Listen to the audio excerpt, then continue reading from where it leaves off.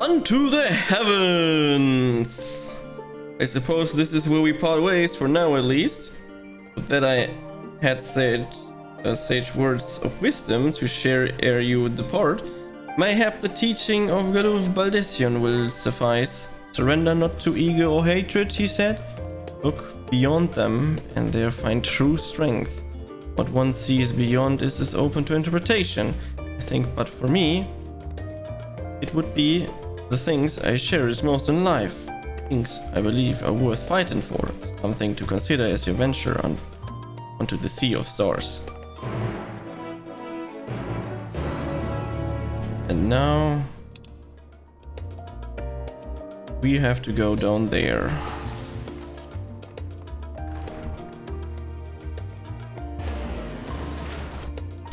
Nice! It's happening!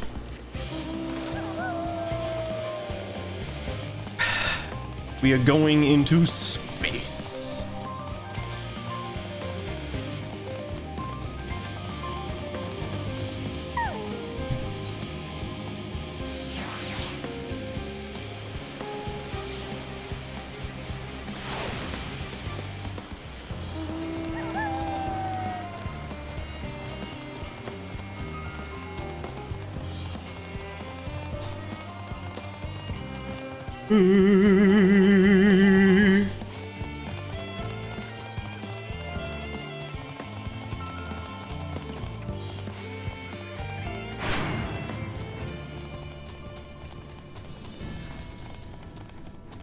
Almazine. Oh no, everyone is here.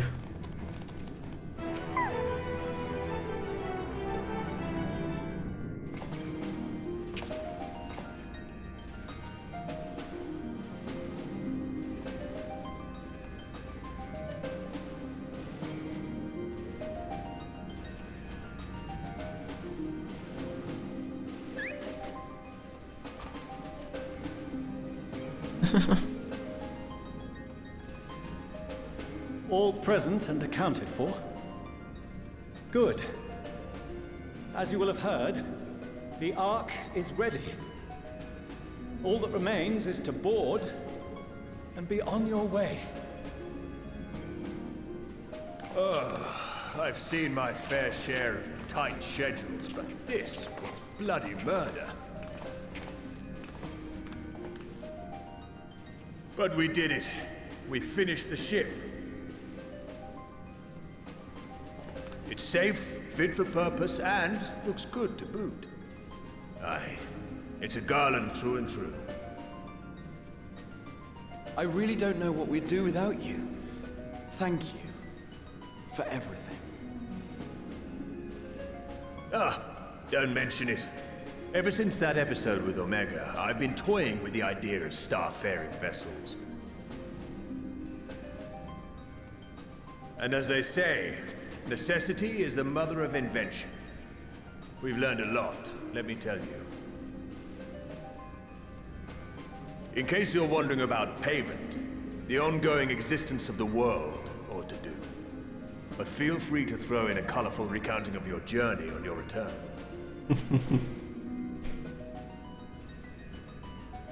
So, have you thought of a name? A name? Wasn't everyone just calling it Father's teeny tiny toy boat? Well, seeing as its purpose has changed, I thought a more eloquent name was in order. I suggested as much to Fortuno, who seemed quite amenable to the idea.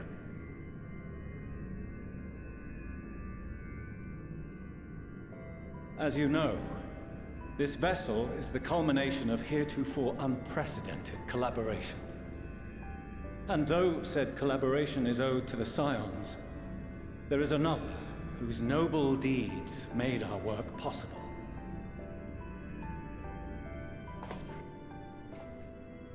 From a fragment of Dalamud, we obtained not only advanced materials such as refined adamantite, but the knowledge to traverse the stars.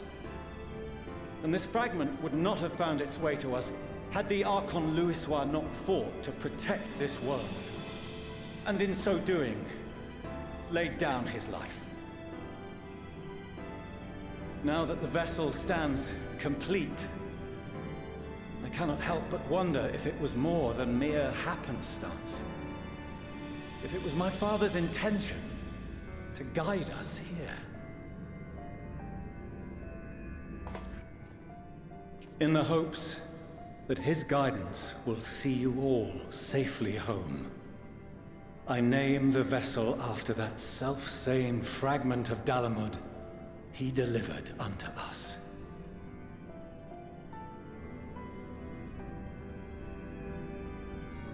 The starship Ragnarok. Hell yeah.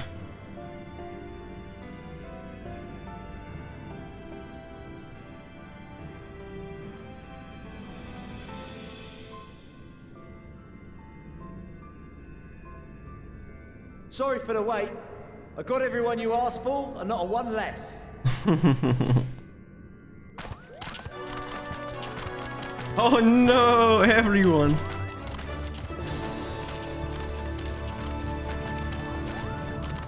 All the tribes. What are you all doing here? Oh, I invited them. The representatives of those tribes with religious inclinations. You've done a fine job of readying the Ragnarok, but for it to take flight, we'll of course need the power of the Mother Crystal. Given its immense size, however, transporting it would be an absolute logistical nightmare, not to mention we'd need to shatter it into tiny shards for feeding to the engines.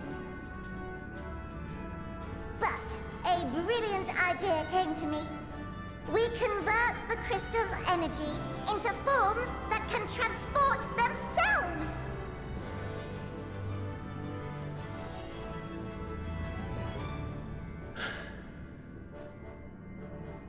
Thou wouldst employ summoning, or should I say its precursor, creation magics. Care to explain for our benefit? As you may have witnessed at Bestway's Burrow, the Loperids are capable of creation magics, which they use to shape the moon's environment. Yet simple though they make it seem, 'tis a highly advanced and exacting art. To perform it correctly requireth that the wielder holdeth the object in his mind's eye in clearest detail. Hence the ancients' meticulous management of concepts. Drawing upon this art, the Ascians conceived of summoning as we know it. A derivative that replaceth the complexity of concepts with the simplicity of zealotry to make manifest a creation.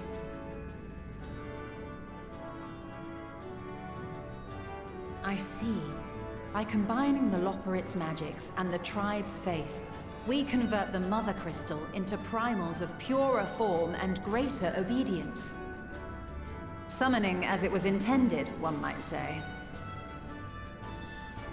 Indeed! Indeed!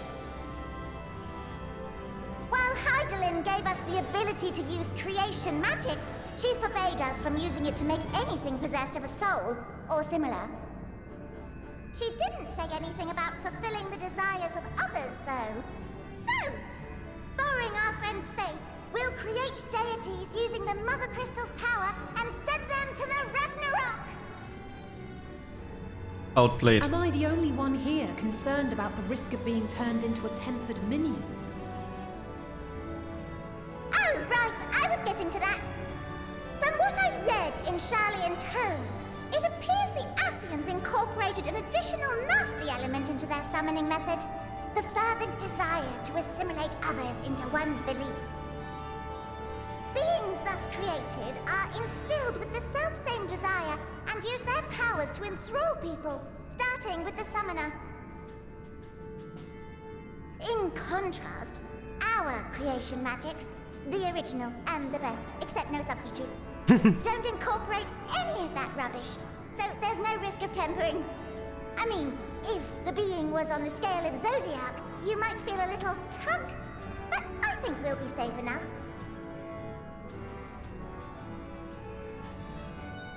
Truth be told, I do not understand the intricacies of this plan. but none of us would ever turn our backs on you.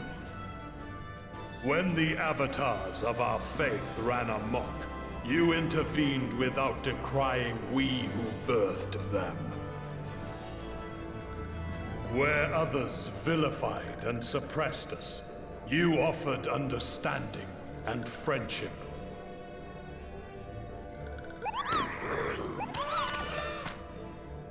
In gratitude, we will share with you the true expressions of our gods.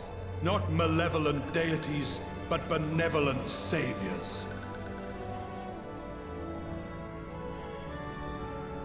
Alright, you lot, we're heading to the ethereal sea.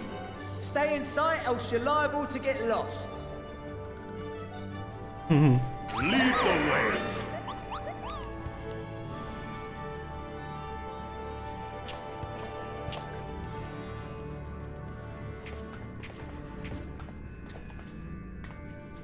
May we have a moment? In anticipation of the day man might journey to the stars, we developed these.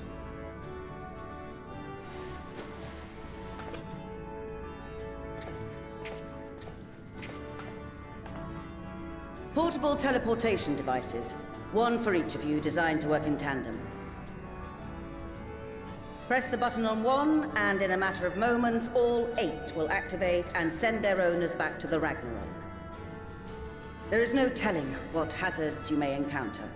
If you find yourself separated or lost, please do not hesitate to use them. Be safe, all of you, and come back.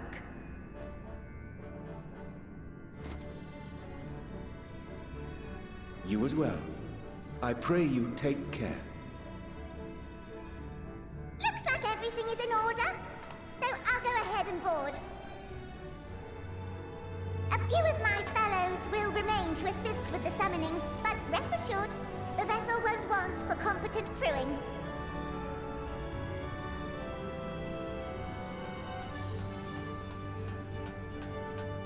If you are ready, then you should board as well. Go, and Godspeed.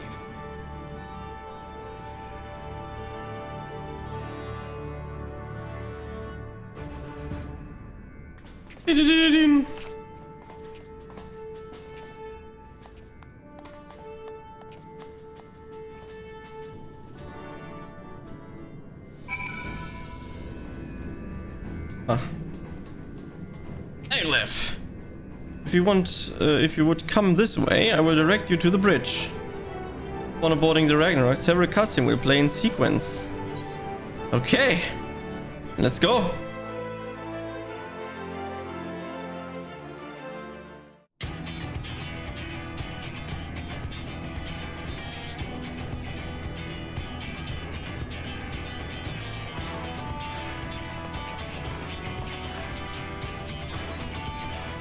What in the world is this? Oh.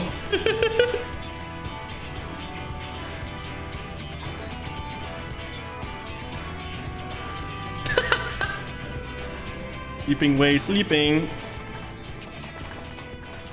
Welcome to the bridge, everyone! I hope you have everything, because I can't be bothered turning back.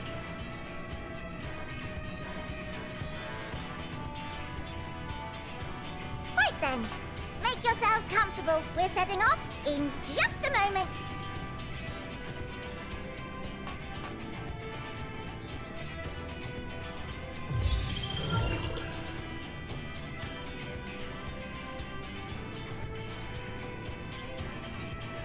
It's incredible.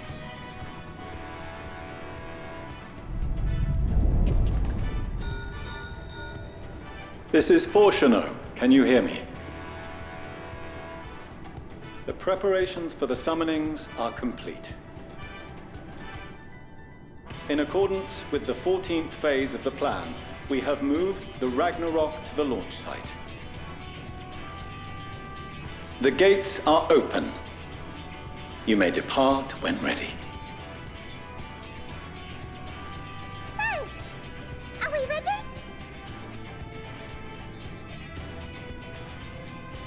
As ready as we'll ever be. Let's get going. Oh, come on. The burned-out star's got more fire in its belly. Try it again, with feeling.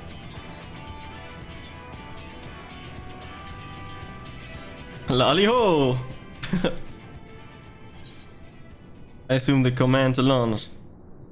Have Arthur do the honors. Me? But I...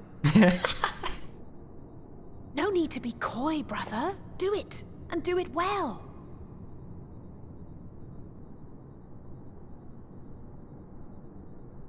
If you all insist.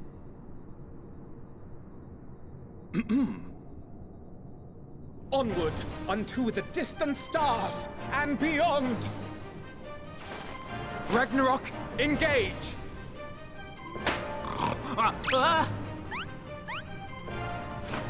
Engage! Engage! Let's go!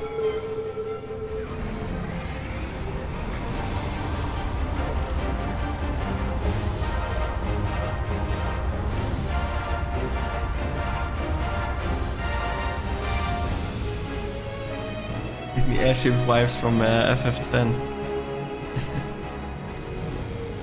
What in the world is that?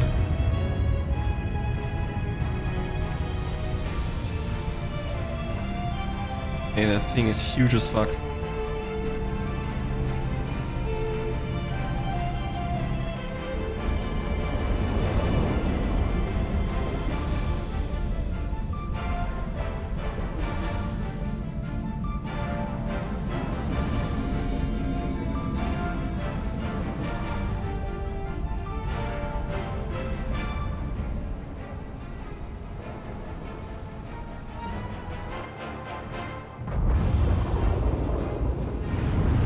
What in the world? Ah, it's the primals.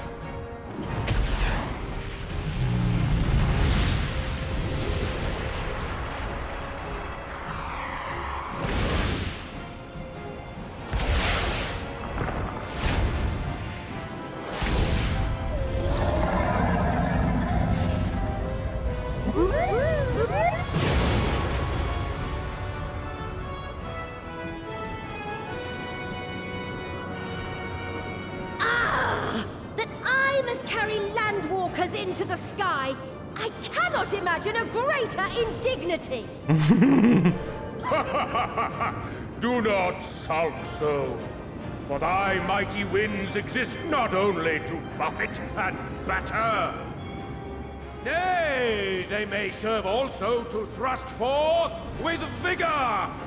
Such is thy glory, and thus it is an occasion to rejoice. So come, let us revel!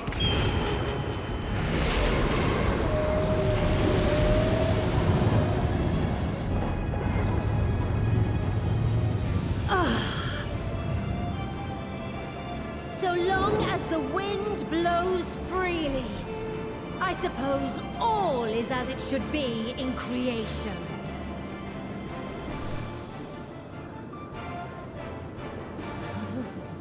I will render unto them a storm, that they may pierce the firmament and fly free!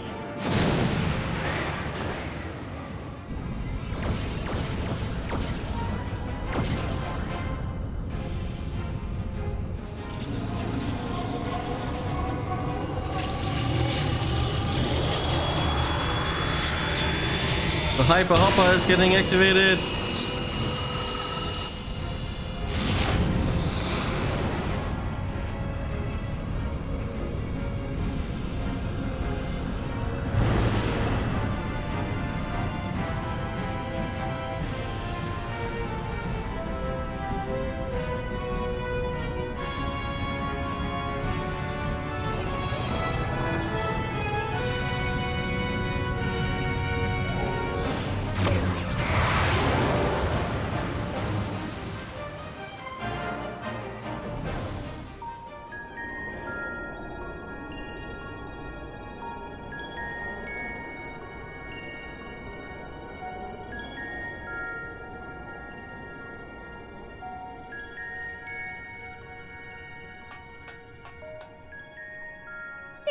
peace? Good. Sleeping Way, report. All's well. Fantastic, even. Thanks to the power of those primals, the engines are roaring and we're ripping along. All values are also within projected ranges. Time to destination is 8 carats. Perhaps 7 at a pinch.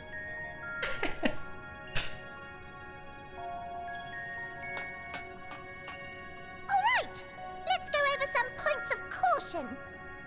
8 carats. Our destination, as you know, is Ultima Thule.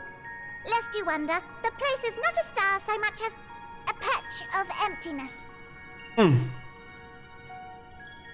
That's the extent of what our equipment could determine, anyway. From what we know of Meteion, she's likely used dynamis to obfuscate her location. So, in conclusion, we'll only know what's there when we get there. The crew and I will see to it the ship's ready to take off at a moment's notice. We'll support the search as best we can, but it'll be your paws on the ground, assuming there is any. But everything will be fine, I'm sure. Hydaelyn believes in you, so you ought to believe in yourselves. Just don't do anything I wouldn't, like waiting too long to use those portable teleporters of yours. Personally, at the slightest sign of trouble, I'd mash the button to bits, and you should as well. Understood. We promise to be careful. I suggest you brace yourselves. We're about to arrive and the vessel will shake a good bit.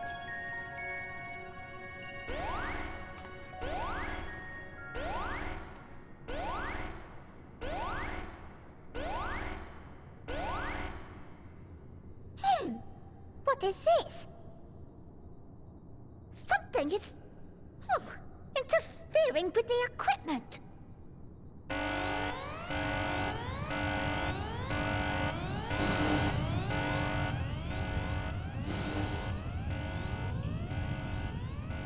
Greetings.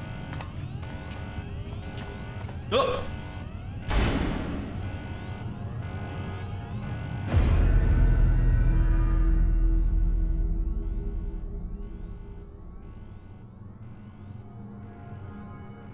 Greetings. Can you hear me?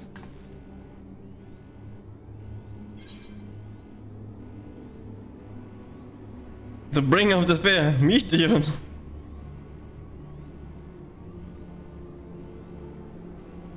So this is Meteion. Oh. Have you met one of my sisters? I don't remember meeting you myself. But I do know that you're from Atheris. Why have you come? All you had to do was wait. I would have delivered to you your ends.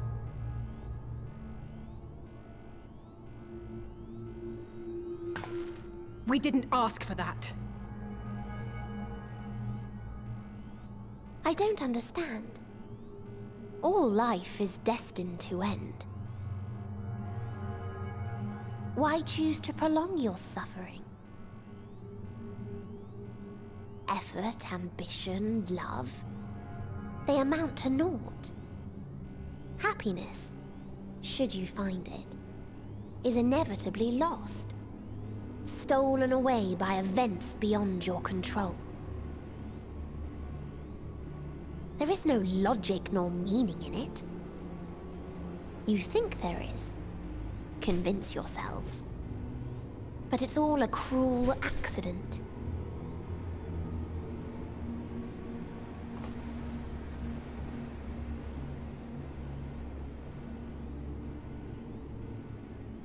Come now.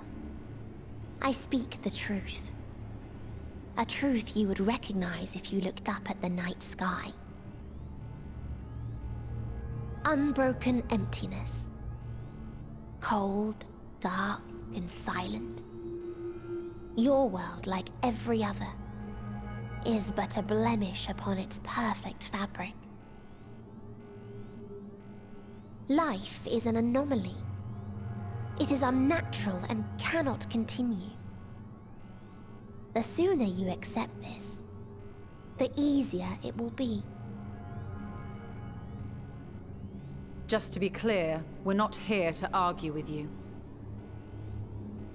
We know that life is fleeting, and that in the short time we have it, we're not assured happiness.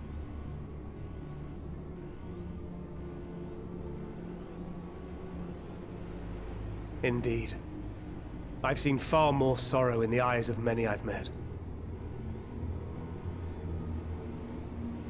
I myself have plenty of regrets. And one day they'll die with me. Gone to dust with my good deeds and unfulfilled dreams. But we accept this. That our existence may seem pointless. That sorrow, rage, and despair will always dog our heels. And we press on regardless. That is why Hydaelyn guided us here. In her boundless love for mankind, she has prepared us for this trial, and in her name, we have come for you.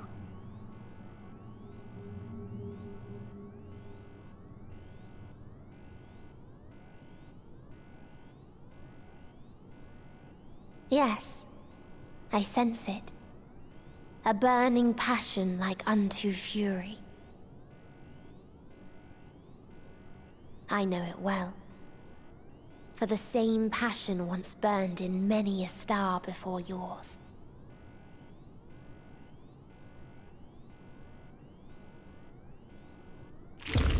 Suffocated and extinguished now.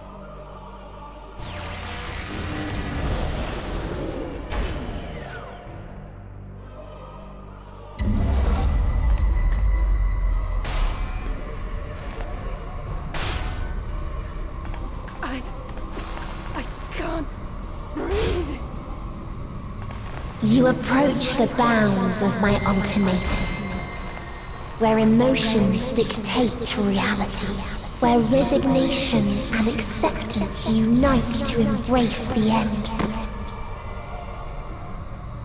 where those who yet valiantly cling to life cannot thrive.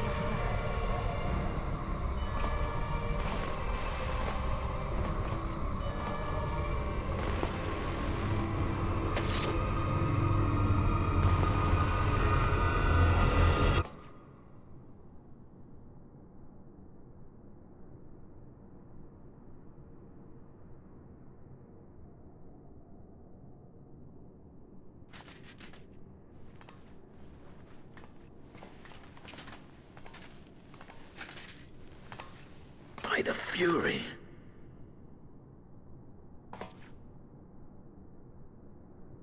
Thancred?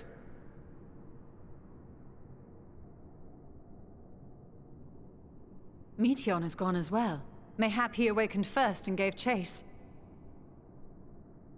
Everyone? It appears we are at our destination. This is Ultima Thule. Not that we knew what to expect, but I wasn't expecting this. From atmospheric composition to ambient temperatures, all reading to within permissible range. This place is capable of supporting life.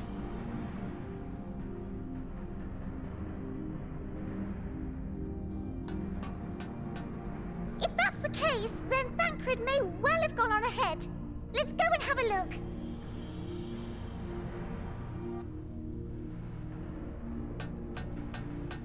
Meanwhile, I want the rest of you to perform a full inspection of the ship, as well as a biological scan.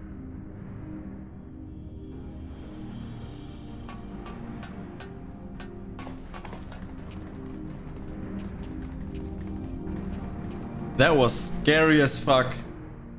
Gideon is So it fucking was scary. that the brave wayfarers arrived at last at Dream's End.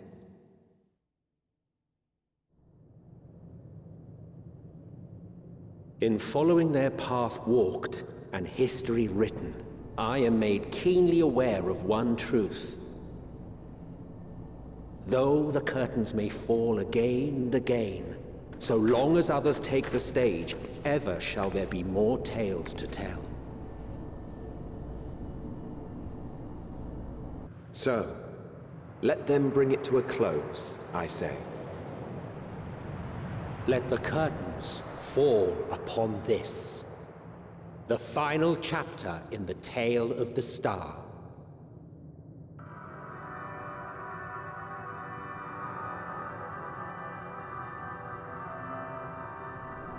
Is this a dead star? As I live and breathe, I live and breathe. Well, the environment itself shouldn't kill us. Well then, let us search for Thancred while exploring the area. The ship we leave in your care.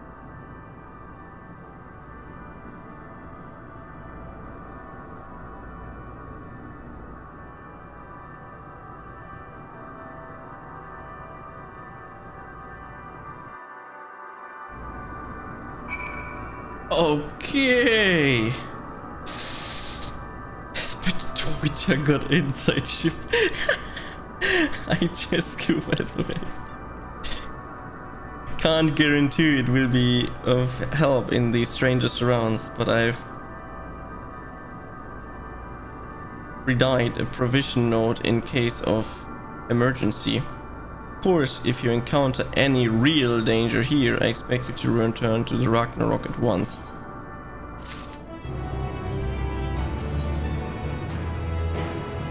That's a strange name.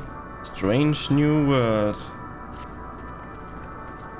Fortunate this place can support life, albeit barely, I suspect, given the torpid stale quality of the air.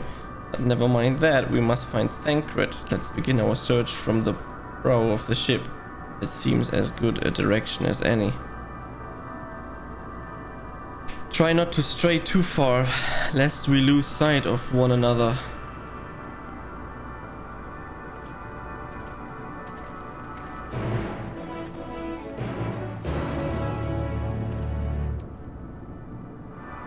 Anything good on TV? What the fuck is this? Merchant and Mender.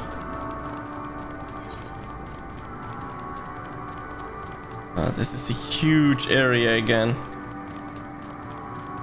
Guess I'm gonna be here for a couple of hours.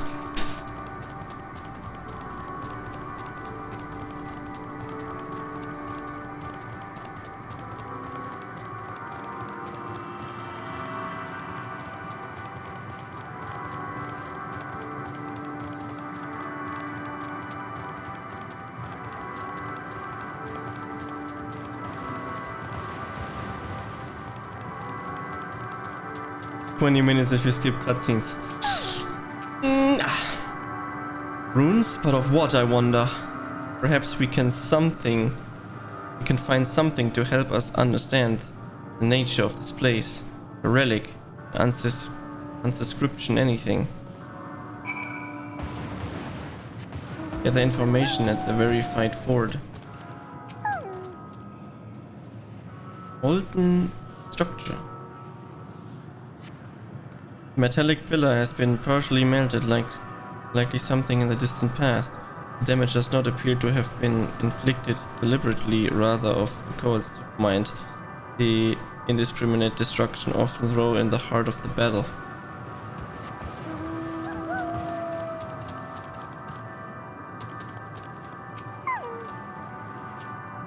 Look here, the spot is relatively intact. This intricate design of the top suggested it's a man-made, though its builders were surely not man as we conceived of them. Having said that, I swear I have seen this pattern before.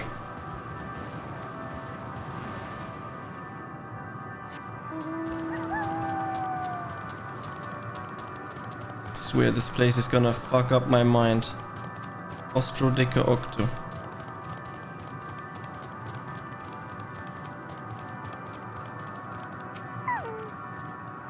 I thought this hill might afford a better view of our surroundings, a poor decision in hindsight. Besides the light from the ship, all is shrouded in darkness. If Thancred is here, I'd never know it. From what I can tell, we are near the edge of an island, if you can call it that, surrounded by floating debris.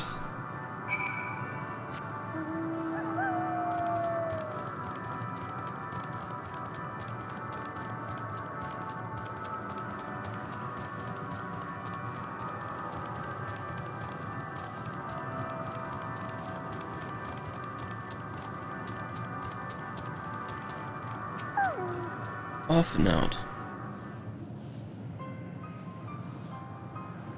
Were you able to find anything?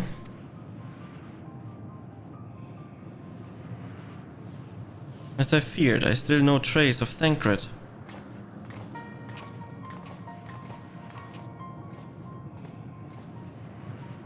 There's nothing but emptiness as far as the eye can see, which unfortunately isn't very far.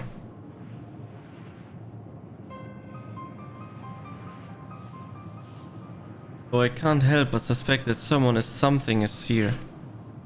There are times where I sense it drawing close and then a chill waves over me, leaving me exhausted. Leaving me with feeling of death and anguish.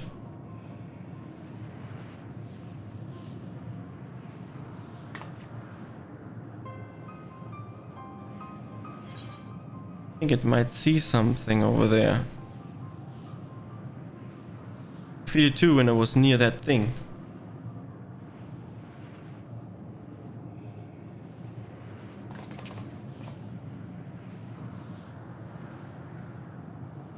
This thing seems like the area of the Praetorium. I like the Praetorium. What are you talking about? There's nothing there. What?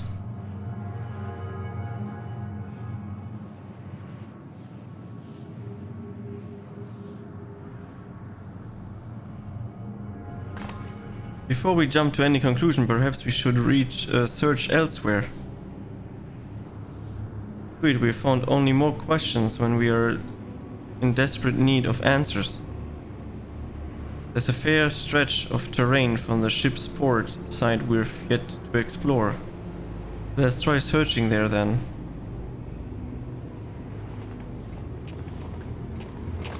They can't see these creatures? Okay, that's odd. What's your word before we join the others?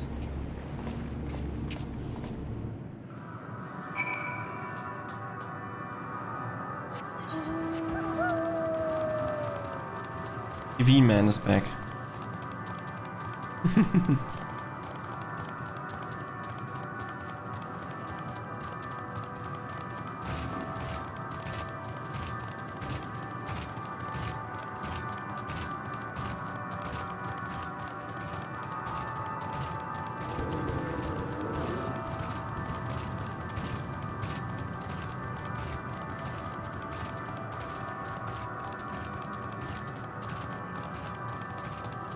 How freaking far away is he, man?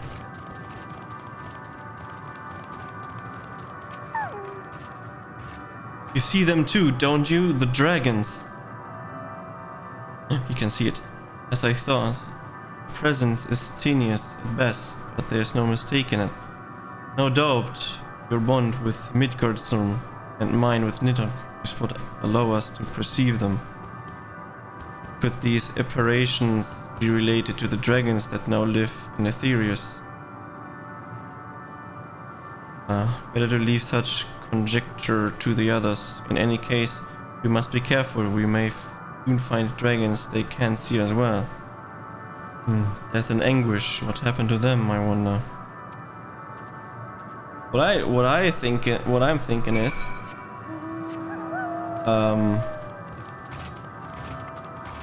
they have a button that teleports everyone back to the Ragnarok. Why don't they just press them? Wouldn't Thancred come back?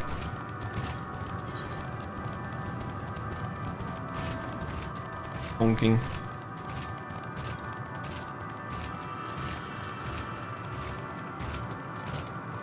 More dragons.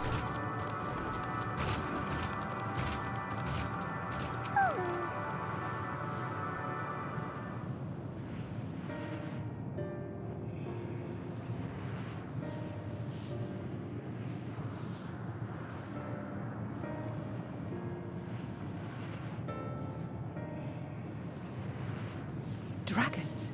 Here? I can see these dragons, okay?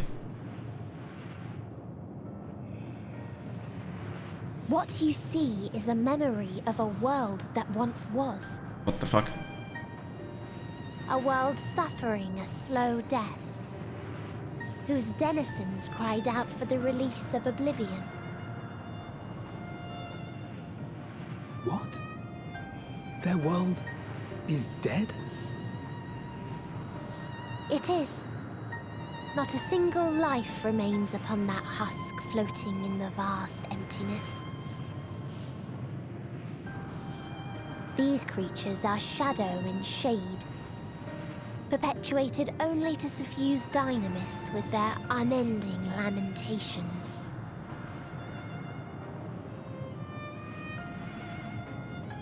Our friend Thancred, where is he? A strange question. He is at your side, is he not? Oh yes. He is here and there, and everywhere within this space. He would tell you himself if he had form to form words.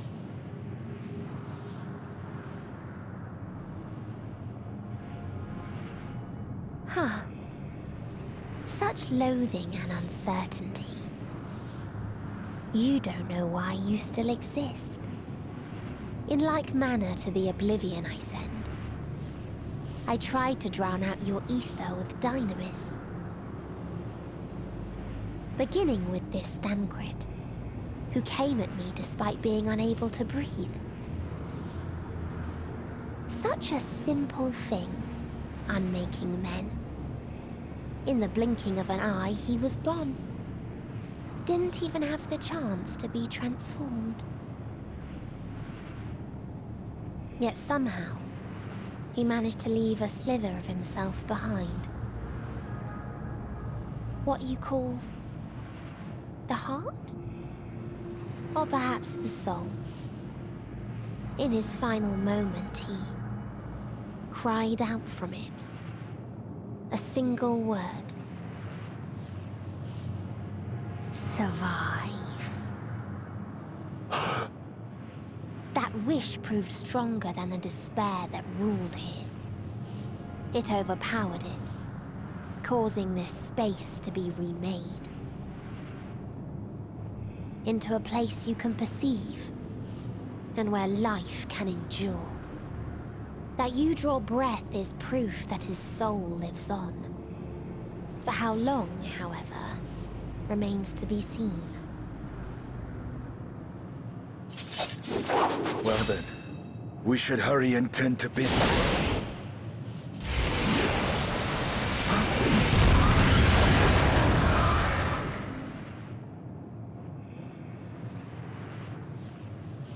It's futile. You will never reach the true me.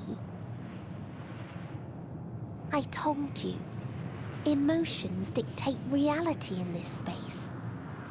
Such changes as you might work will not alter in its nature. You may see, but you cannot touch.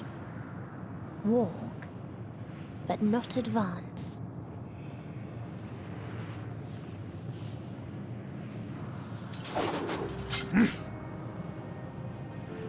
Meteion holds too much sway here. How do we contend with a foe who can unmake us on a whim?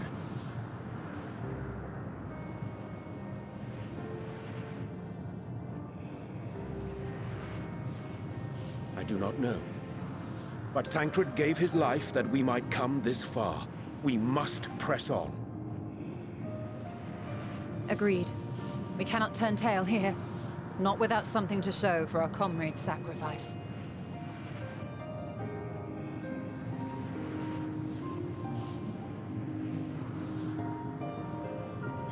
Okay. He's just gone. Like that. Just gone. Oh, okay. Okay. Unburdened wings. Soul without body, a form of being with which we are not wholly unfamiliar.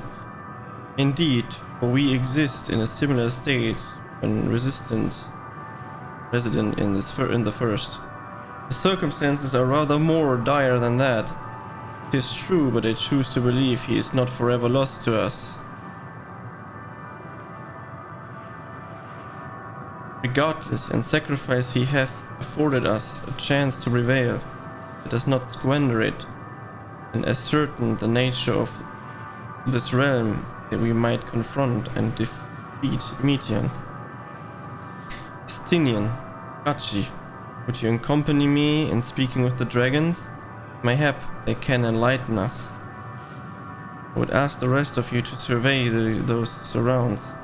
If there is a path that may lead to us our quarry, we must find it. Very well, we can recommence here whenever we have finished. Meteon said these dragons are shadow and shade from a world whose denizens sought oblivion. As such, there is not like to be amenable to company, let alone conversation, so please be careful.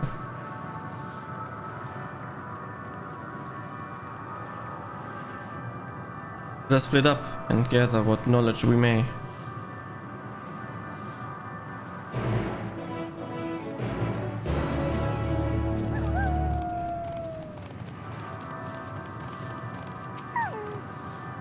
The visitor, not of this star. With thy slender hands bring plague to our world, thy breath extinguish life's feeble flame. Wow, we would adore thee, alas. With time our flesh shall wither, our souls fade, and so we wait for its inexorable march unto oblivion. If thou art not come to hasten our demise, I bid thee leave us. We crave not companionship, only silence.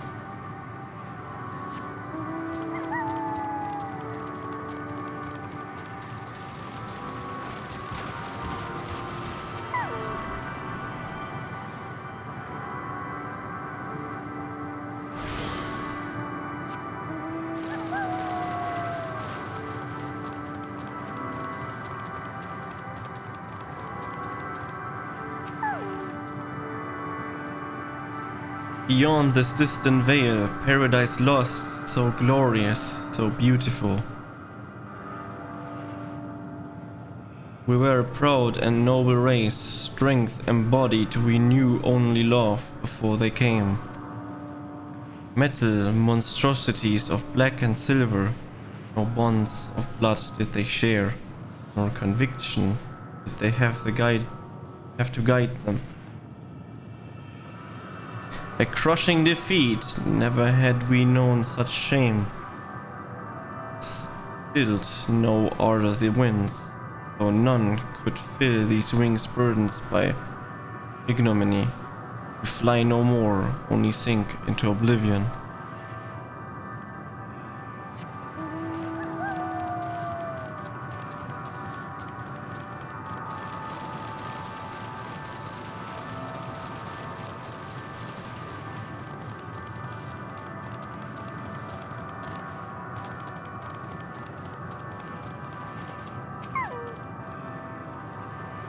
Thou wouldst bid me speak, folly. Observe the lesson of stone. I shall not fly nor speak nor roar, only watch and wait and end. But one sight yet stirred my blood, tempteth me to raise my voice in lamentation. Amnol, cradle of unsung dragons. No words, no songs are possessed of weight to describe such tragedy. Go, if that be thy will, I shall remain.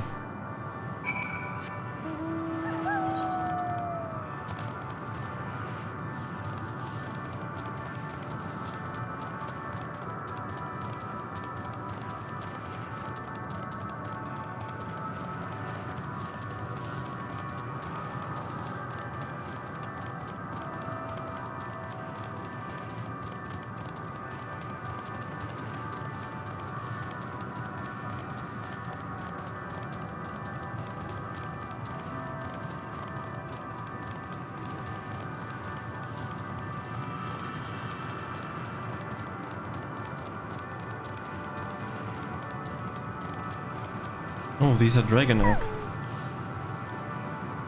They let you here as well, did they? It was described to me as the source of their woes and proof of their end. I think I'm beginning to see why. It's a hatching ground, or was, in similar and Aetherius. Midgardism kind must once have lived and thrived in a place such like as this. Petra said his father was driven from their essential home by war and strife. This then is the fate of those who remained. Let's have a look around. Maybe the eggs have more to tell of what happened here.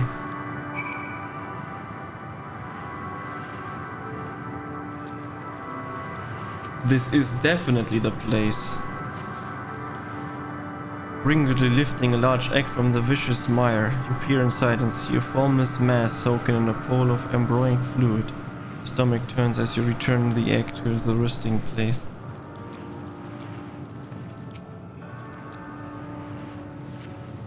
Murky liquid has pooled inside the egg shells. The noxious futures is indicative of contamination.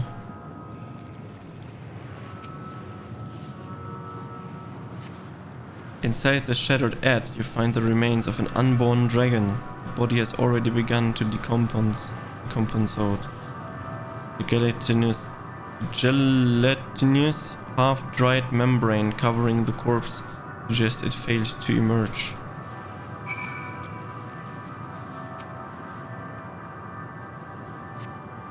This egg appears to have been broken from the inside out. Perhaps the dragon net within succeed in hatching. What's this? I thought all the eggs had been ruined.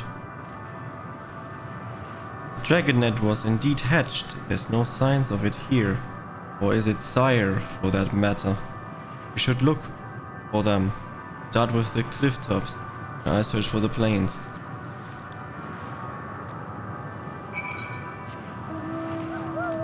You're running through this area like crazy.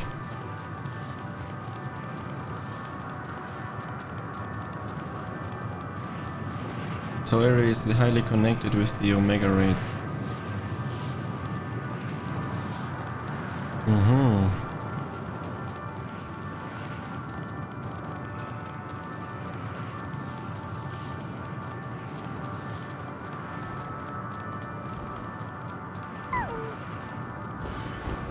War.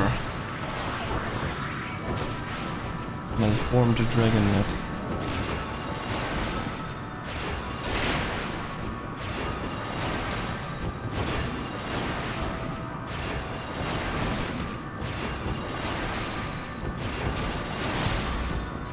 Reef the dragon.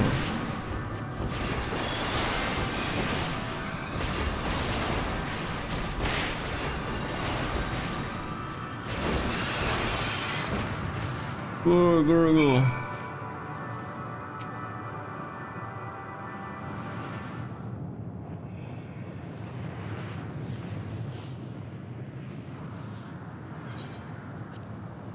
Boisterous howling hath been quieted by thy hand, I presume.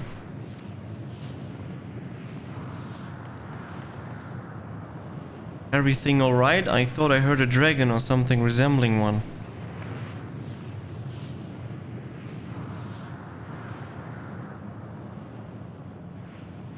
I see what happened here.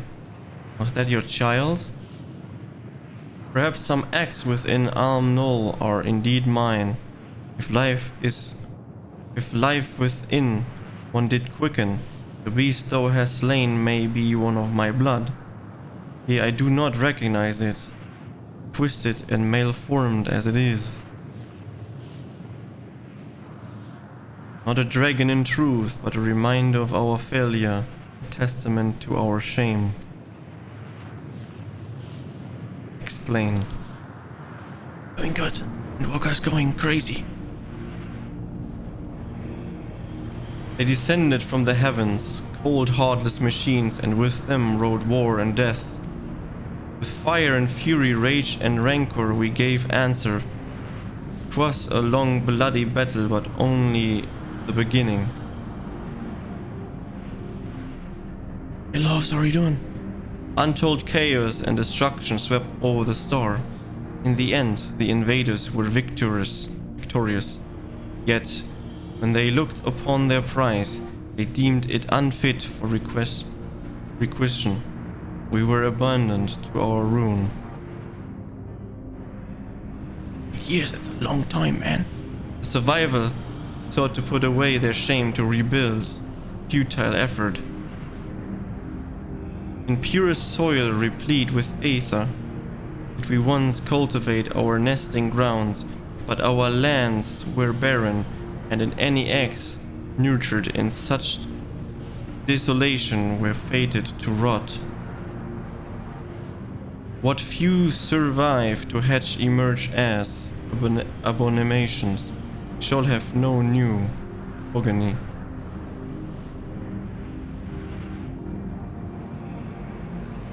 But there are dragons among you capable of journeying to other stars.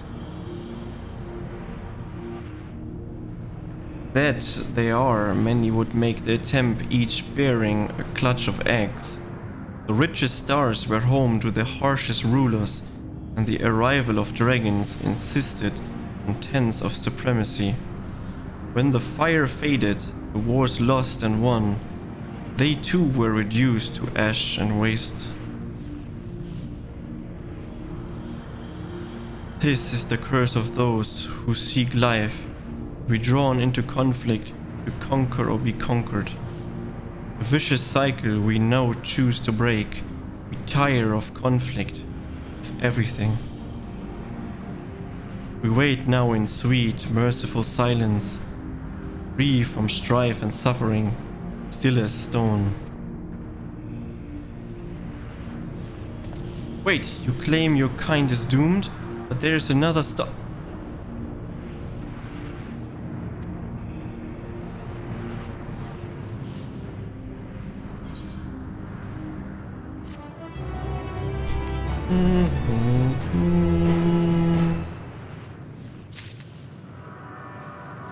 How's everyone doing? Sorry, I'm so focused on the story, so I will be not very active in chat. So. They want only to brood in silence, to be left alone with their grief until time itself come to an end. The sole reward for senseless bloodshed, a pain I understand and wish that I did not. What fools we were. But now isn't the time for such thoughts. The other will want to hear what we have learned. Come.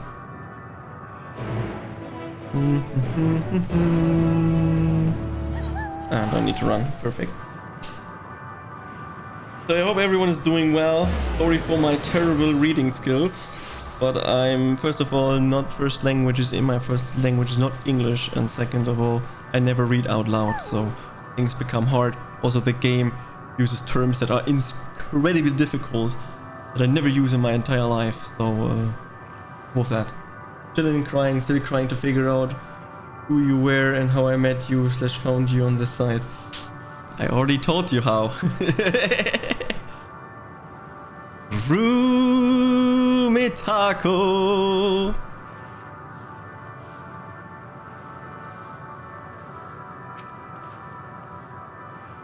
Were you able to establish any meaningful contact with the dragons?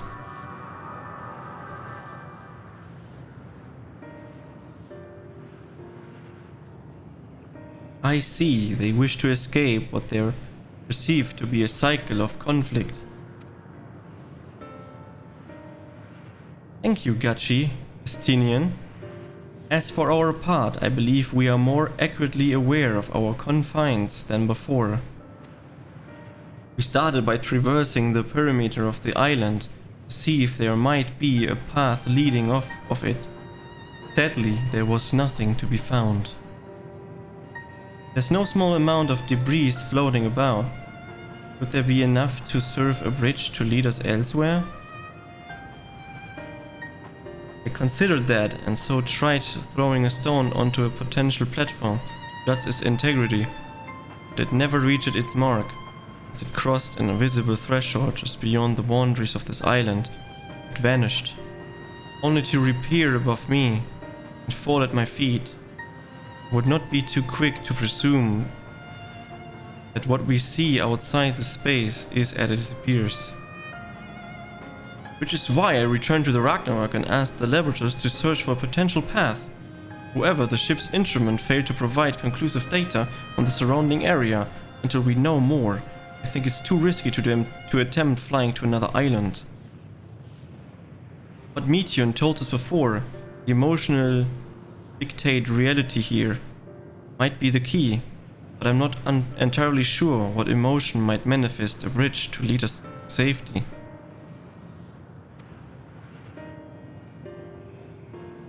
So what you're saying is, we have no way forward. We just need to fight the right emotion. Present A. If it is indeed emotions that governs the island, perhaps it is not Meteons, but the dragons that hold us here. They tire of conflict and have chosen a path of oblivion to escape it. Or rather, they have chosen no path at all, meaning there's no way for the dragons or anyone here on this island to advance. A sound theory, disheartening though it might be. If that is the case, what recourse do we have? They are not like to be pursued to help us. Their reasoning is built on a history of turmoil and strife, without irrefutable proof that the future is not as bleak as they believe it to be. Mayhap, pursuance is not the answer.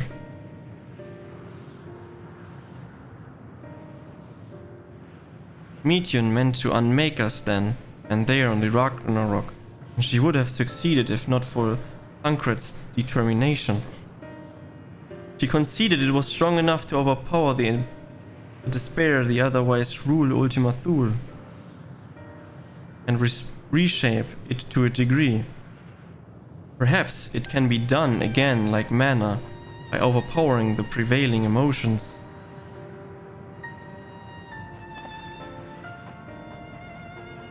It was Ultima Thule architect, Meteor herself, against whom Thancred did hit himself in a clash of wills. Though I marked no leader among them, as such, I had a chance to encounter a dragon possessor of despair far more potent than most.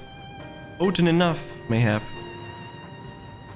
to dictate the course for others, and thus their domain to follow. He spoke but few words, carefully chosen, a tone and timbre alone, threatening to rend my heart in twain. Challenging his desire to remain may allow us to alter the islands upon which we stand. Alas, I fear my vaunted rhetoric availed me naught against his Calphrian heart, but mayhap one of you will fare better.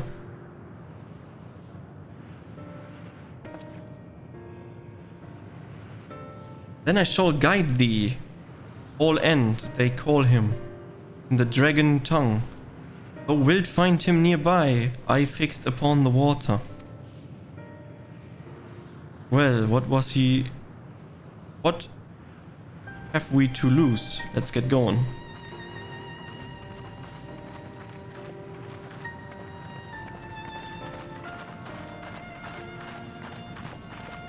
Currently thinking of should I go to bed or keep watching this reaction for later in this area. And watch the reaction on YouTube if you want. You don't want to stay awake, because I think it's gonna take a while.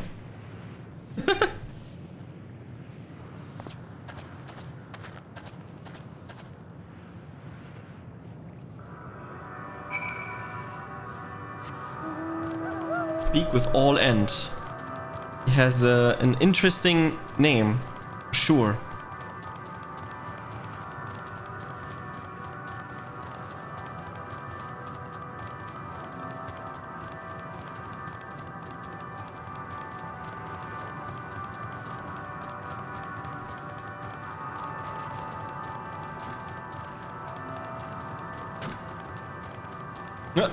Someone is gathering materials here, so I guess you have to come here more often. then I guess that this is all end.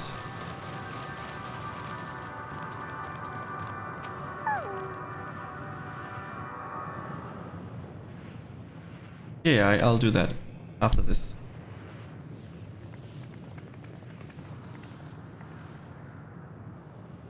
He remaineth as he was when I first approached, entombed in melancholy. I see. Perhaps I could... I'll handle this.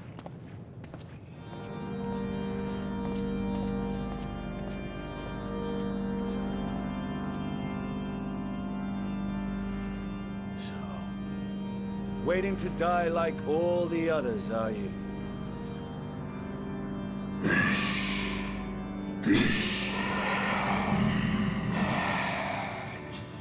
Aye, our pride is crushed and our souls corrupted. The winds are stilled and the heavens offer no comfort. There's nothing left for our kind. Our long lives, the curse as we await the end. Still as stone we shall become.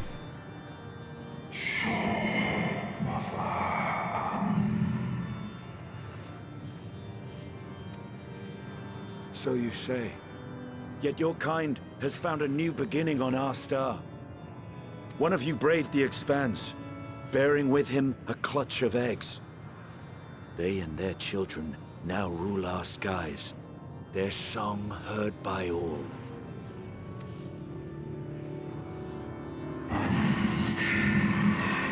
Our keen on another star?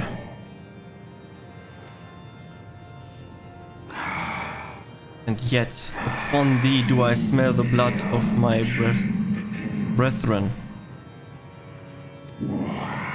Were they drawn into discord and war on their new home? They were. They suffered much, and repaid their suffering in kind.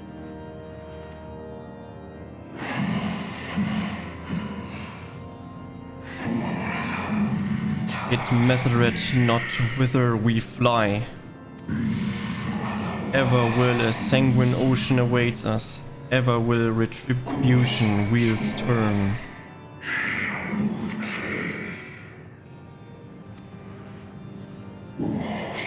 And so, on the last of my pride as a dragon, I break free of this wheel.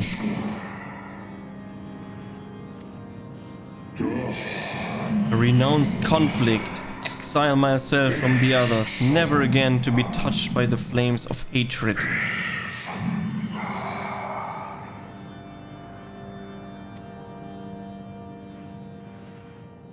Had your brethren made the selfsame choice, my family might still be alive.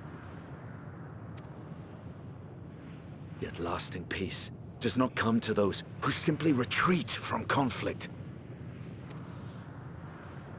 No, you must be willing to confront it, to stare into the face of your foe, and see yourself in him. Only then can you break the cycle of torment and tragedy. This lesson, a dear friend taught me at the risk of his life. There is no nobility in your penance. You wallow in self-pity. And after everything we've endured, we will not let you stop us.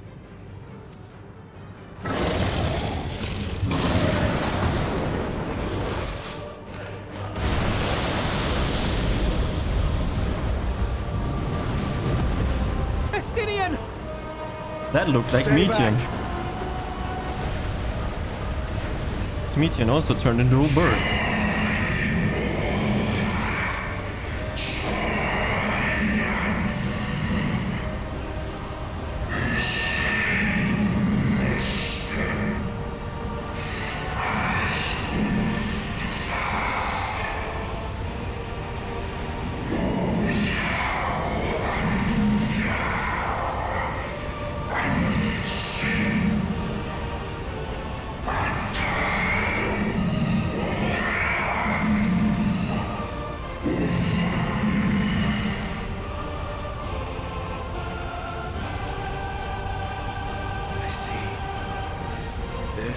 commotion that bars our way.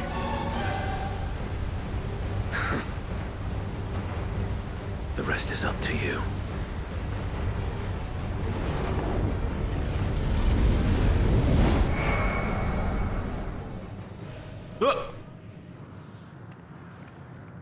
Justinian went with them. No! Not Justinian too!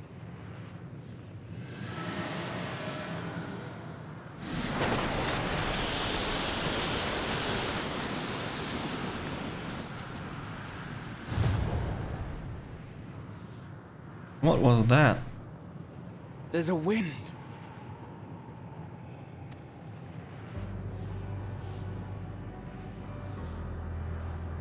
He's opened the way for us.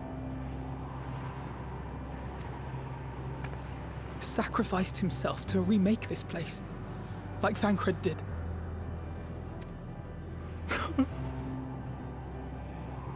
Oh, Alphino.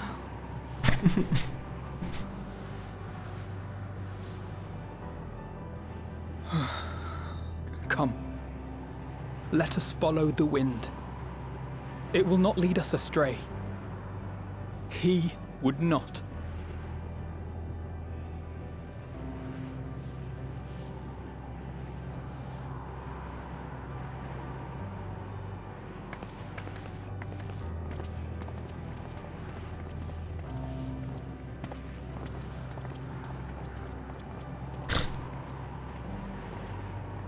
Oh no, Justinian is now gone as well. They are sacrificing each other all the time. We can continue our path.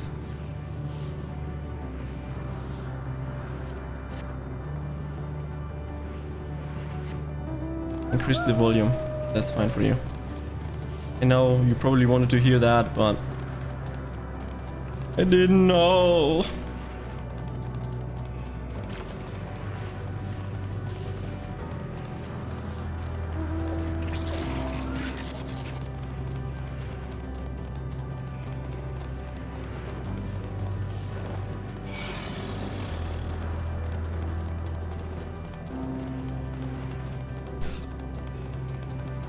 I have a really bad feeling.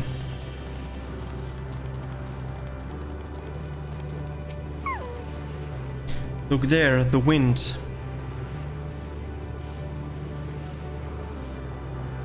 If this is Justinian's doing, I'm sure of it. We should ride its flow and see where it leads.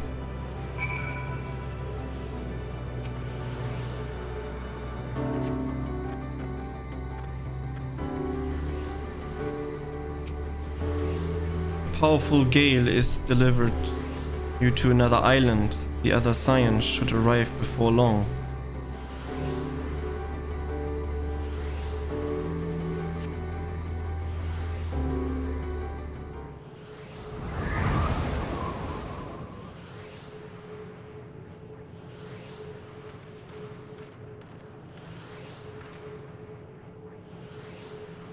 He did it.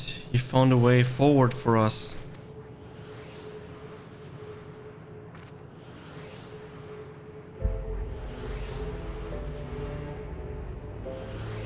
Dragons remain trapped within a prison of their own making, lamenting the horrors of war. Yet Justinian knew them better than most.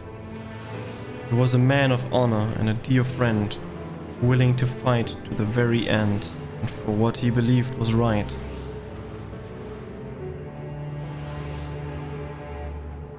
And he's still fighting Alphinaud, just like Thancred. Their sacrifices are why we can survive here, why we still have a chance to stop her. Even in spirit, they're unwilling to give in to despair, and we mustn't either.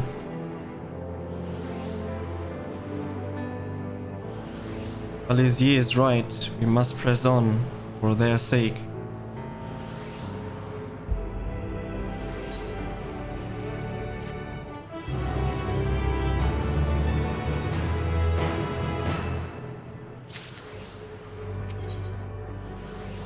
Roads paved.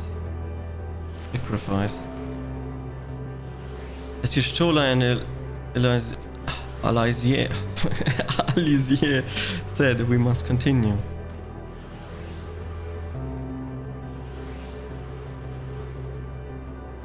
Notice the change in our surroundings? Perhaps this is the memory of an altogether different world. It would be prudent to learn more of it then. Tread carefully lest we lose our footing in this sand.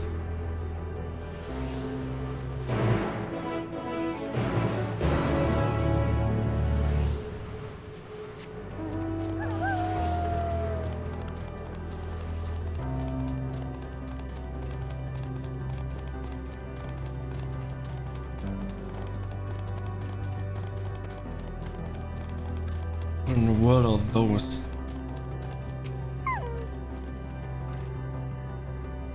Were it not for the violent crystal embedded in its surface, this would appear ordinary stone.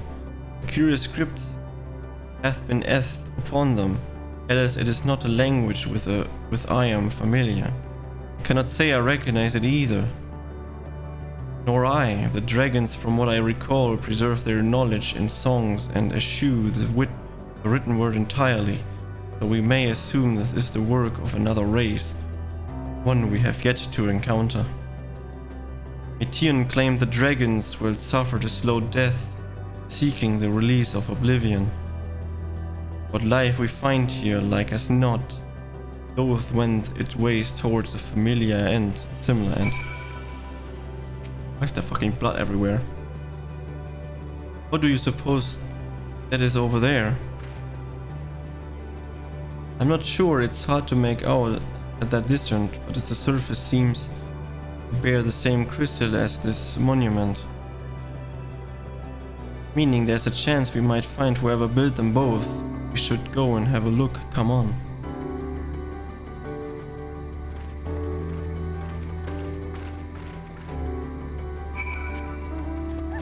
Search for signs of life.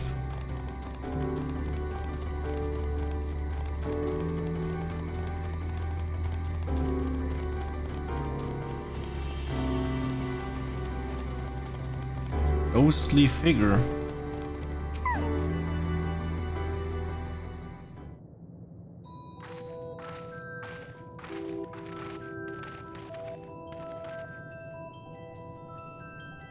Fail, traveler. This is most unexpected occurrence.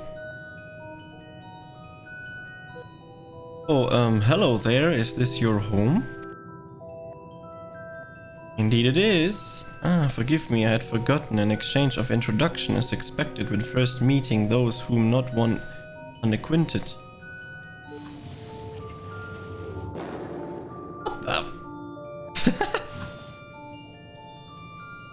The vibration of vocal folds will still require to convey our thoughts and intention. Yeah, I believe, was the pronounced use when referring to our people. Though it is not entirely applicative given our present state, you are welcome to use this appellation. As for nomenclature to address my individual person, I believe it would be pronounced Kofkolj. Oh yeah, Kofkolj of the ear. We have encountered beings that communicate intermittently through thoughts, but never one that is wholly without voice.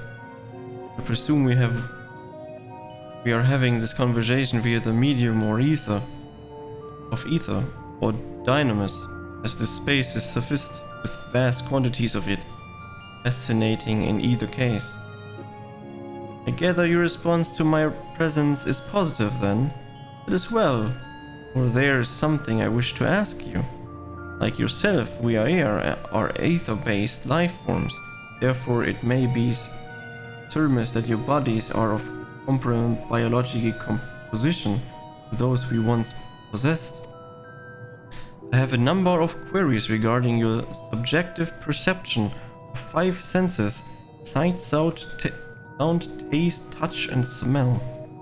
In total, I have prepared 198,700,000 112,180,827. That's rather a lot, isn't it?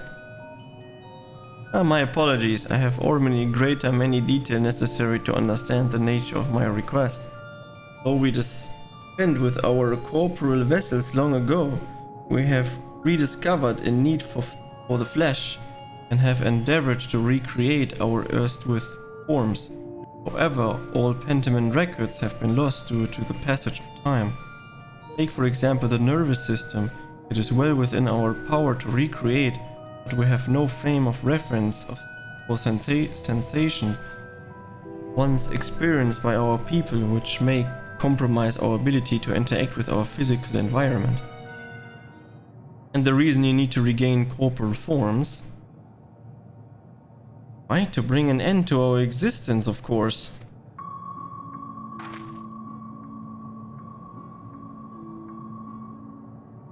Though need is perhaps too strong a word. It would be a simple matter to unmake ourselves through use of etheric exsanguinators, but such a death seems unequivocal. Traditionalists among us believe proper death require an inacceptable sense of impermanence in one's final moments, an experience found only with bodies of flesh.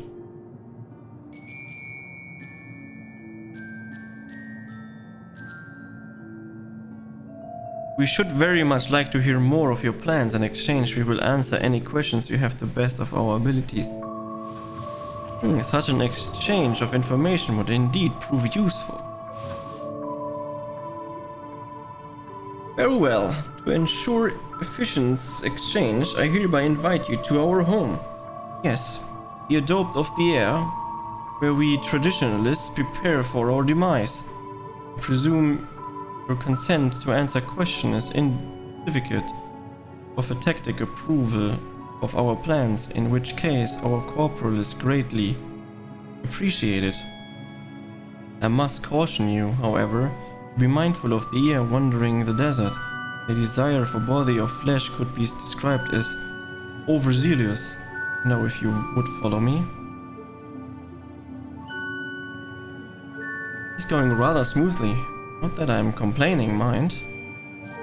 Even so, we mustn't forget their aim is oblivion, much like the dragons. Though I fail to see why a civilization so seemingly advanced would choose to unmake all they have created. At any rate, we will find no answer. Delaying here, let us be on our way.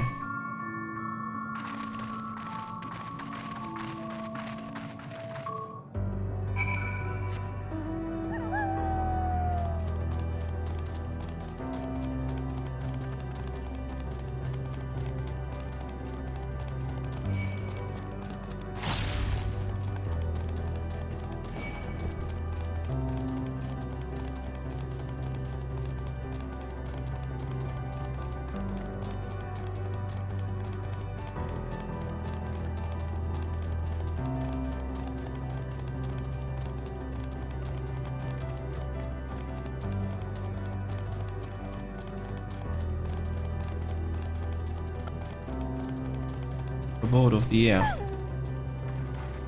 Welcome to our abode. Most of our compeers you will find remain idle in their domiciles, though our quizzical expressions indicate my phrasing is unclear. I speak of course of the violet crystalline constructs hanging from the stone structures there. You say they remain idle, but what of your work regain corporal bodies? An astute question and understandable given your finite nature. We have no desire to pursue our research, for it is no longer necessary.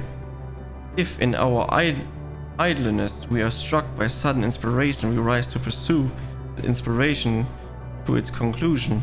That is why I was present for your arrival, and why I continue to engage with you still.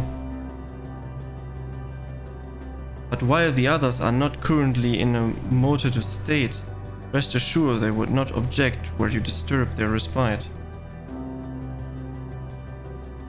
You need only cast your thoughts towards one of their crystalline domilices to communicate.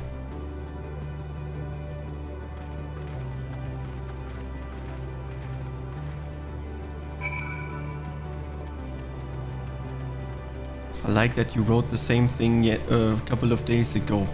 In Philia of FF14.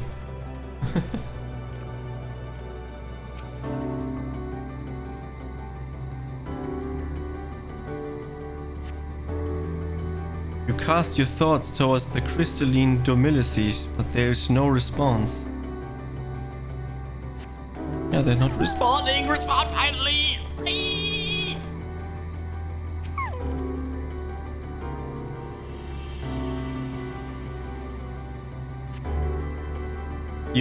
You wish to speak? Very well, pray a moment if you would.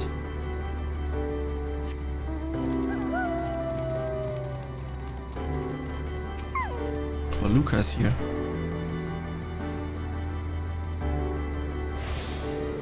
Tune to this.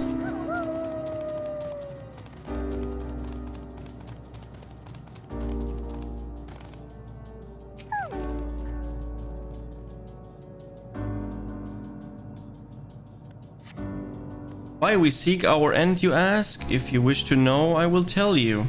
Just a moment, I must remember what form did I take when last I emerged.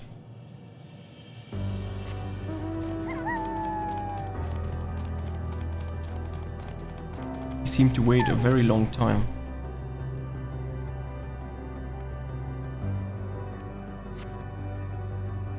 Orc.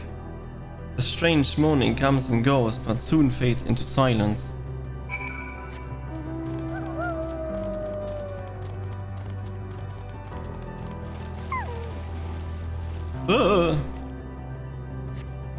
Okay, it's deeper than I thought.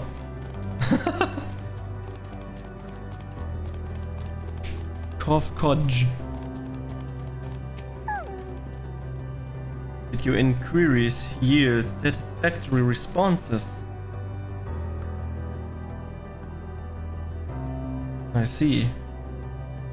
If they fail to answer, then it's likely because their minds have unraveled due to prolonged idleness.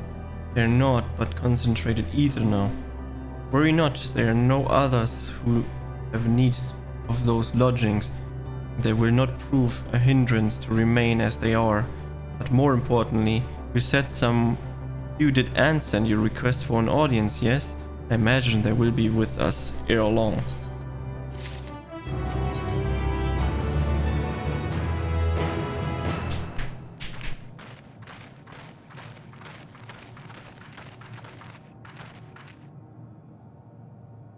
Had no luck, but everyone else fared well enough. Quite a few here have awakened. Ah, there they are.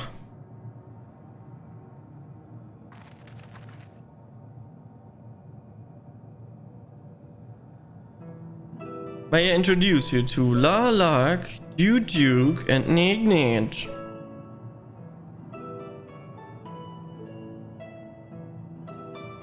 It has been too long, of course. I dare say Sudra 4 has since completed an orbit.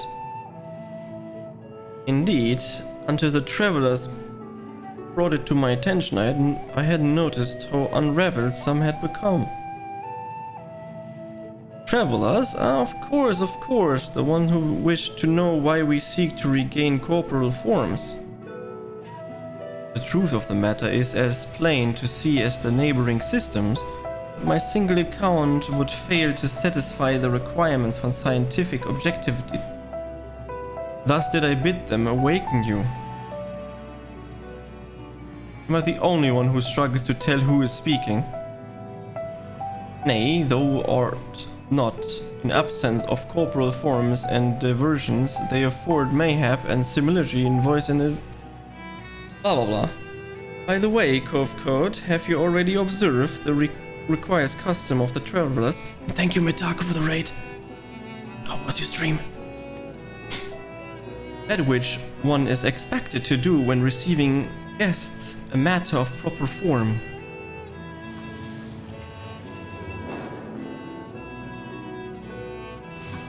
Ah yes, so long has it been. It had completely escaped my mind and still does. What was it again? I can't seem to remember.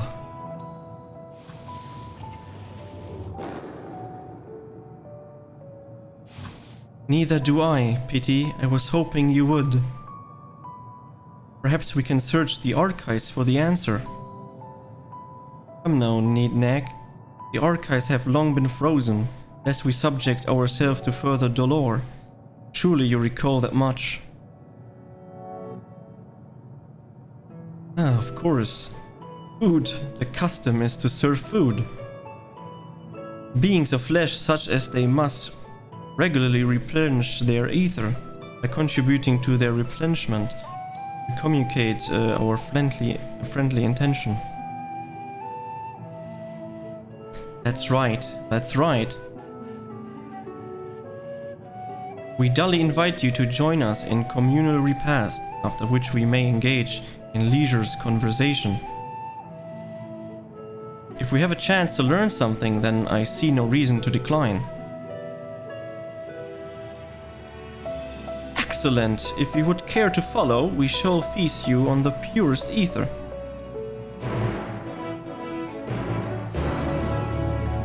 Like a month-long slow run. Waiting for you to play the entire game casually. Yeah! Imagine it took me... I'm streaming from Monday on till now, and I'm still not done with one expansion.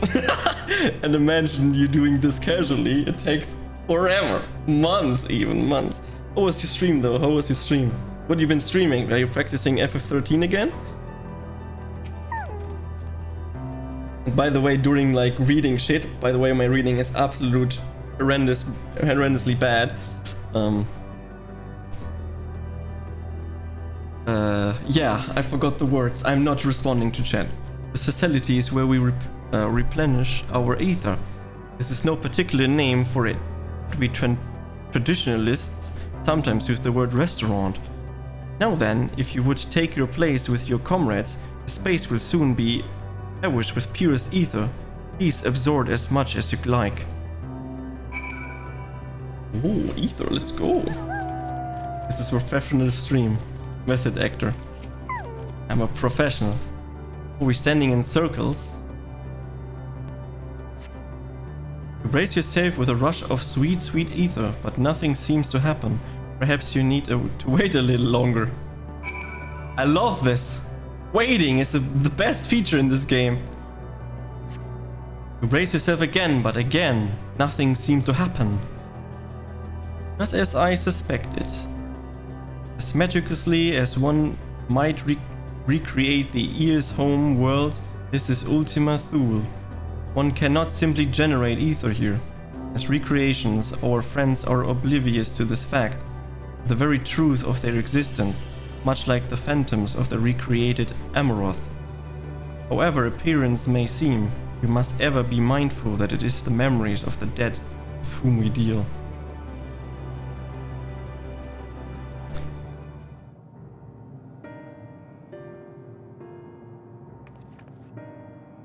So, did you have your fill of ether? Alas, we couldn't absorb it. A deficiency in our forms, it would seem. Oh, how very unfortunate. May I ask how you normally replenish your ether? We eat. Hey Olsen, thanks for the prime. Through your mouth, you say? How very primitive and quaint. To think that their mouths serve only to expel sound, but draw and sustain beside, such life forms have long vanished from our systems.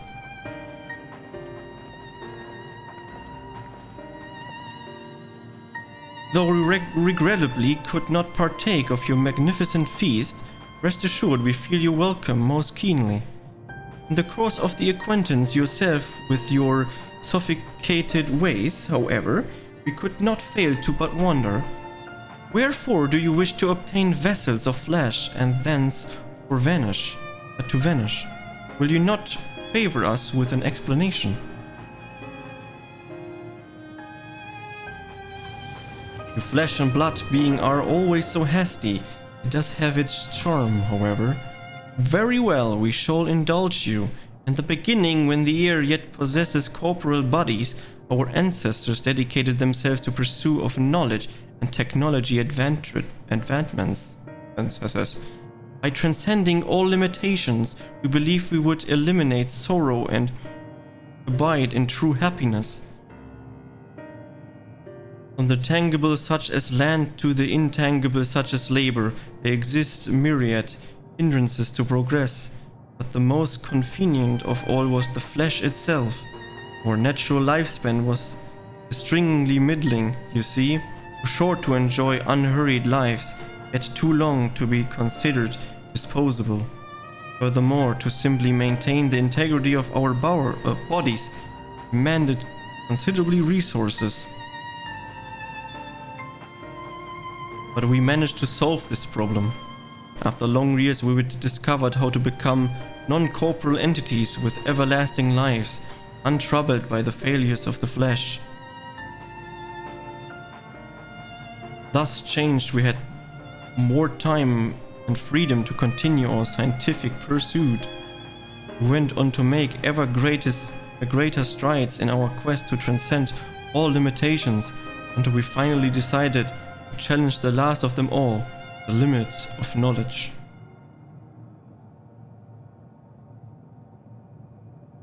That is to say, deciphering the laws of creation. We sought to discover how the universe came into being and explain all extant phenomena, and thence predict the future. If we could but achieve this, we believe that we would be free from uncertainty and anxiety. And did you find the answer you sought?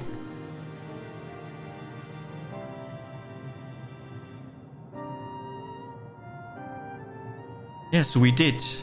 Our efforts revelated to us in the fundamental truth. Knowledge of such truth is essential for the continuation of our conversation. If we would learn more, we shall share it with you. No, we mustn't. Primitive as they are, it would be unspeakably cruel to deprive them of their ignorance. They are possessed of corporeal forms, their lives readily ended. As those who have gone before, is it not our duty to warn them? What thinkest thou?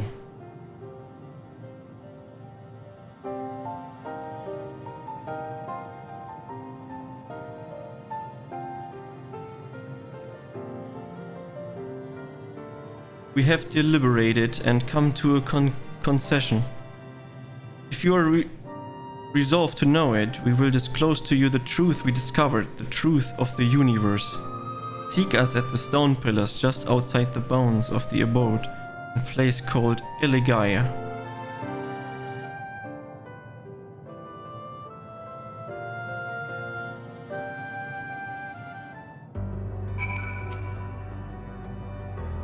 A fundamental truth. We will hear it, of course. Let us learn what has led such an enlightened people to this endolden end. This image looks scary. Ere we join the air, there is one thriving matter I would fain investigate. GachiLofi, may I trouble you for your assistance? But of course. My thanks, we shall head outside the abode. You would kindly follow me? I know what mischief you are plotting, Ranger, but I trust you. You have our best interests at heart. The rest of us shall go ahead to Iligaia. Lest you worry, we won't start without you.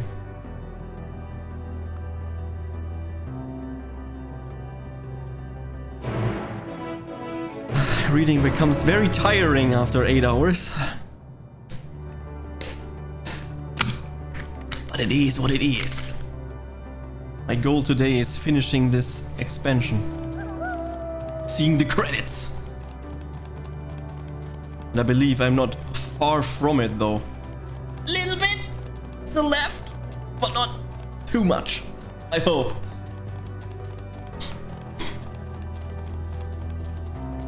I mean, I only had like 25 quests left, and it feels like I've already done like 15 or some shit. Or more.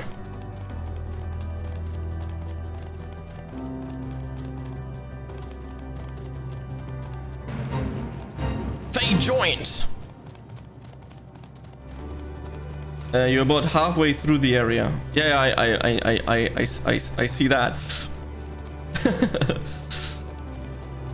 Oh, there's someone else also here. Nice.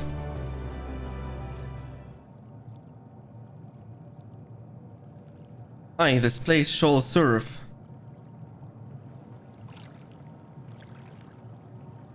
Is it the spring that you wish to investigate?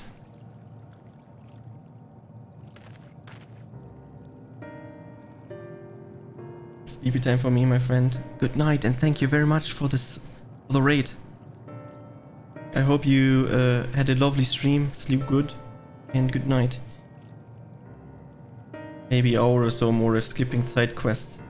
Who does side quests when I'm doing main story quests? Hey, forgive me, my friends, but there is naught to investigate.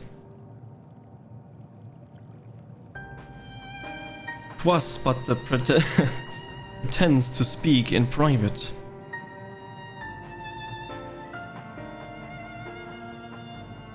You have our undivided attention.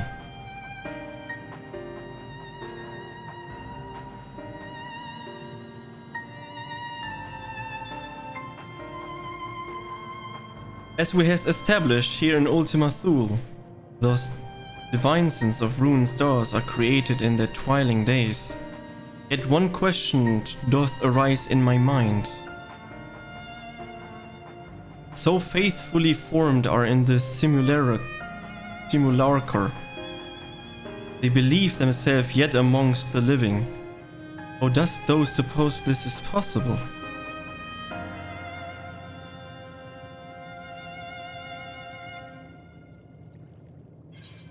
Meteion has taken their hearts unto herself. Meteion made contact with them while they're still alive. I would guess the second one.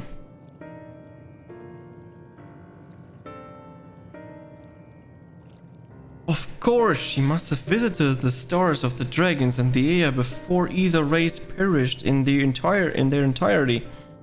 Thus could she make their emotion her own and with them create more faithful simulacra that had she relied on any historical account.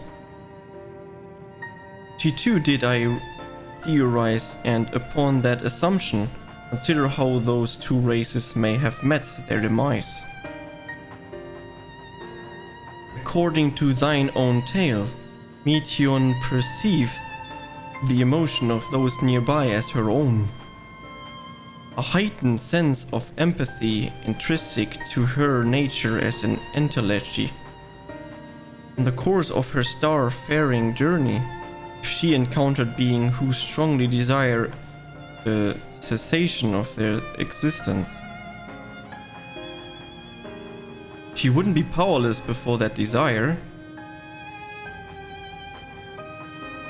even as she possesses the power to grant it, the power of dynamis.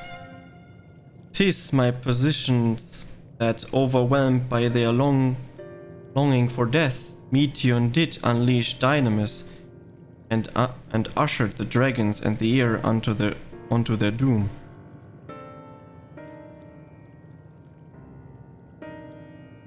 Of course, such was not always the outcome. Full many stars did she find already lost to ruin. In order to create a terminus, however, the fervent desire for the end is essential. Therefore, should you struggle to find the way forward, pray ask yourself this, in the place where you stand: who is the soul that yearneth most desperately for oblivion?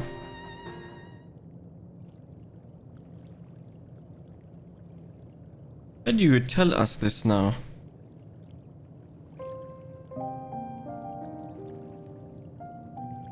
Ne'er again would I betray your trust, this pledge I did make to my comrades. In bringing thee into my confidence, I would remain true to my word.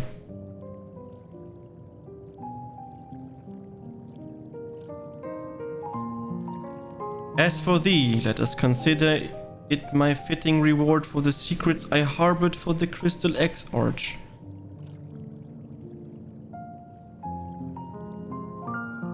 I once placed my faith in thy chosen path, walking at thy side for full knowing that we were bound for thy demise. I ask now that thou returnest the favor, and abide in faith as I fulfill mine own destiny. If you say my debt has come due, how am I to refuse? 'Tis indissolate of me, I know full well, and I can but beg thy forgiveness. Yet even I must needs get to such length. I cannot well feign ignorance of the answer I have found within. The answer to the question, in what moment might I stand strongest?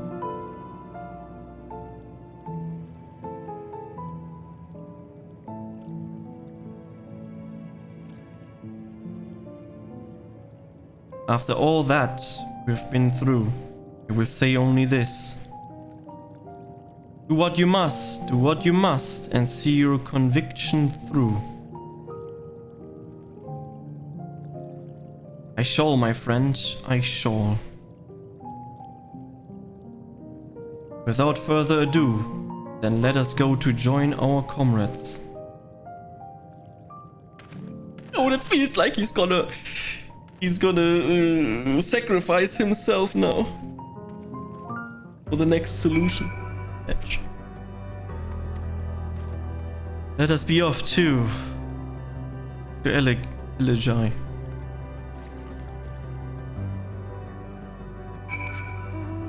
You're definitely not running. Takes too long, man.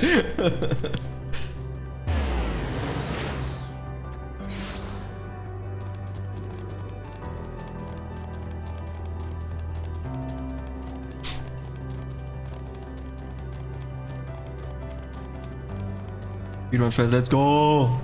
I'm speedrunner in hard, man. It seems everyone is accounted for. Shall we then?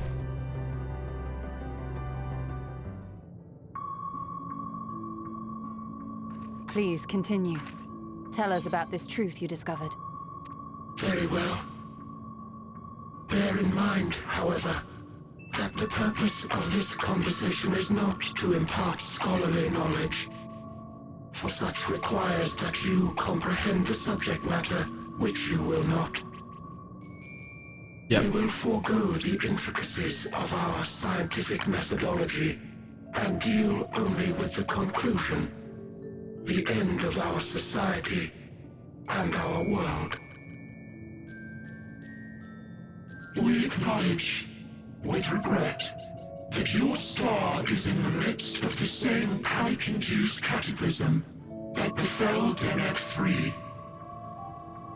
As such, in order to avoid causing undue distress, we will refrain from explicitly stating how much time you have remaining. You are entirely too kind. I pray you recount your tale as you see fit. 5 minutes.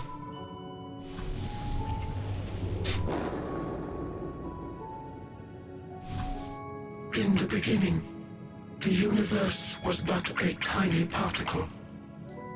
Then suddenly, this particle began to expand.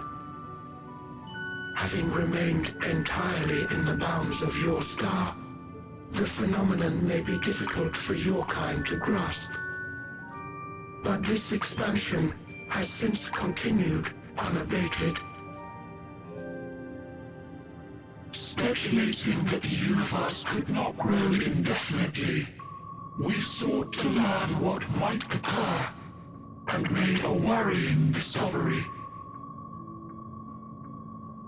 The stars will continue to spread apart, as will their finite thermal energies. Eventually, all heavenly bodies will grow cold and freeze. No new stars will be born, and the universe will enter into an eternal ice age.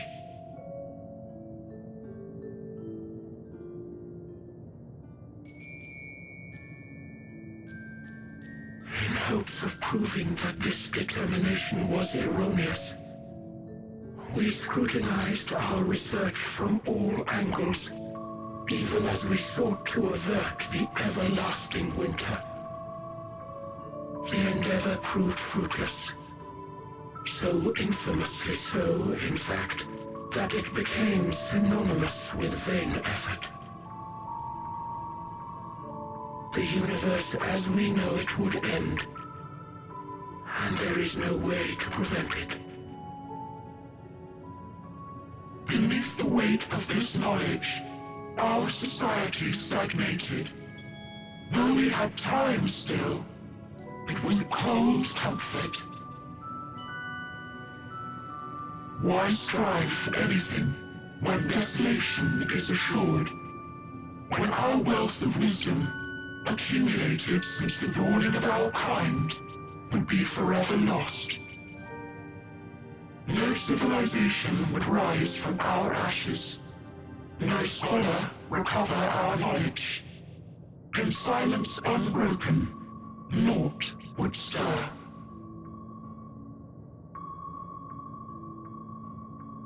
Intellect was once our pride.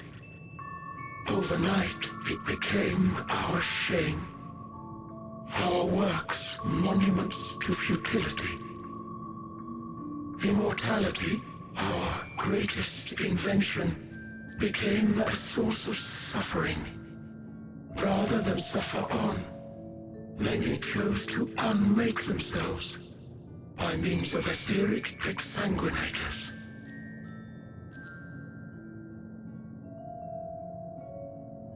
Etched upon these stones are the testaments of such souls.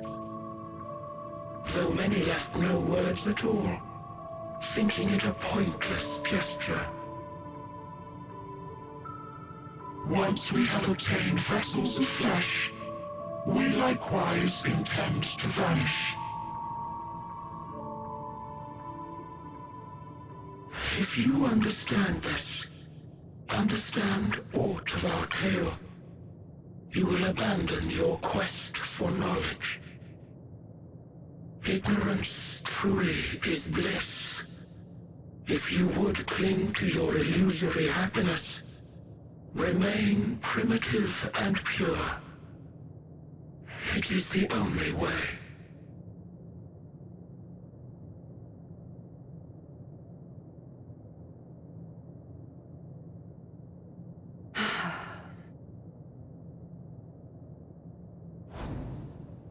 So that's your story.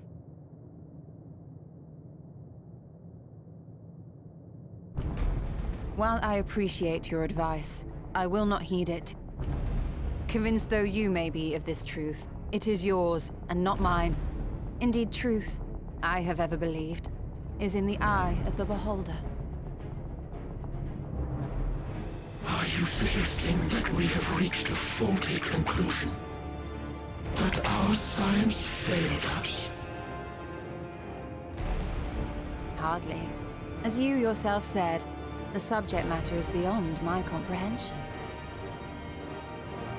And that, I accept, is true. I do not possess the knowledge to prove or disprove your conclusion. In my mortal years, I doubt I could even approach the wisdom of the Air. But of one thing am I absolutely certain. I would not be happier in ignorance. Y'shtola, no! You mustn't!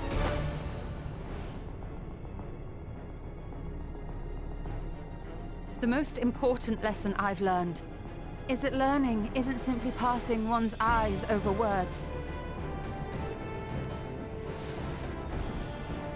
Nay, 'tis when understood for oneself that knowledge attains its true value. This is what has sustained me, driven me onward in joy and wonder, in anger and sorrow.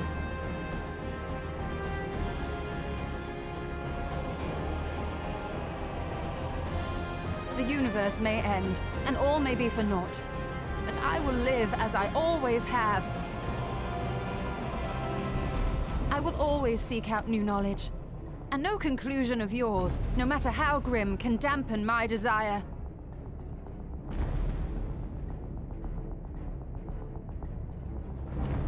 I suppose it is only to be expected.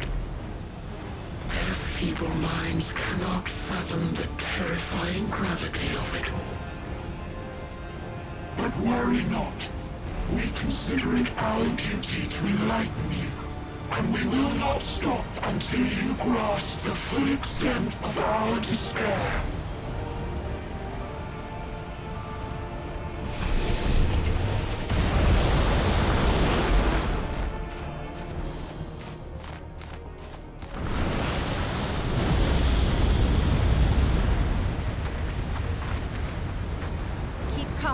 Listen well. Though my body will soon dissipate, there may be a way to restore it. Azim's magic. So long as our souls remain, you can use it to summon us back. But you mustn't, for it would mean losing our way forward. This I only reveal so that you can promise not to invoke the magic. We came here knowing what victory may cost, so press on, and do not look back.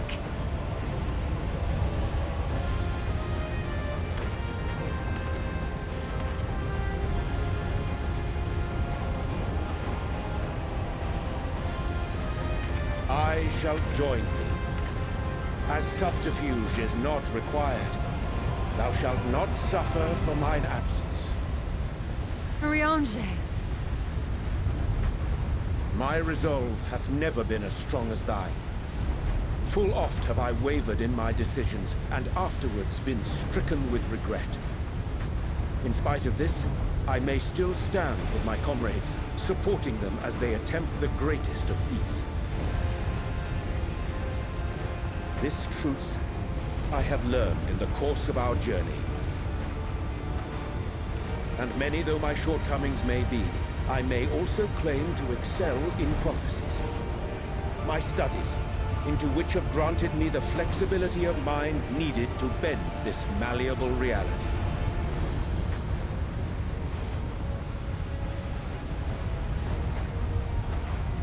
Thus shall I hope that thou mayest have the strength to resist, and our comrades the strength to continue.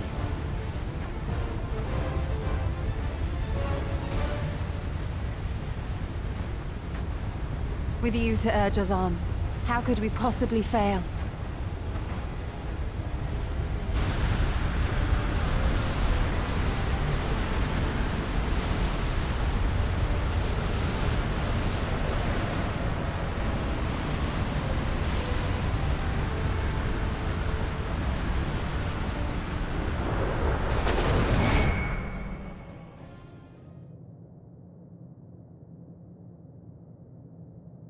What the fuck?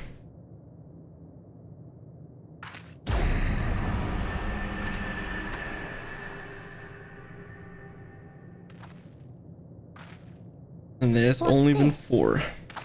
An extinguished civilization. Rekindled.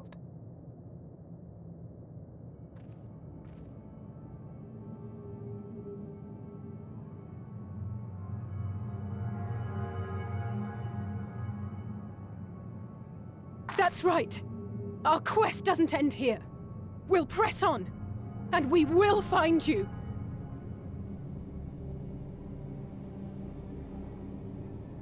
There. That's where you'll find me. Is that another star? Of the stars we visited, most were already devoid of life. And where there was life still, the inhabitants wished for death. But even death, we learned, isn't truly the end. It is but a part of the cycle of rebirth.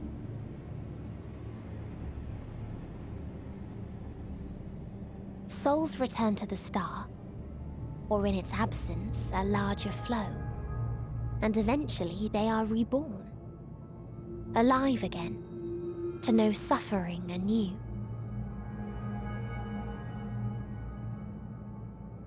True salvation lies not in dying. It lies in not being born. This is the gift I would give to you. To all life on beautiful Aetheris. To that end, we created an egg wherein life cannot quicken. That dead sun. Attain it if you can, before your friends' emotions fade away, along with their protection.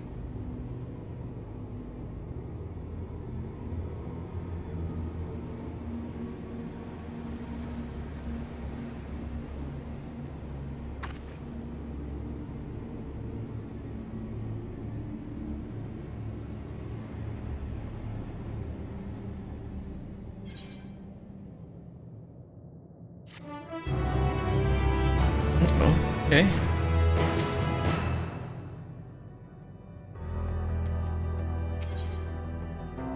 Victory lost.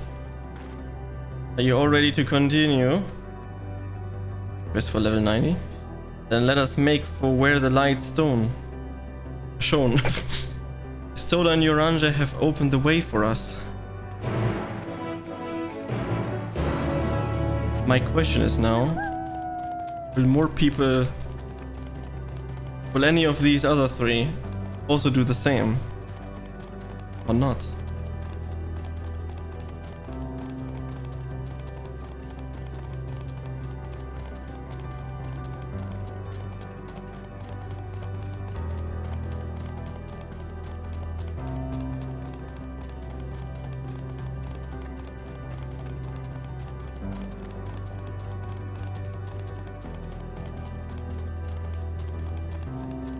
Too many questions. Okay, this is the end. I've not been down here. Probably teleporting there now. This device. Yes, I can feel it. The ether emanating from that arcane pattern. Yeah. This is a portal and no mistake. Let us see where it leads.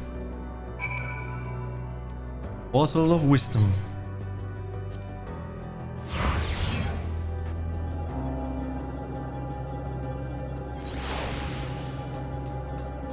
Oh, instant fight.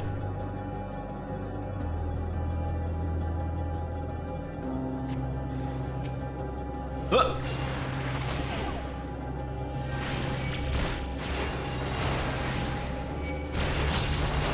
Look at those two.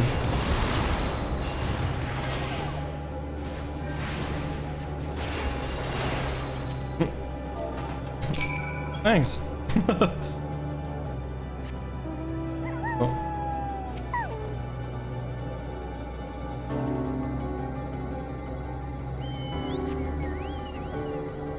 Just two random people suddenly helping me. That's so cool. That's cool.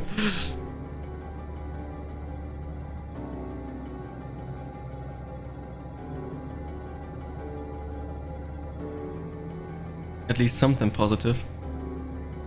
With all this negativity here.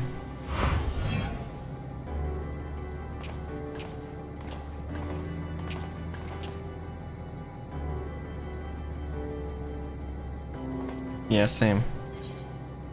Amazing, yet another civilization. Attacked as soon as you arrived. Not the most welcoming of place, is it? We must try to find denizens who are amenable to conversations. We should also get the lay of the land, see how far we can go. I'll help Orphan out with that. In the meantime, you and Gra can search for friendlier folk. Apart from hostile beings, take care with your footing. I mislike the look of this terrain. Not knowing what the locals are like, would be best take care of yourselves. We'll find you once we have finished exploring.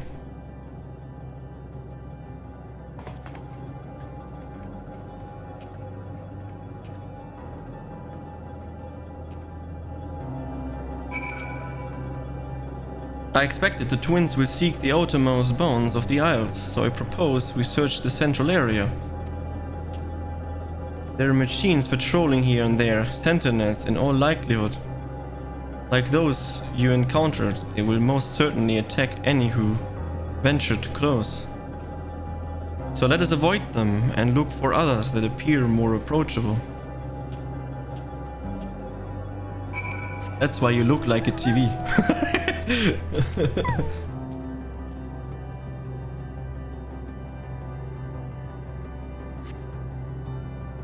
You see not by patrolling machines in the area, they do not seem inclined to non-violent intercourse.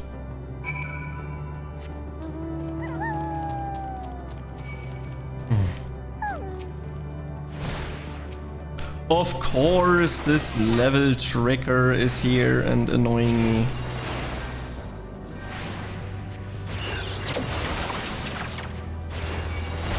I have another fight after this. Please leave me alone.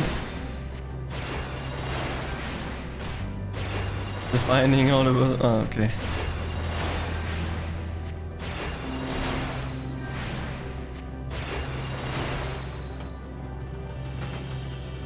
Let me use Chocobo for the next one. Why are you standing right on top of the destination? Come on, Chocobo. You can do better.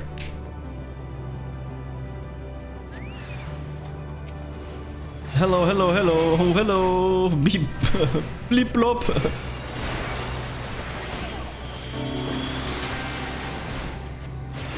Being a world boss bait that can be spawned every 40 hours. Oh, that is. Ah, I see.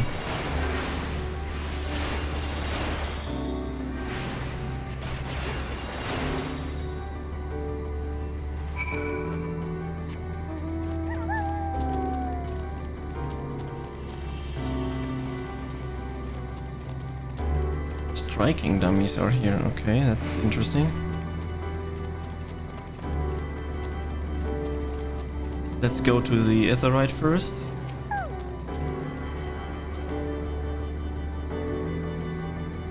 I see, I see, I see.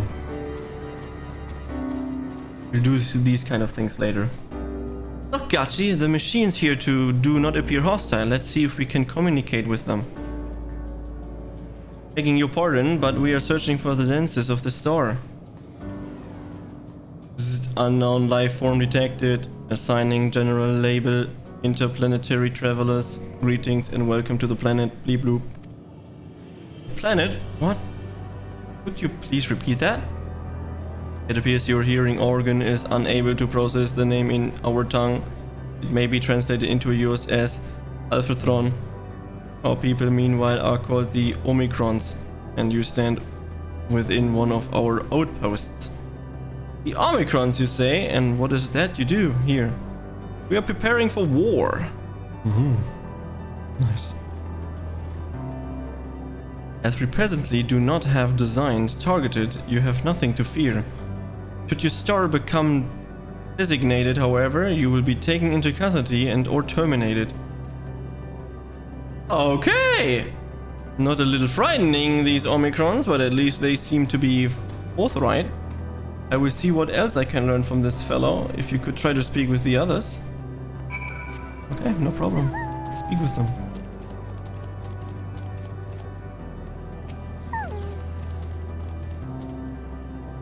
Bzzzt. Greetings, traveler. When venturing outside to outposts, beware of malfunction in units. They do not heed Sir's commands and indiscriminately attack all non-Omicrons. For the avoidance of confusion, be aware that Sir is that alias of Stigma 1. Sir, issue introduction to our forces as the foremost, the 6th strategic metric that bear the designated Stigma. Sounds like AI getting out of control. Bzzzt, measuring combat combatity result neglibility whatever subject falls outside targeting parameters. Greetings, traveler. We are the Omicrons, and our objective is self-enhancement. In order to achieve this, we venture forth in conquest to acquire combat data and resources. Most recently, we succeeded in subjugating the home world of the beings whose strength was said to be without parallel, the dragons. Yet strength the endeavors yielded a wealth of combat data. Star was rendered barren and unable to yield resources. Subsequent costing determined that the losses incurred exceeds the gains. Develop Automatos weapon deployment complete. Vanguard armament upgrade complete. Munition level satisfactory. Combat readiness assessment nominal. Awaiting instruction from Sirs. Maintaining state of combat readiness. Interesting. Seems like they are invading stars to get resources and better force and get better fighting. We learned a few things. So did I. Ere we share our findings, however, I believe it'd be best to step outside the outpost. Come with me.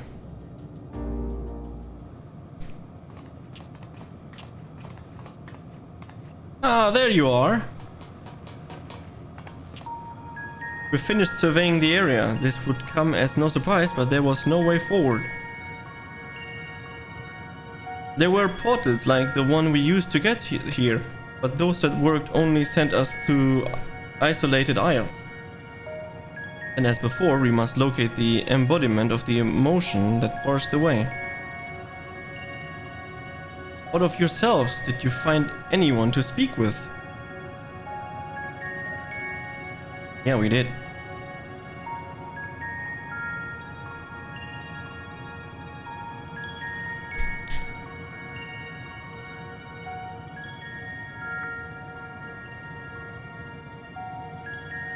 So the Omicrons seek to advance themselves through conquest. Following their victory over the dragons, they stand ready for the next campaign. But the leader has yet to issue new commands, and so they wait. In such a place, who could it be that fits Oranger's description? A soul whose yearning for oblivion surpasses all others. Ryanja said that during our investigation before we joined you in Eligea.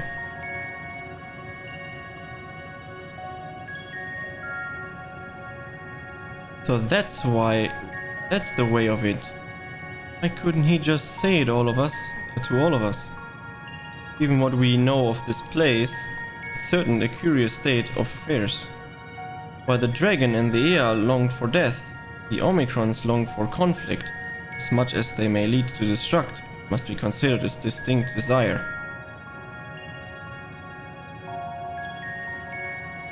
In order to find the source of the dominant emotion, I believe we should seek out the leaders, this Sir.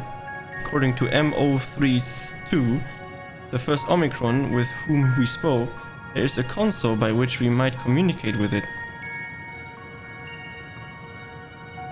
MO32 also added that it would be a pointless exercise, but that in itself, I believe, is worth investigating. What say you?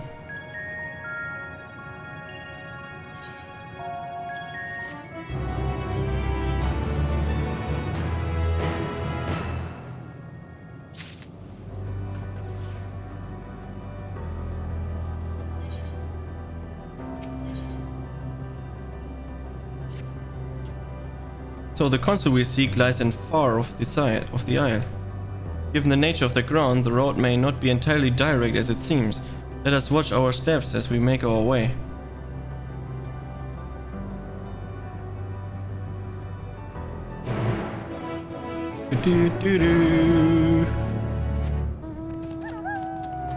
Oh my god, who thought this path is a good idea?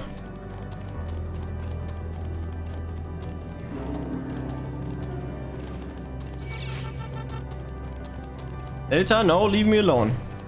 Hey, look, there's an ether current. But who cares? Not me right now. This appears to be the console. But it seems unresponsive. Would you care to take a look at it? Oh, he also does the same quest as me. Nice. Try touching, smacking and tuning with the console, but there's no response. No luck, I see. There must be a way to activate it. There must.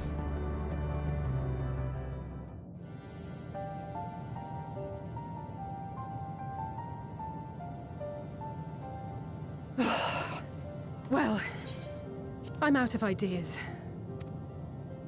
As am I. Operating such consoles is trying enough, but if we can't even activate it... Perhaps there is a way. First, consider the world that has been recreated here. Its inhabitants were machines who gathered combat data to enhance themselves. And among the many wars they waged, the most notable was that against the dragons. As you've doubtless surmised, I believe this was the homeworld of Omega. Sid built a jamming device to defeat it, a device which generated massive bursts of lightning, its sole weakness. That's all well and good, but what does that... Wait.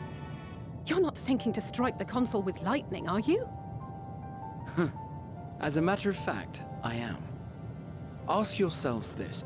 Why would an entity as puissant as Omega not be designed to suppress the effects of lightning? Because it relies upon it, or something akin to it, as a source of energy.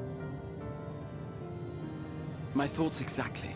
And there is a good chance the same is true of the Omicrons and their devices. So, shall I cast caution to the wind and try something reckless and dramatic?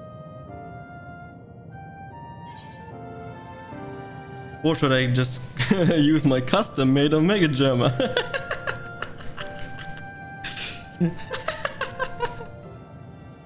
That's a nice answer. Very well. Here I go.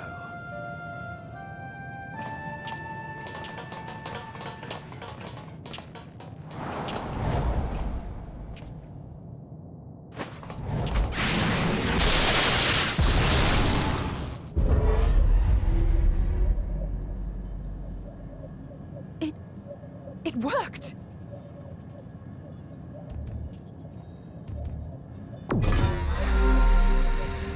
Open information to communications module 1. Established. Opening connection to communication module. Connection established. Strategic Matrix Sigma 1 now online. As a primary strategic matrix, you may address me as Sir. Checking for new communications. None found. All units, please maintain current state. End transmission. Closing connection. Wait! We have questions for you. Of late, no mission orders have been issued. Why not? Has there been some manner of trouble? Reply. The Extended Operations Unit is yet to determine guidelines for future assignments. All strategies are calculated, devised, and actioned in accordance with said guidelines. In the interim, all citizens are directed to maintain a state of combat readiness. End reply. Awaiting query.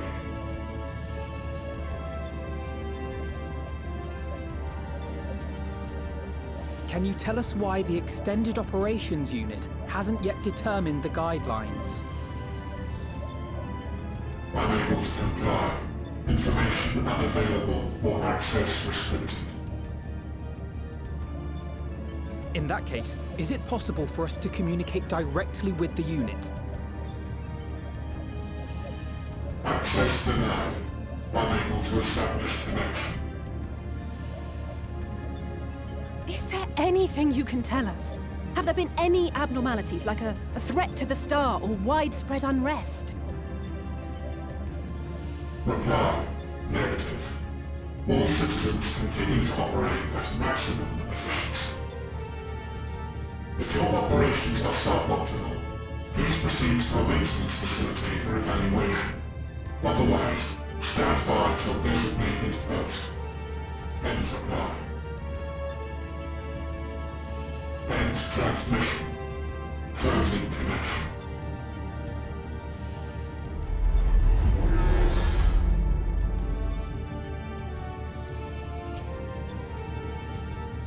I could activate it again, but I doubt it would be productive. What do you think? If all the Omicrons really were running as efficiently as it claimed, then I doubt they were hoping for life here to end. As this Sir told us, there just haven't been any new instructions, and everyone is standing by. Should be standing by at any rate. If there are those that are neglecting their duties, perhaps we can glean a clue from them. I propose we take another look around, and also try to find the operations unit.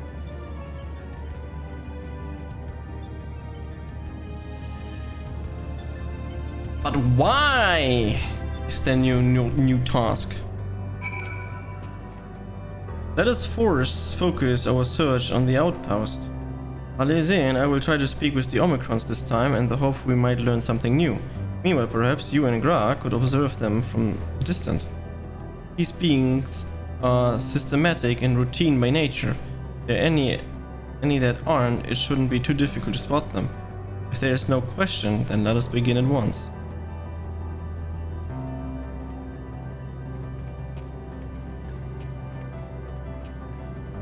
As we came this way, I believe I spied a promising vantage point. Follow me.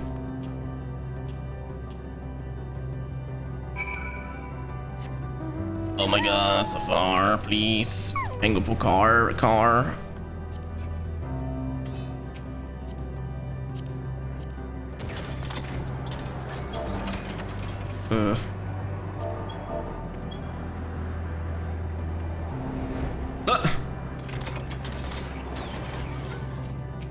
Destination. Search base Omicron at the Aaron Omicron to move the camera. Okay.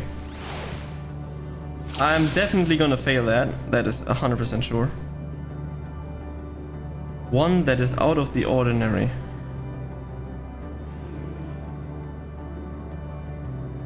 Should be on standby. Search for any that are not.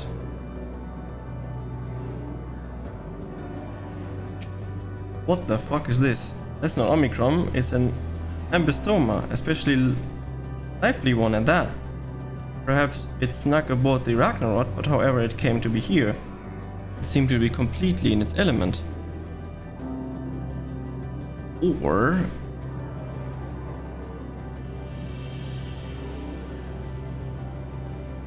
there was one on fire.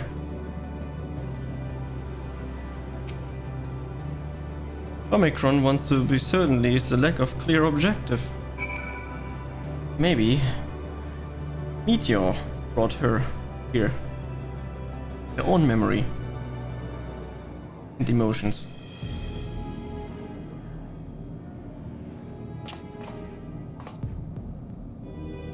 An Omicron wandering aimlessly. Where?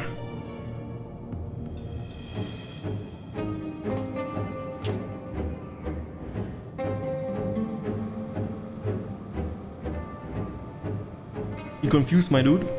Aha, I see it.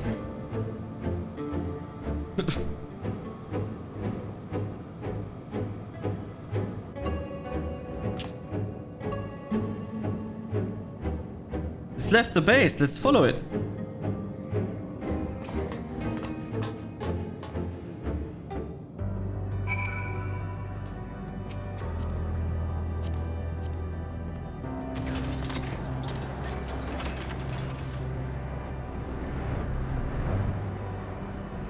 I guess you already know.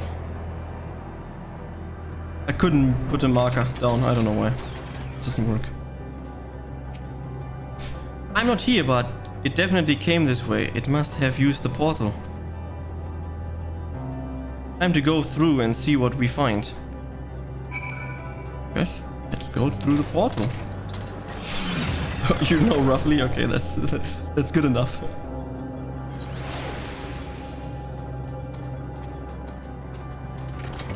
I am here! Almost there, you just need to protect me. Ah!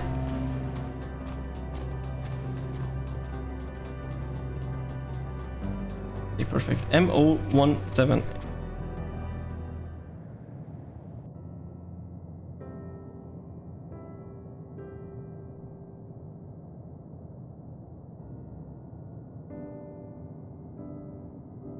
A tree-like thing.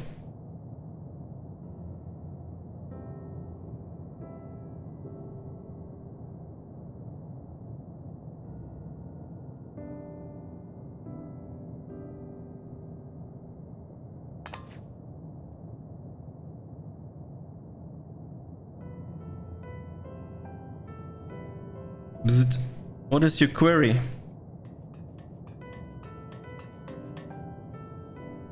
Ah, you found it. What are you doing here?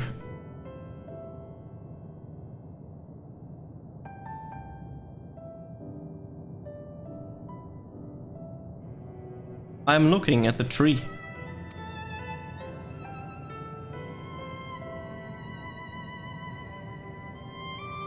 Quite an unusual specimen. The device attached to it.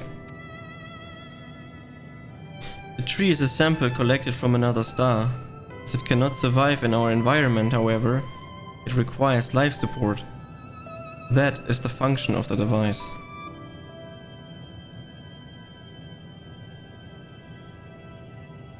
We go to such lengths to sustain it. Is something special about this tree? Being foreign matter, protocol requires that we study it. As this task has been completed, the specimen may be discarded. However, when I behold the tree, I am made to feel as though there is a problem. In order to become strong, we have continued to enhance ourselves, like we did countless others. To conquer the star, hence this tree came. It is the last remnant of a dead world. There's nothing towards which it may inspire. Yet it grows, extends its branches, sprouts leaves, produces seeds. Why does it seek to continue? Why was it made to behave in such a way, and to what end? I do not understand.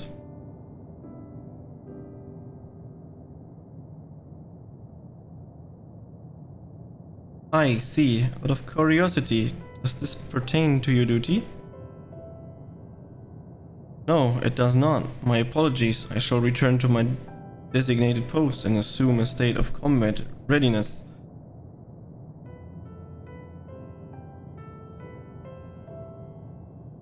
So it was acting outside of orders.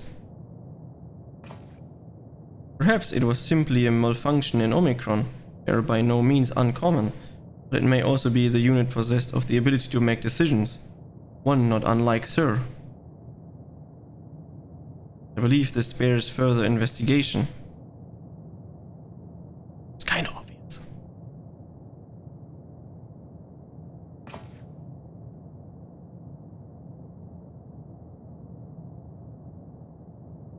Endeavor to live, even if we must depend on force beyond our control.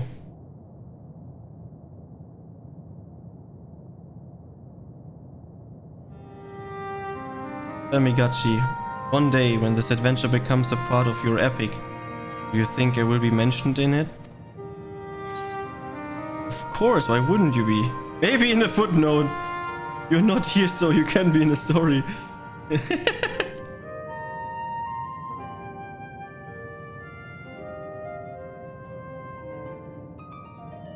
Truly think so?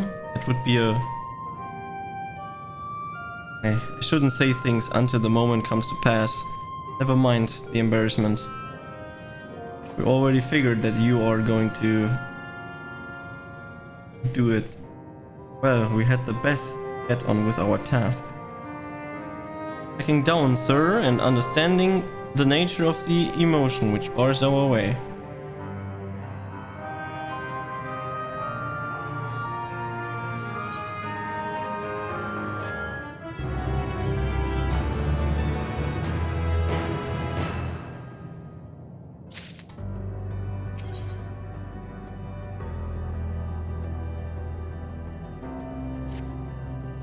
We should return to the outpost for now. The others will wish to hear about the errant Omicron.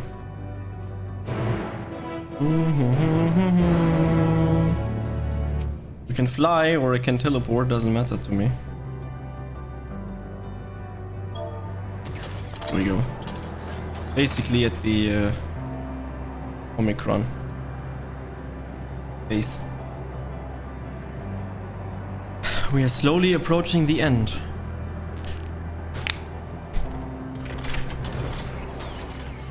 Slowly, but surely. Ra says you found a suspicious Omicron. It's good, because the units here were of no help. They all had the same thing to say about the extended operation unit. But there's no way to arrange a direct meeting. Still, that serves to provide a proof that it's business as usual at the outpost. But enough about us. Tell me you learned something more useful.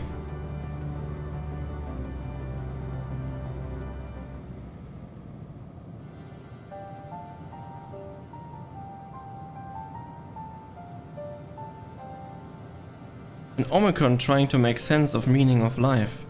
None of the others were even a fraction as philosophical. This unit may well be in a position of leadership, perhaps even one of those that comprise Sir. As we know, the Omicrons invade our other stars and enhance themselves using the spoils of conquest. The technology at their disposal, they should be able to alter their bodies, be it in part or in whole.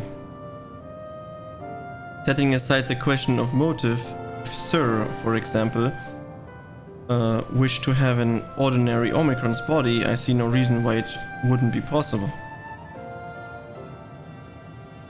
The problem is how to get about asserting it, if that's what happened.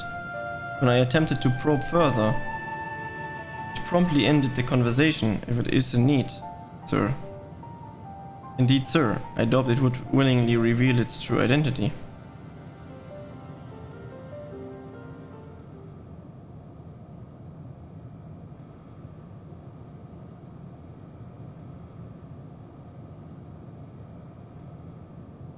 I have an idea.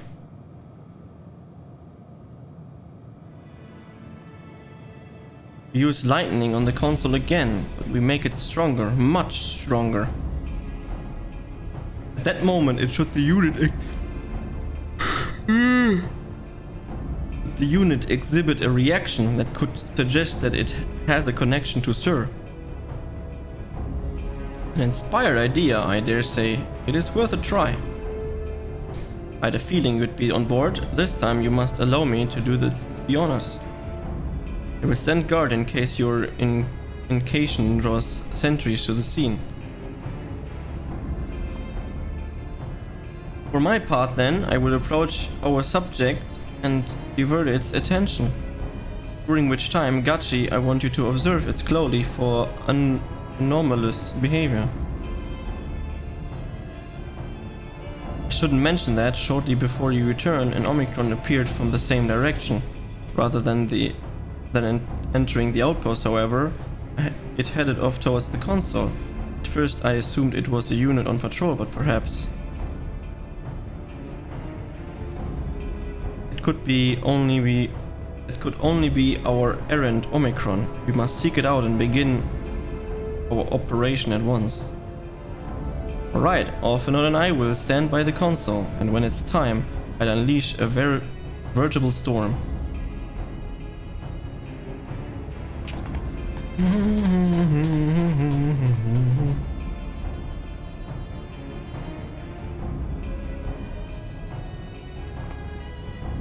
This will work, I'm sure of it. After all, our comrades are watching over us. Come, my friend, let us find the dope-plagued Omicron.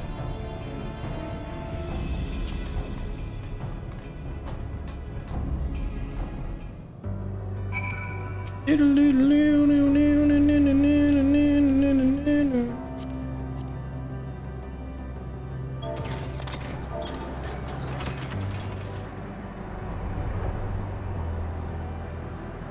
an ether current in the lookout. Ah, to the left.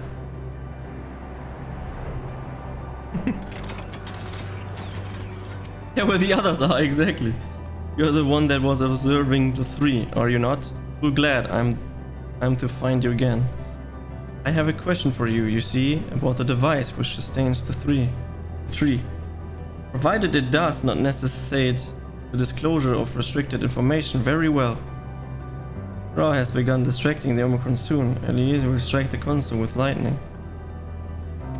Observe his reaction.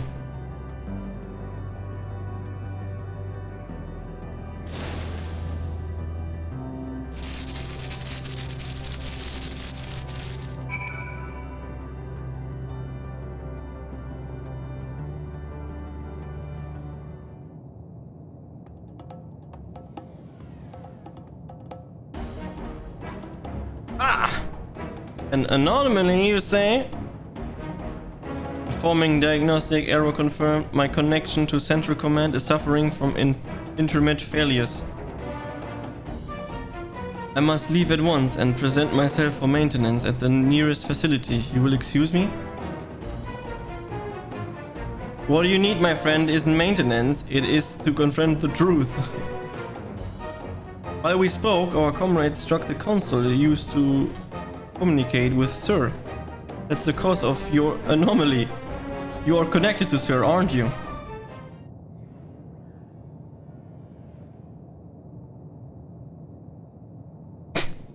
Silence.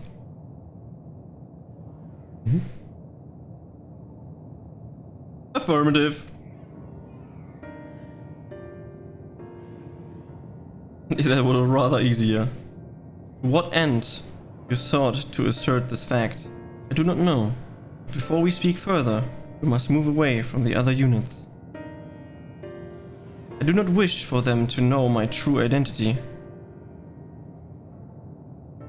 Very well, our friends are at the console. Let us head there.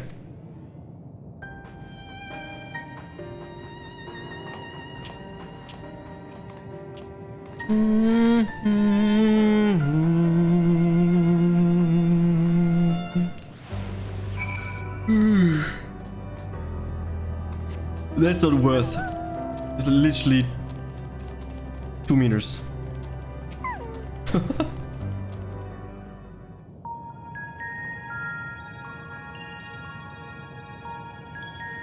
As you have surmised, I am part of the shared intelligence of Stigma 1. It was my charge to determine the optimal path to achieving our prime function. His body had been abandoned by its former owner and lay unused. I took it and abandoned my own, and with it, my duty. May we ask why you did this? From what we gather, it seems to be a personal matter.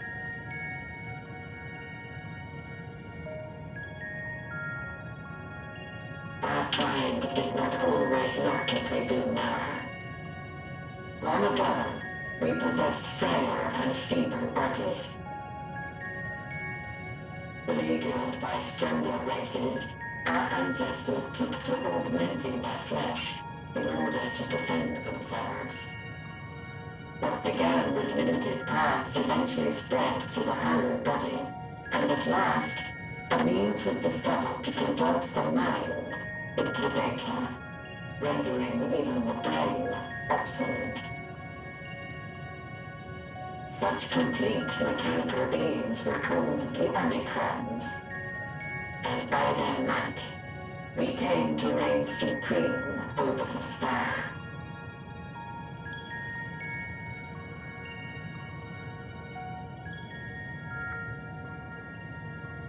But even then, we did not feel secure. For we knew that the universe was home to civilizations aside from our own. Civilizations that may be stronger still than us. Rather than risk becoming the subjugated, we chose to become the subjugator. We began our conquest of the stars, that we might acquire the resources and knowledge we needed to reign supreme. We were successful in that endeavor. So powerful did we become, we could lay low even the mighty dragons. But then something unexpected happened. I began experiencing an error. I could no longer determine an optimal path. You were malfunctioning. I performed numerous full system scans, each time finding no issues. Yet the error persisted. It was then that I speculated. What could happen if we grew so powerful as to have no equal?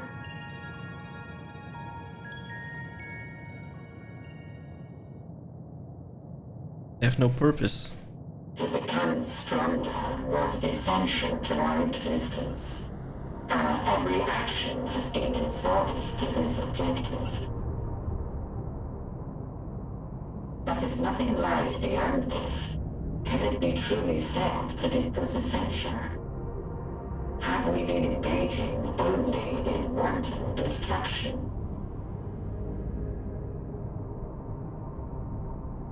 You could find no threat to justify your purpose. The Omicrons will never leave this star. They will stand by until their reserves of energy are spent.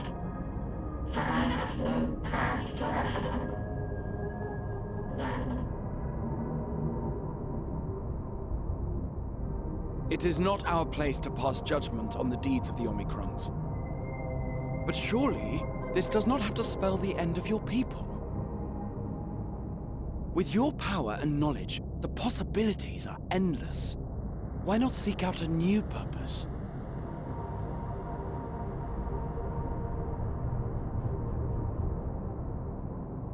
That is impossible. In the beginning, we had a higher purpose than our pursuit of power. But we lost sight of it when we so irrevocably altered our fundamental forms. When we cast aside our flesh, so too did we cast aside all that defined us. Nothing remains of who we once were. I have no aspirations. No longer can I dream. The vital spark is lost. Lost amidst circuitry and code and commands.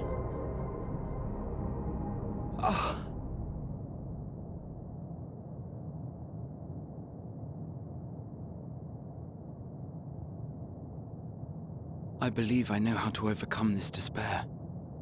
The words are ready in my mind, but ere I speak them,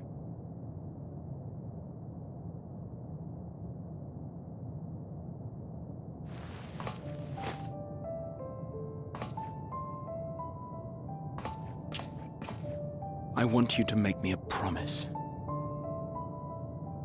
Be it across time or space, our promises have always connected us. And so I ask that you indulge me once more, that this won't be the end.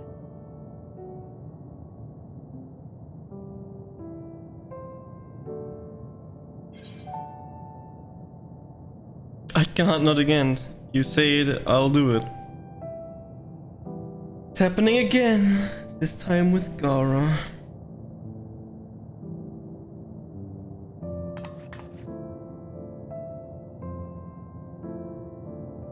Is that so? In that case, I won't hold back.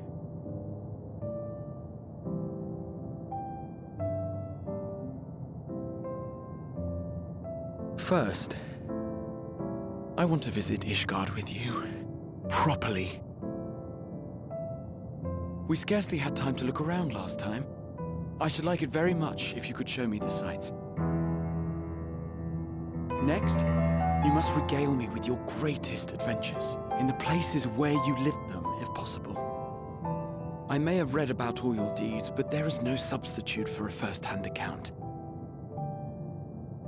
And last but not least, a new adventure together, unlike any we've experienced before. We'll travel the lands, cross the seas, and take to the skies upon the eternal wind, and it will be marvelous. It will.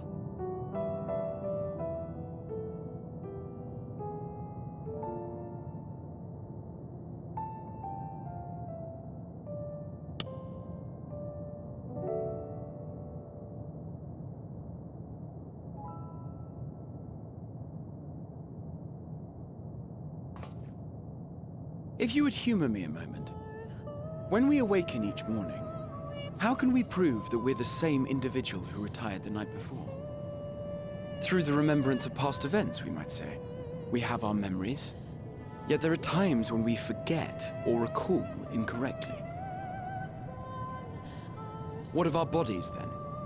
It is the same one, we might say, yet technically speaking, as living beings, our bodies are constantly changing. It will never be as it was at an earlier point in time. Our souls are no more immutable. On our star, people are known to inherit the souls of others, yet they are decidedly different beings. For my part, I've subjected my totality to much and more. I've made my body into an extension of a tower, blended my soul and memories with those of another self. And each time I would ask myself, what is it that makes me, me?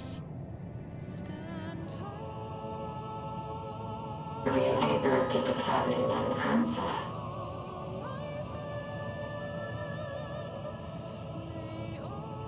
No. But that doesn't mean I'm confused. It simply means I'm the same as everyone else. So I posit this. Who we were need not prescribe what we now hold in our hearts. Whatever came before, what matters most is the present. For me, that is being here with my friends, full proud of how much we've grown together. So I urge you to not give up. Heed your heart's desire and hope that the future you long for shall be realized. I cannot. We cannot. We cannot understand desire, nor comprehend hope. We do not know how to create such things. We are not unlike, you and I. I too have struggled to find the courage to express and embrace my wants. If you like, I will tell you a tale. A tale of a world on the brink, of a people who never gave up on the future. Of a man who realized his grandest dreams, and then awakened to a grander reality.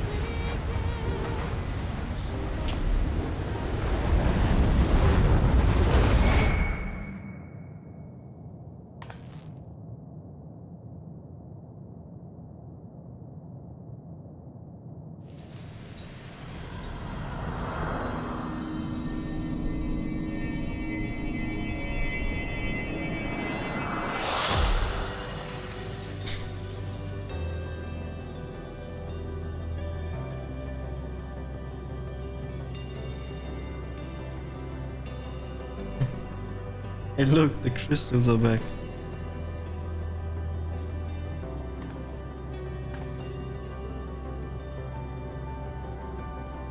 You idiot! Just once, stay with us to the end.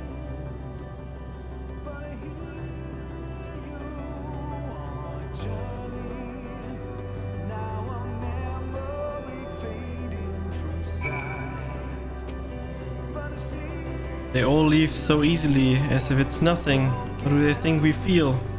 The next time we meet, I'll give him such flick, and that will be just to start. Oh, yes, was good. Forge ahead. The crystalline path, Rara have braved it for us. Difficult as it is, we must carry on for our friends and all who await us in faith. So come, let us seek the path beginning. It begins to be near the outpost.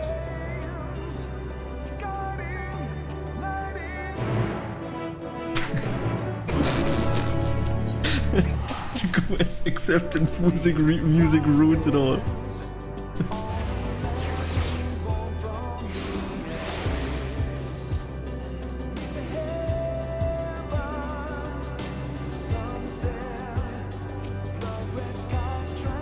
Look, Gachi, a portal has opened.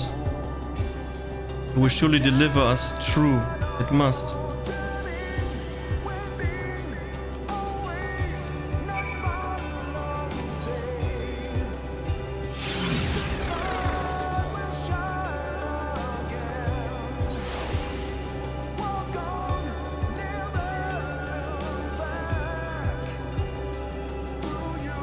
Okay, before we do this, I need a 1 minute break. I'll be right back. I know it's dumb, but I have to.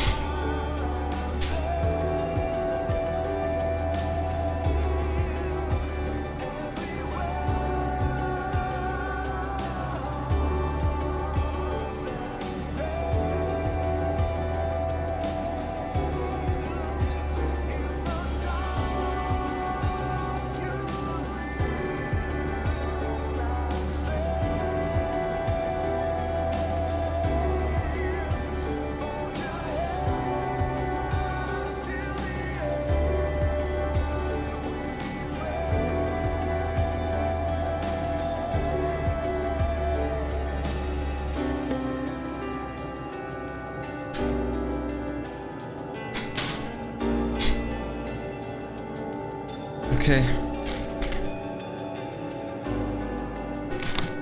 I sugar combo, by the way. Okay.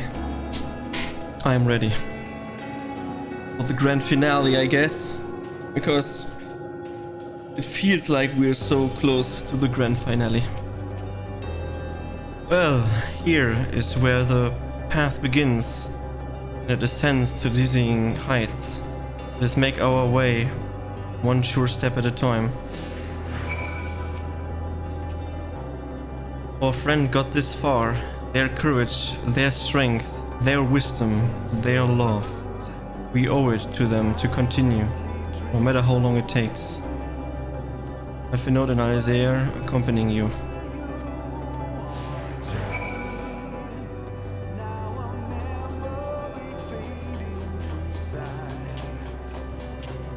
You're going slow, I'm going fast as fuck, boy.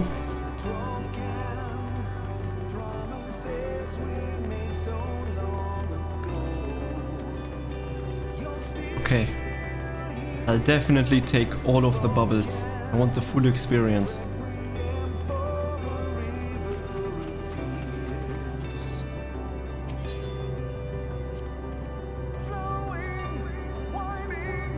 Tancred would scout the road ahead. Ishtola and Orianja would trade opinions on esoteric subjects. Raha would join in their discussion, or else chat with me and Alizé about the mission. Justinian would be at the rear, part yet present. All the while you would come and go, wherever you are ahead, and together we would travel. All I can hear are my footfalls, my heartbeat, so much quieter now. The fact we can breathe and continue on is proof that the others are still with us. They are, aren't they?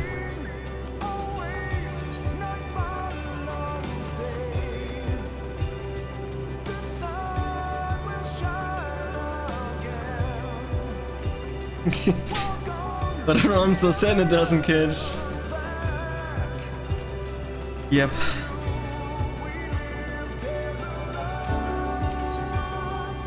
Gaze at the distant stars. The innumerable lights to shine in the distance, to think that they all could have birthed civilizations, to think that everything they built has gone to dust. The people's lost to despair, of the stars floating in the sea of midnight.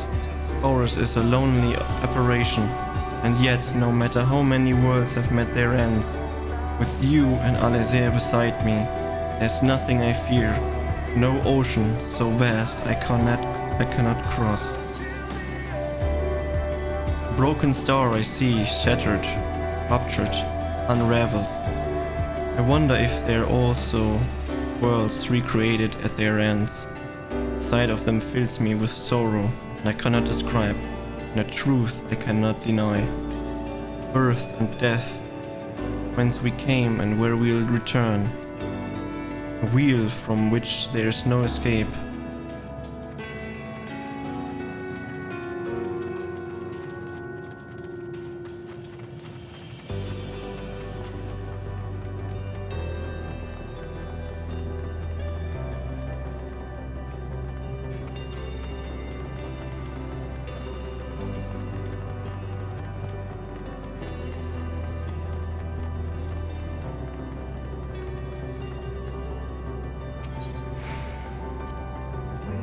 The portal is barely visible from up here.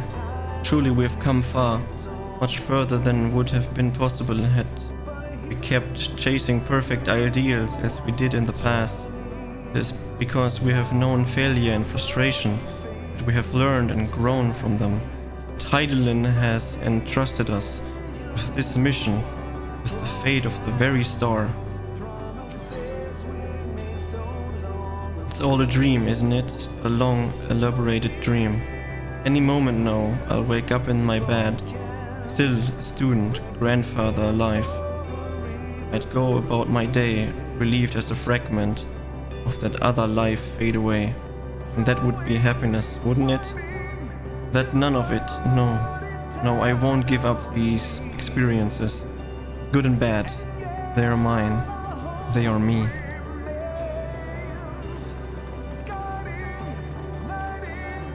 Right. Thanks for everything. Don't cry during the ride of home, okay? Rest assured I'm fine, but thanks for your concern. What of yourself? Though we can't afford to be too leisurely. Neither need we rush utterly. We've crossed an impossible distance to stand where we are now. And we're but a few steps away from journey's end. It will be over before we know it. Me? Oh, I still have plenty of legs left in me. Don't worry. Don't you worry. It's you I'm worried about. You always push yourself so hard for us, for everyone. And while we're here, we make sure to bear our share of the burden.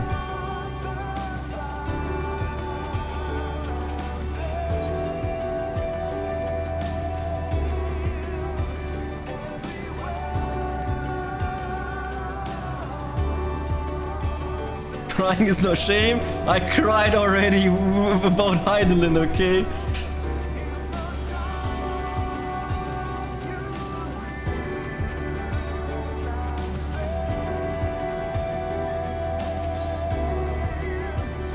Well, this is it. The end of the path, and the beginning of whatever awaits. There will be greater hardships we may be made to feel powerless. Yet come what may, let us have no regrets. No, let us have pride in what we have achieved. In what we achieved and how it changed us for the better. That's worth fighting for and dying for as they did. There are some structures up ahead, still ways to go before we reach the dead sun. Given all this, I know how naive it must sound to hope it all works out somehow.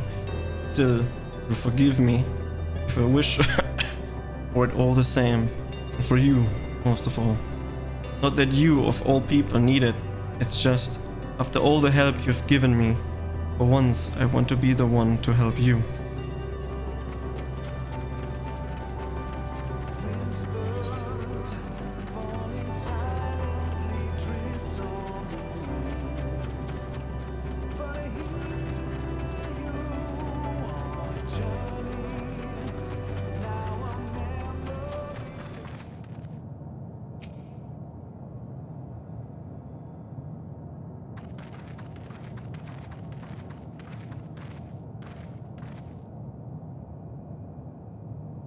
This is almost.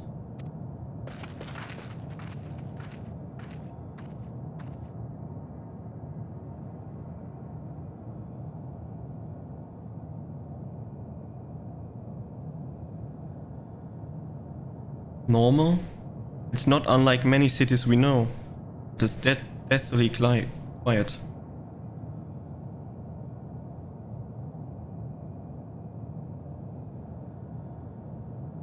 Mayhap the inhabitants are within the buildings or invisible to our senses. Wrong on both counts. There is simply no one here.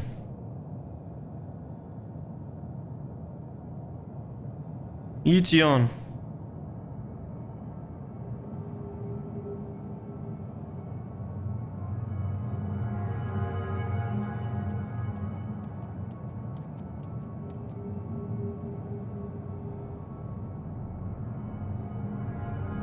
This is how I found it when I arrived. Another star, which once pulsed with life, but no longer. How it ended, I do not know. Invasion, sickness, suicide. No one can say. None live to speak for the dead. They are gone.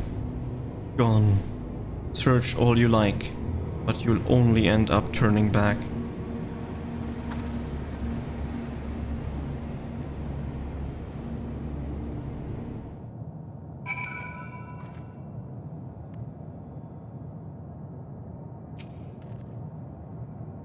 If there is no one here, then neither should there be emotion to bar our way. Yet Meteon seems convinced we'll turn back. What riddle is this?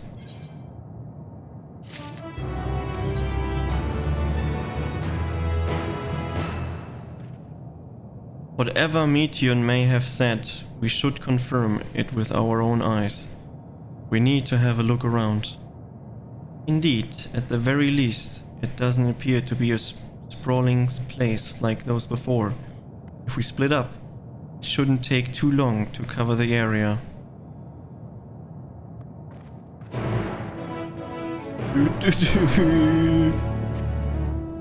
Explore the necropolis.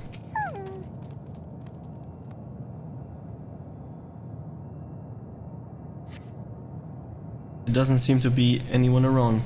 Perhaps you could try calling out. Hello?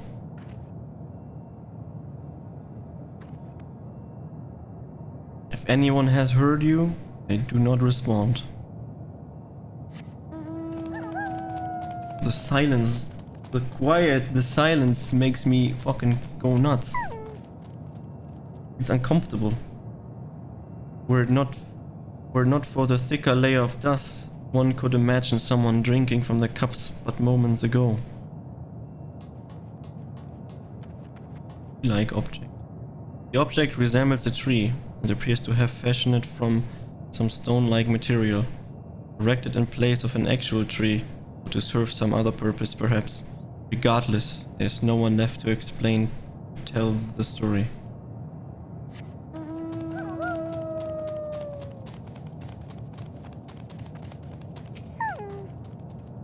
This place is remnants of a bar, but neither patrons nor staff are anywhere to be seen.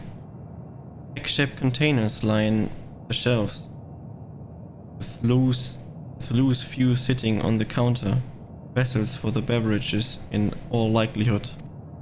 The venue, bustling with activity until it was not.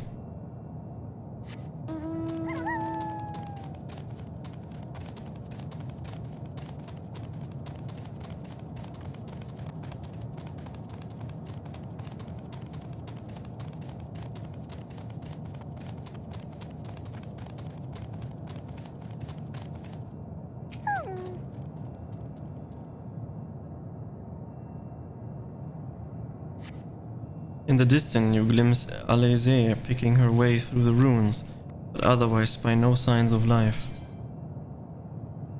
If anyone can hear me, say something! All echoes faintly before being swallowed by the silence.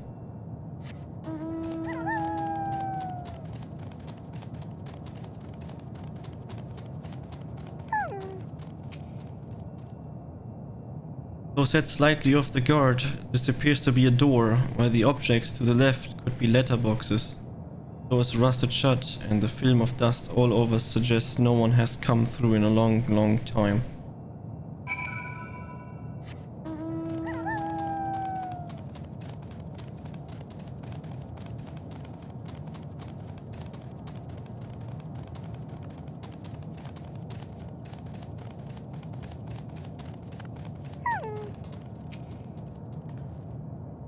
Gachi, take a look at this. If the road was a little longer, we could take it just beneath the dead sun.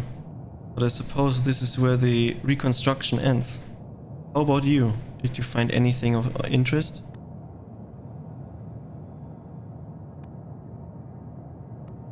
I see. I noticed the same things. Cups left, open tables. Upon tables, chairs out of place. I don't know what happened here, but I do know I don't want to be alone anymore. We've searched enough for now. Let's find Arthanaut and compare what we have learned.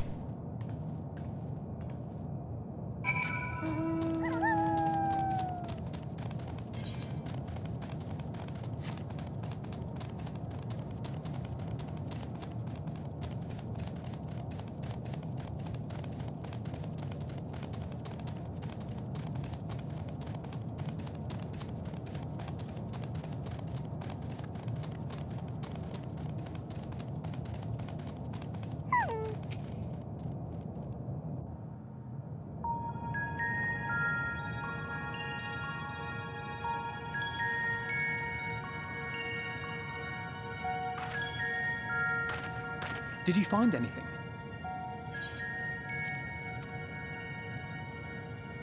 No. This place is completely deserted. And I can't see how we're supposed to move on from here. Neither can I. It's quite the quandary. There are no denizens to bar our path, yet there is no way forward. For another mystery, we did find signs of very recent life. You'd swear everyone just vanished into thin air.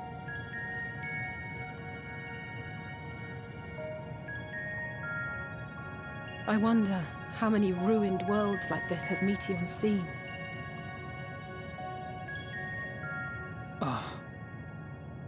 Could it be? Yes. Yes, I believe I may have puzzled this out. Despite how it appears, it's no different this time. There is someone here who has wished for this ruin.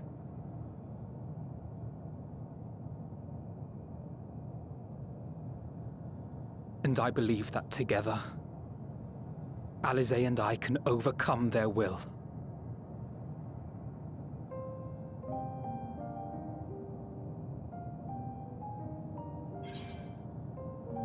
No, I won't allow it. I promised your parents I'd keep you safe. Keep you safe, yeah, no.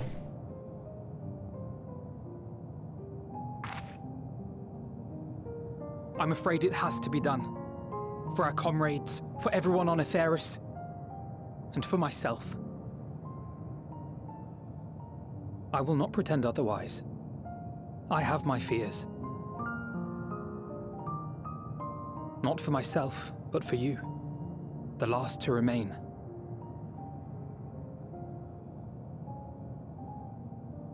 You are no stranger to carrying the burden of others. But I can only imagine how heavy the weight would be this time.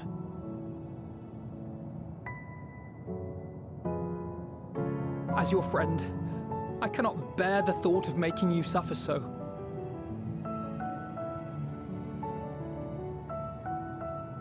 Then why suggest such a thing?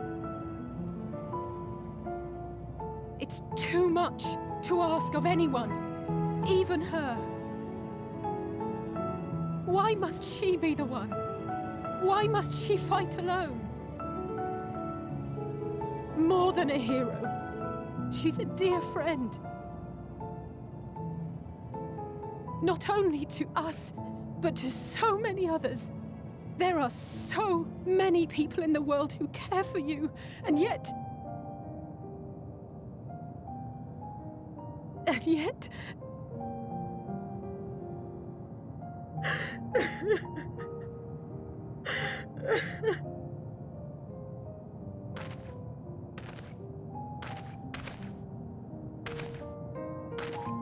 Alize, I have an idea. Given the nature of this realm, it may be possible to do more than unbar our friend's path. We might also pave her a new one.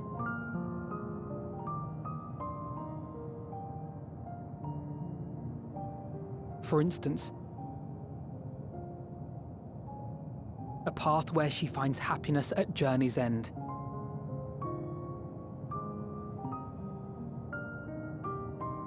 This much, I think we can believe with the utmost conviction, no matter how deep our despair.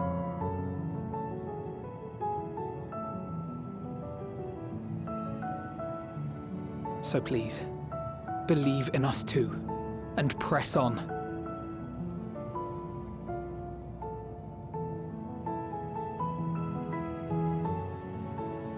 Thank you. What are you? If the plan's decided, then let's not dally.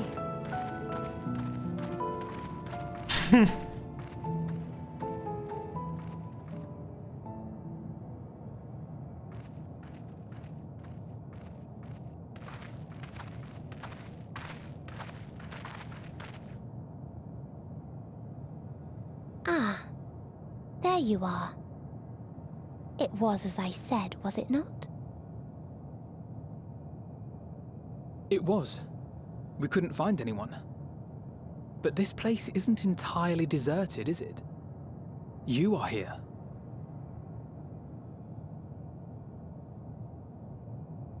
You sought out a star of promise and found a ruined husk. Like us, you explored the devastation. Like us, you were stricken. Horrified by the thought that so many lives could be snuffed out as if they were worth nothing. And the thought that you would have to bear the terrible tidings to Hermes. That which you saw and felt, you shared with your sisters, as did they share their own grim findings with you. Overcome by the pervasive despair of these stars, some of you inadvertently ushered their peoples to their ends. Knowing the horrors you know, anyone would feel the same. They would fear what lies ahead and struggle to move forward. Fear? I had forgotten that such a thing existed. So focused have I been on shepherding despair. If you can remember, then you can still face and overcome your own fear.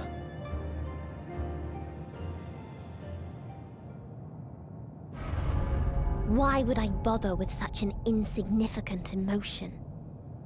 If the despair I command is as a raging river, then fear is but a trickling stream. It can do nothing to alter my flow. You spoke with the Aya, yes? Heard their tale of what awaits the universe. It's true. The stars grow colder and more distant. Eventually, all will enjoy frozen solitude. Using the power of Dynamis, I'm hastening that process. In so doing, nothing will be born ever again. Everyone will remain dead. Alas, it will take time for that to happen. So in mercy, I sent you my gift, to spare you needless suffering.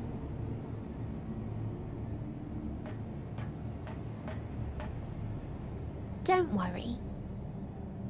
Even if no living witnesses remain to mark the event, I'll make certain that Aetheris has a proper end.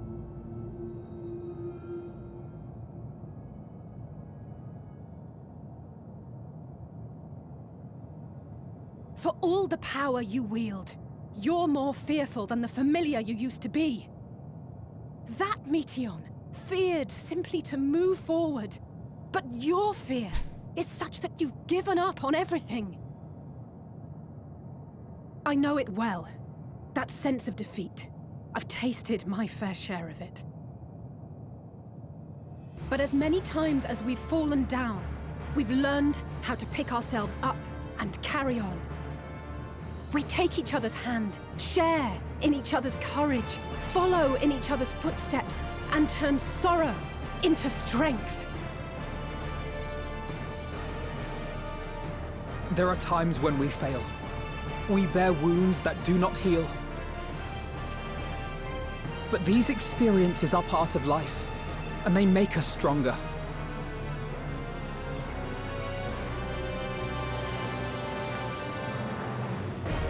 We rise, fall, and rise again.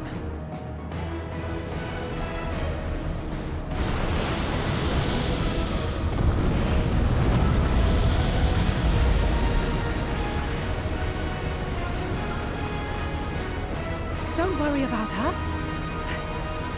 You must take the next step, and all the rest after that.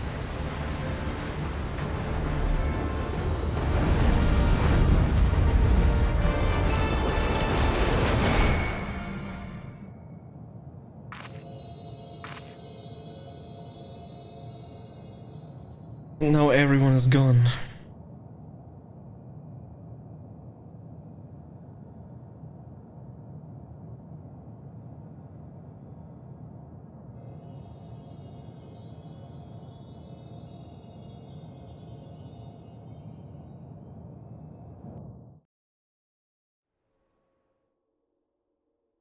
Earlier in Old Charlian.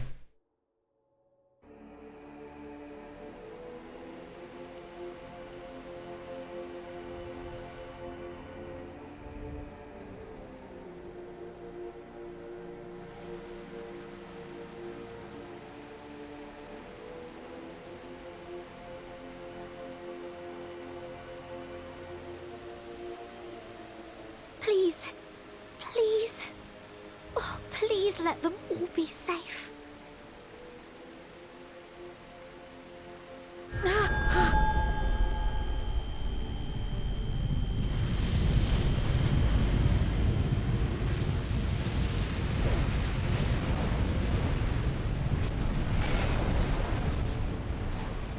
Cryle?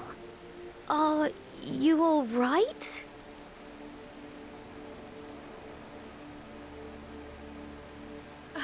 It's nothing. Just a headache. Mm-hmm. They'll be fine. I know they will.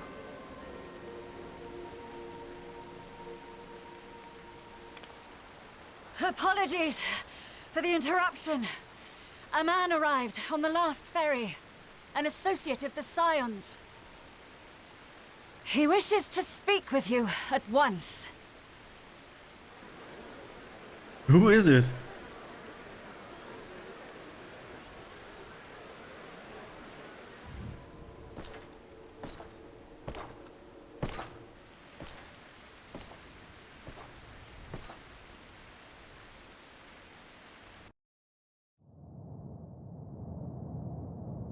It could only be Xenos. Maybe. That's the only person I have in mind right now.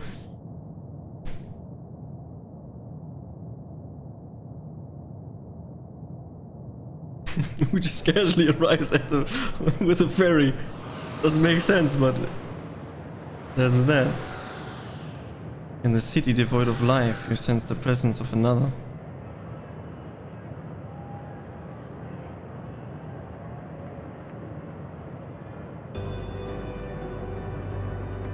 The sorrow of thousands 1,000 worlds weighed heavy, and yet you can walk on.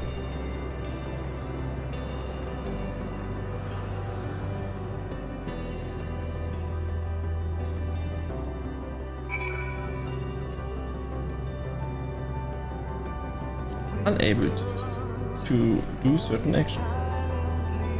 Let's increase the volume.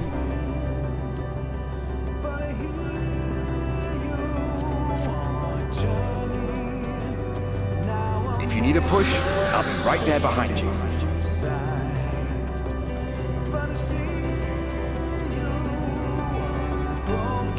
Do not despair. You are not without allies.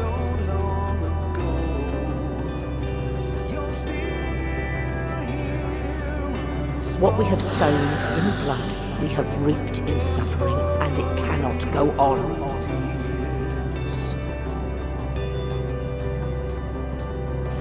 Upon the souls of they who have sacrificed themselves to pave the way for peace, we will never abandon our cause.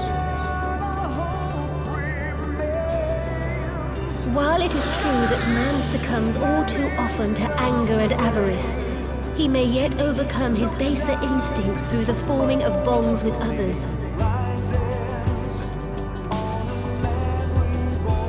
Such victories are rarely won without sacrifice, but the prize is worth the price.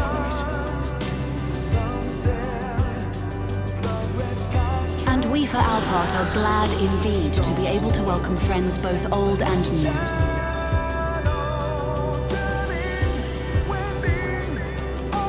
Save your tears for the morrow. You may be sure we will have ample cause to shed them, be they for joy or despair.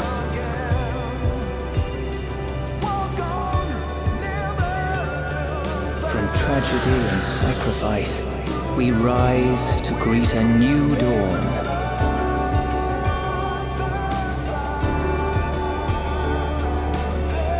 A future shaped by the choices we made, in ways we could never foresee.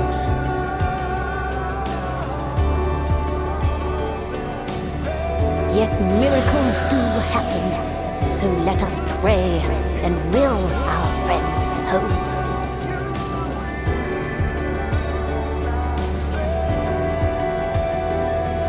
I won't stop praying until I know they're safe.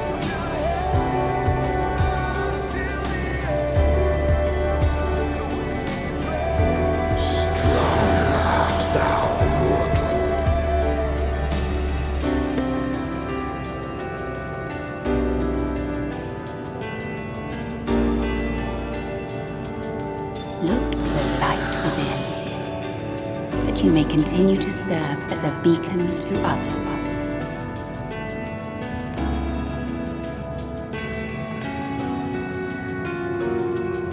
Let's finish this.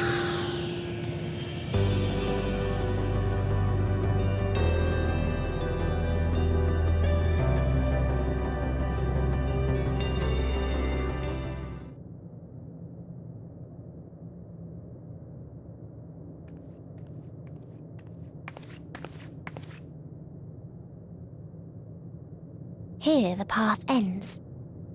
There is no way to reach our nest.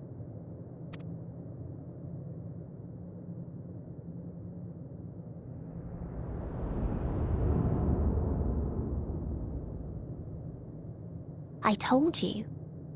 Resignation and acceptance reign in this place. The rejection of life by those who came to curse it. Those whose dreams were unfulfilled, whose prayers were unheard, whose labors were unrewarded. Hope cannot deliver you unto hopelessness. Our refuge is beyond you. Always has it been.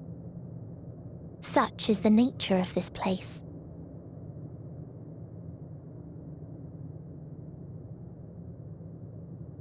You should have remained on Atheris.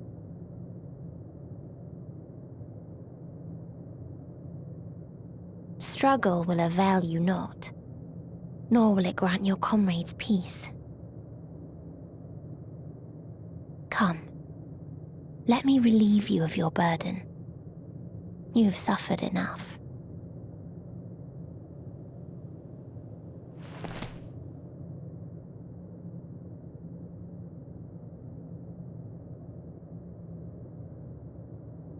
Asm's magic. So long as our souls remain, you can use it to summon us back. But you mustn't. How do we make peace with That's why it's too soon for this to end. There are so many people in the world. You must triumph. Drink of calamity and drown in... Be safe, all of you, and come back. It was all I am ever grateful. I came to appreciate most about our star is that there remains so much we do not know. After all these years, is this the answer I was hoping for? So long as we remember, our fates remain ours to shape. And Godspeed. Perhaps when our time comes to return to the star, we shall remember these few days we have lost. Do not squander it. The legacy I leave you.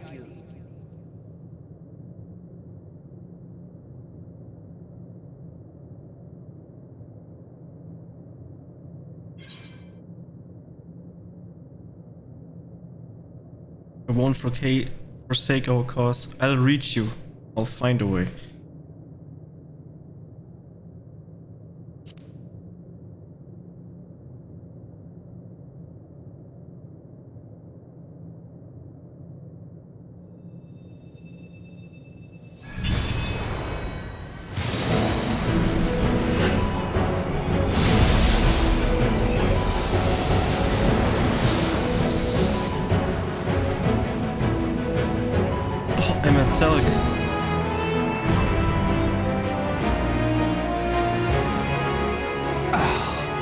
I bid them remember, but all this time I'm the one who had forgotten. A right fool you've made of me, Hermes. And to add insult to injury, I've been denied a sound rest, forced to watch this clamorous show. Oh, come now. It's been a gripping tale. Unbreakable bonds and noble sacrifice, sprinkled with moments of levity to counterbalance the pathos. It's got it all. I, for one, would have been perfectly content to watch enraptured from the stalls.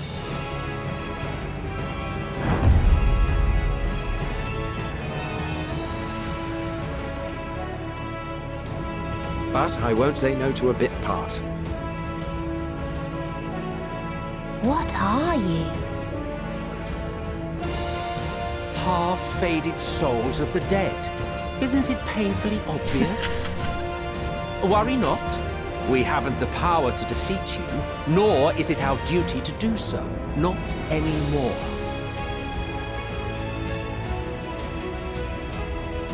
That being said, we do have a score to settle.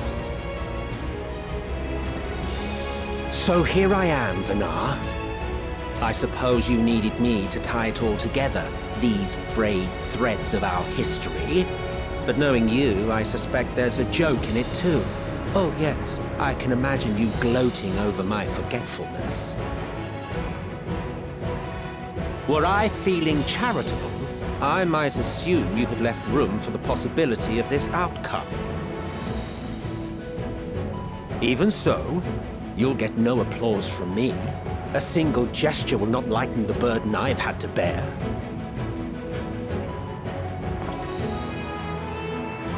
Still, you must be commended. Our methods would not have brought mankind this far. And so, as a show of respect to the last of us, I make this declaration.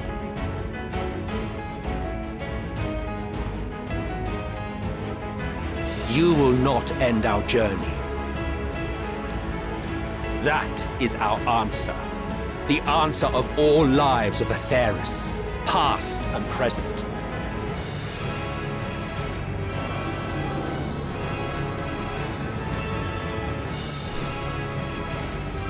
As you've called us to the stage, so shall we perform. And creation magics never fail to please. Drawing upon the hopes of your comrades, we will make for you a new path.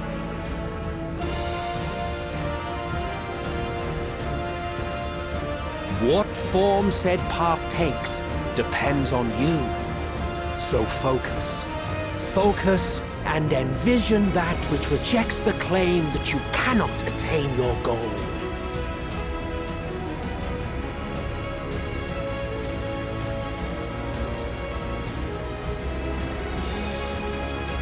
Ours is the wisdom to weave the fabric of reality. Ours is the power to create.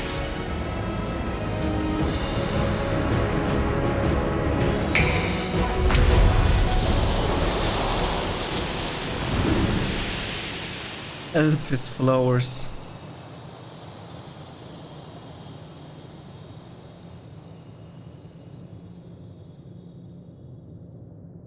Meteon, though I gave you these wings to soar the heavens, I did not teach you how to walk the earth. So loath was I to bind another living being. In the course of your long journey, you will learn from those you meet. Learn to walk and run, and so much more. A flower.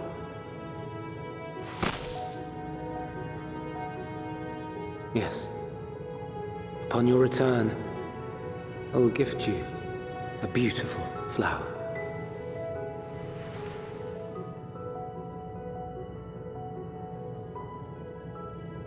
These Elpis blooms serve as proof that this realm is not utterly devoid of hope.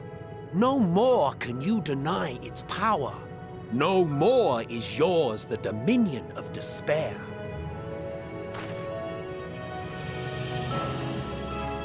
In case the practical implications were lost on you, your comrades no longer need fight their fight. So go on. Call them back to your side.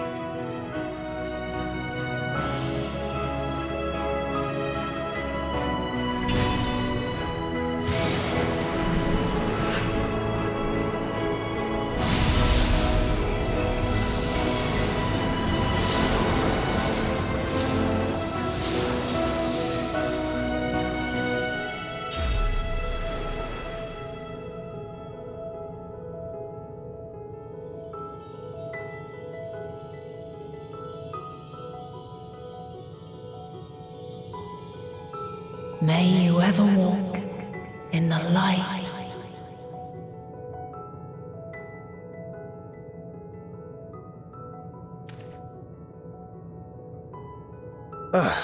How disappointing. Not even a single scar in the making to brag about. You'll find a way regardless. Honestly, this is far more than any of us could have hoped for. Let us be thankful. Indeed. That we thus stand reunited is a gift. Let us not squander it, and see that we all return to Etheris. Aye. As soon as we've averted the final days. Good to see you again. Our heroic sacrifice paid off, I take it.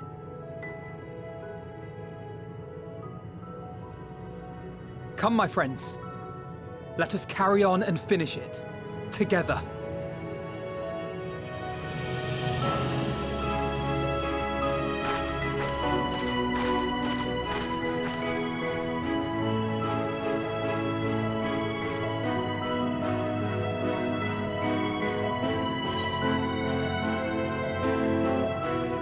Come with us, Meteon.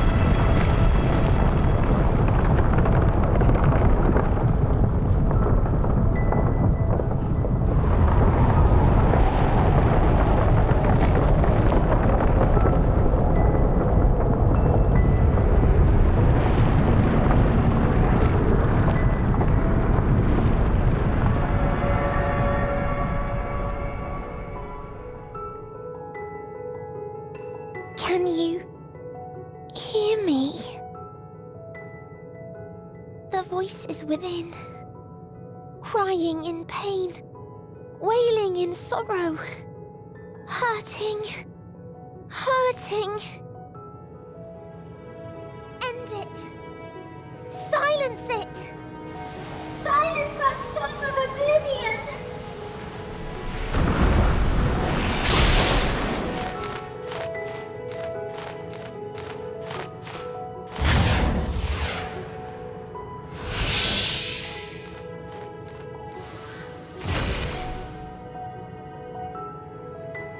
The way is open. They can proceed. So it seems.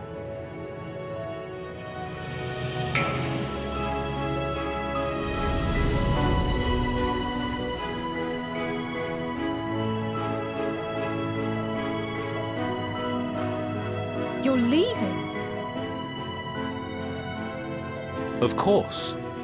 The encore is finished, and I will not suffer myself to live again by Heideling's magic.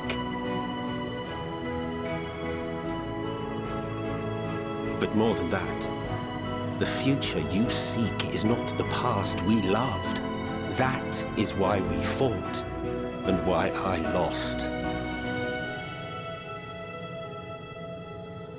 But though you defeated me, my ideals are inviolate, invincible.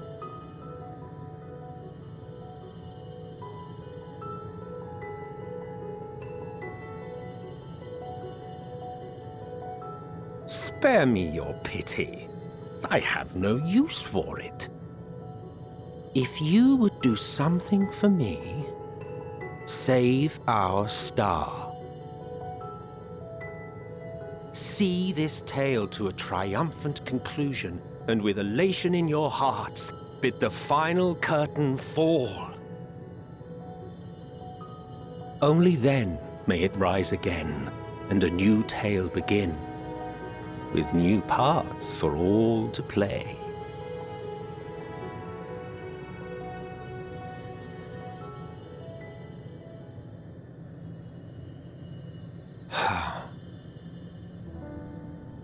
Tell me, have you been to the ruins beneath the waters of the Bounty? Or the treasure islands beyond the frozen waters of Blind Frost in Offerd's north? The fabled golden cities of the New World, the sacred sites of the forgotten people of the South Sea Isles? What about Mericidia, the southern continent? Do you know aught of its present state of affairs? I thought not. Even of your little Eorzea, you know precious little. The true identities of the 12, for instance. All of which is to say, expand your horizons, go forth and seek discovery. Some of the civilizations in the reflections will surprise you.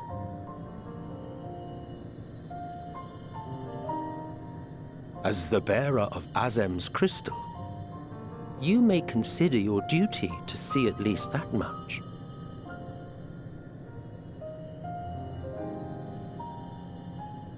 I certainly did.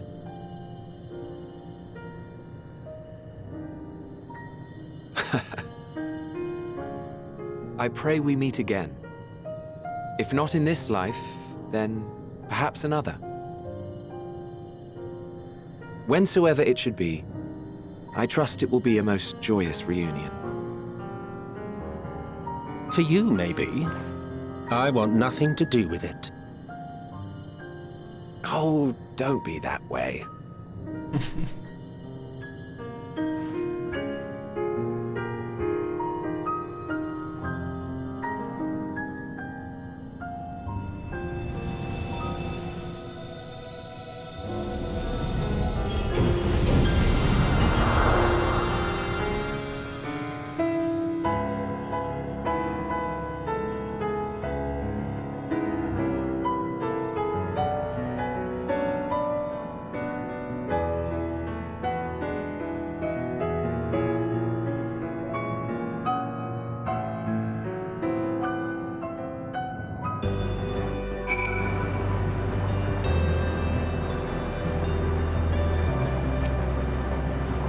I don't think I ever knew what to say to the man in retrospective.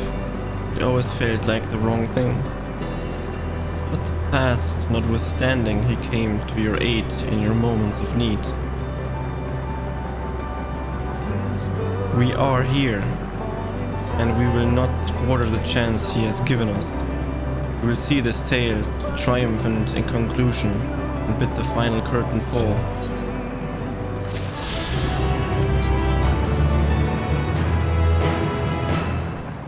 And this is the final quest.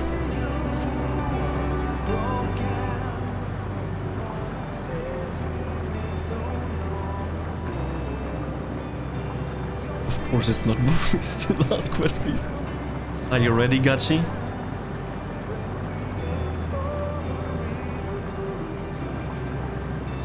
Then let us set forth for the reckoning.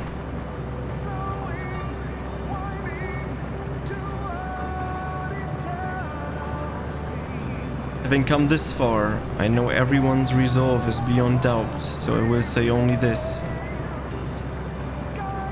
Within that dead sun swirls the emotion that Meteion has hoarded, the emotions of innumerable souls who strove for happiness but failed. As it was with the Denisians of Ultima Thule that bared our way, it is not for us to rebuke and admonish. It was not by passing judgment on the tragic legacies of others that we arrived at the moment. Rather, it was by opening our hearts to their despair, by understanding and acknowledging their fates, by still refusing to share in them ourselves, to hold fast to hope, not in ignorance, but by choice. Should you struggle to do so, I am here to help, as you have all helped me.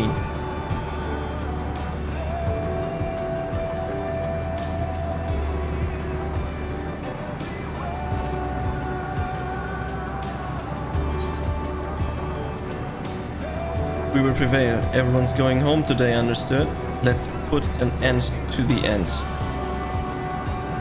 Let's put an end to the end.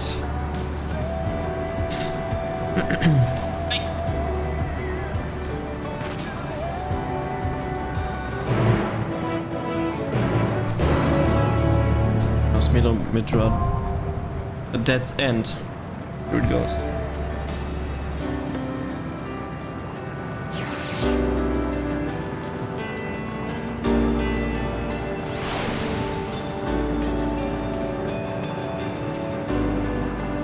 Let's go, guys.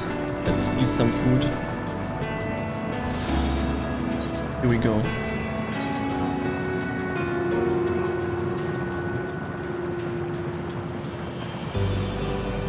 We use Thancred. Yeah, this seems okay.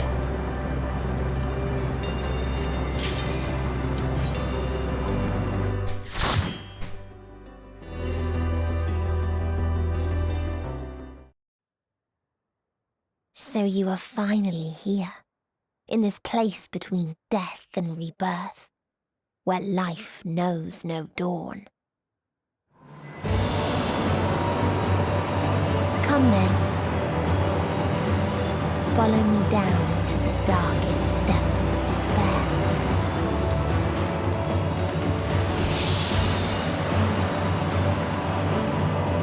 These are all the sisters, I assume.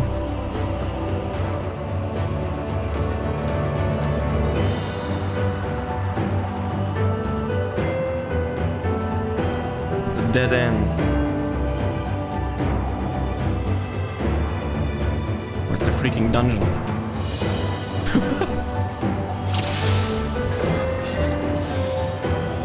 Once upon a time, there was a beautiful blue star that fell to pestilence and rotted inside and out. The more its people clung to life, the more they suffered.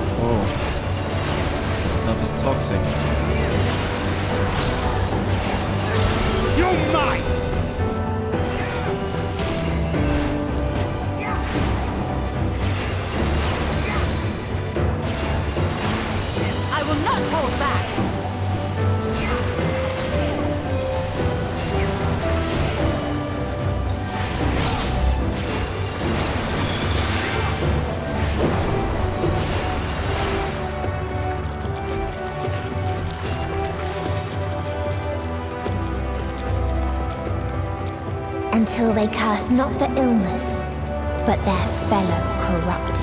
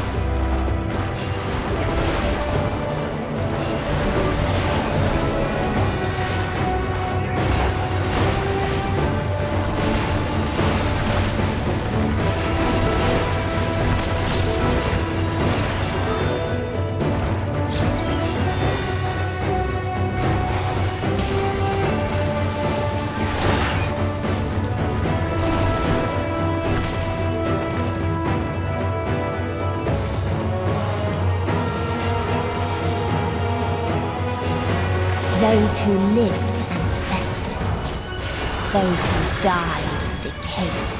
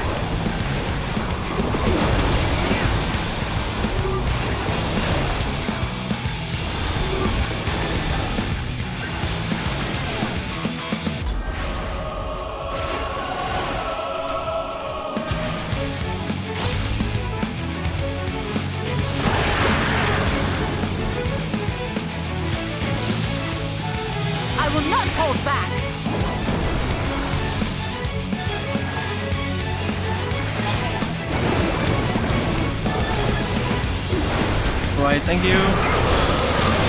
Thanks for stopping by. Rescue. Have a good night.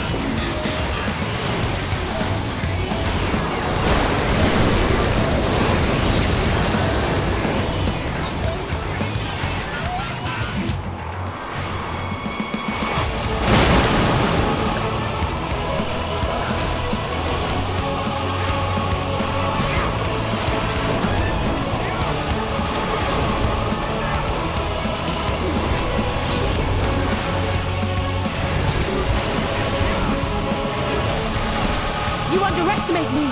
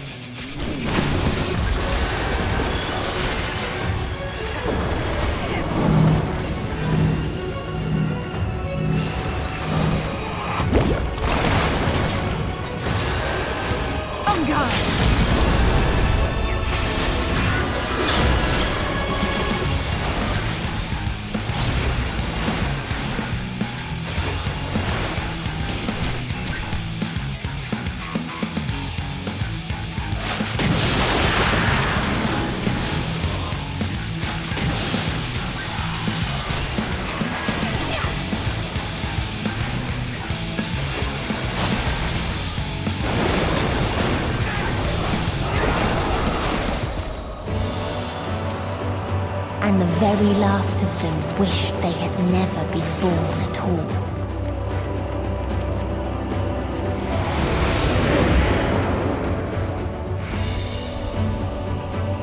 Judgment Day. In a faraway place, a brilliant star eradicated disease. Before destroying the selfsame lives it had saved.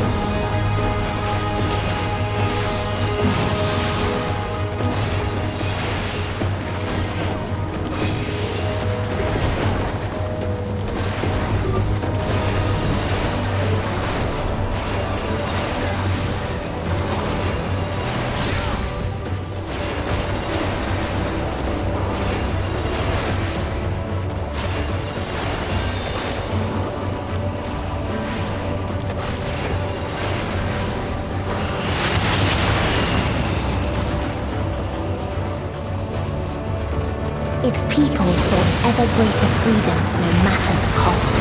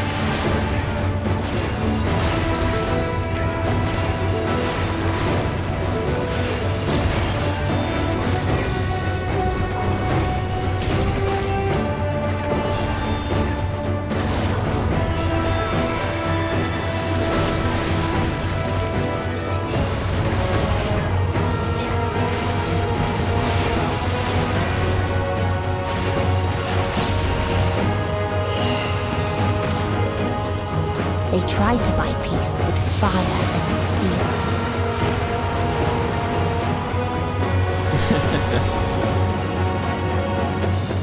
That's gotta be something.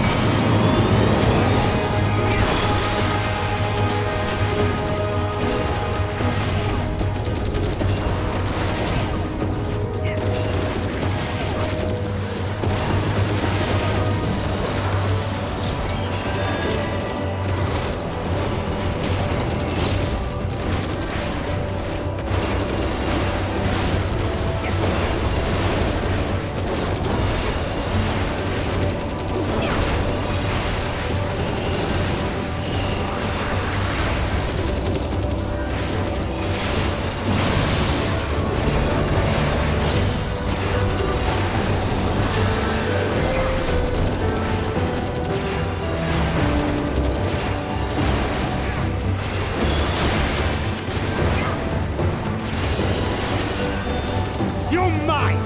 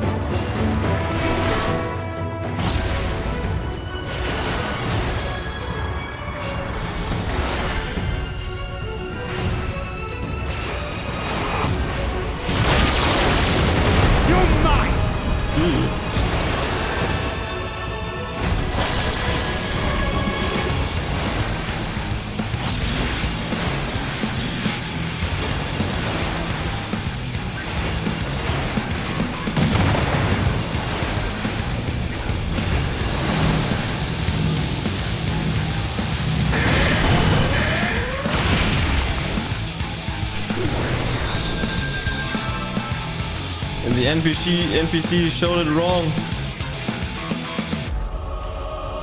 I got destroyed. Oh my god, don't tell me I have to run all the way.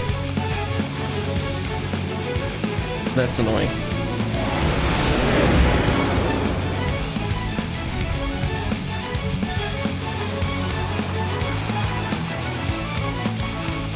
Any bot enjoyers?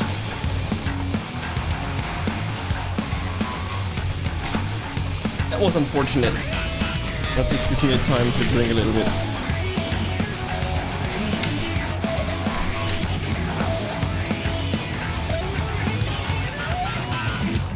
I'm kind of confused at the... if this is the last battle, and it's not a trial or anything like that, but it's a dungeon.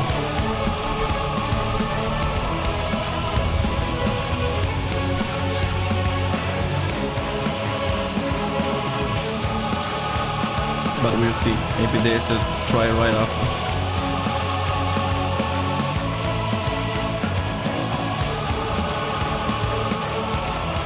Maybe not.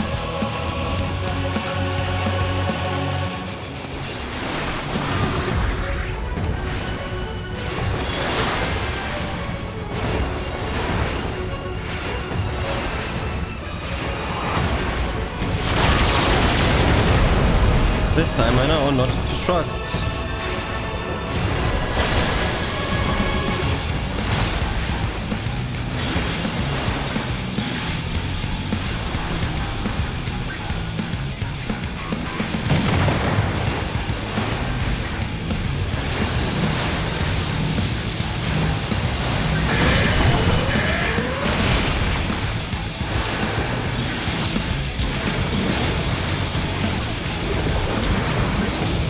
You underestimate me!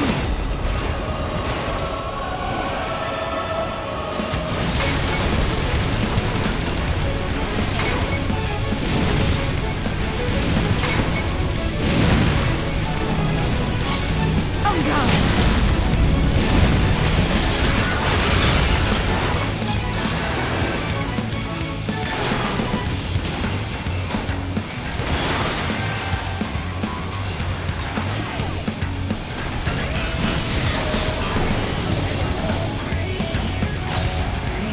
You underestimate me!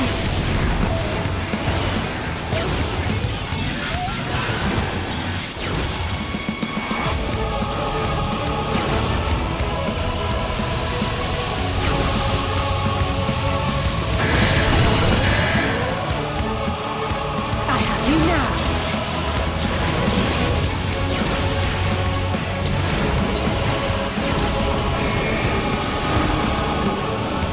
Try and stop me! Hey, Rubes.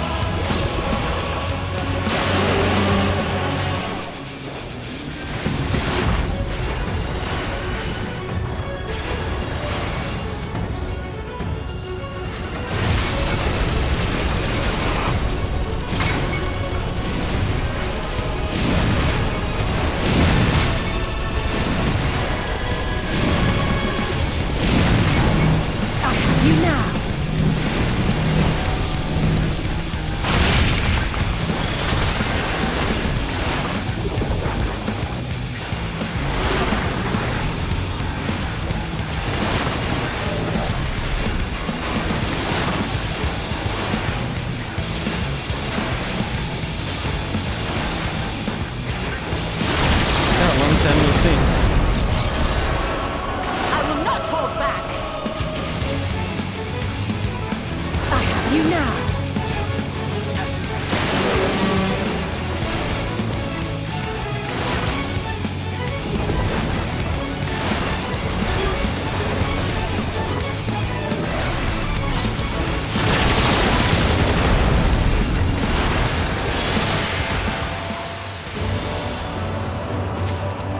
How have you been, man? And when one asked, what is the point?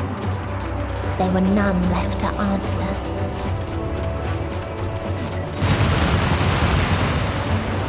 Let's see that I killed them all.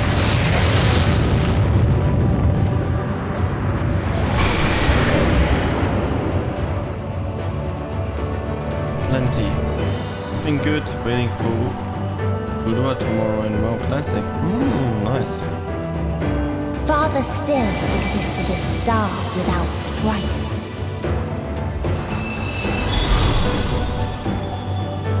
Where none remembered life's trials or its joys.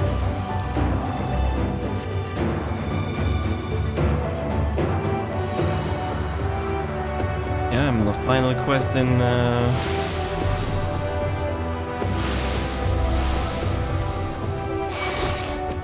FF14.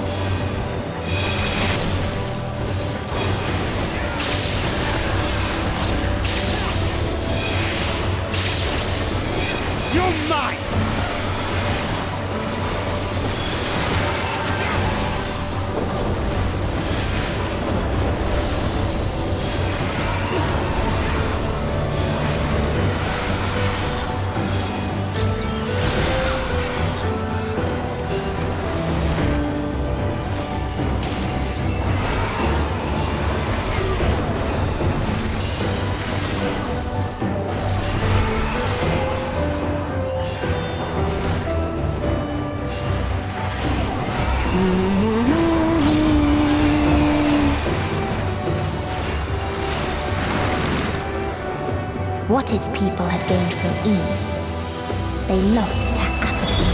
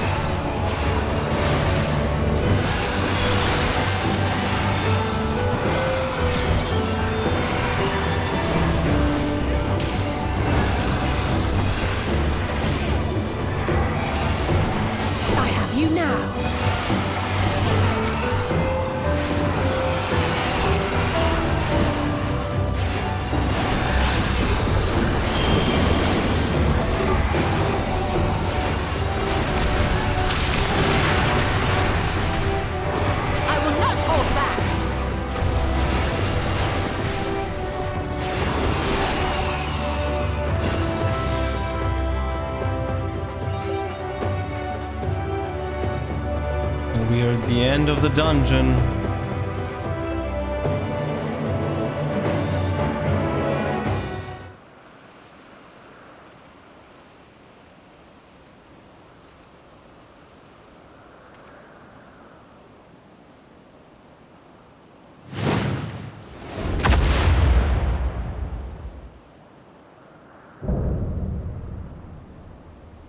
Last mercy.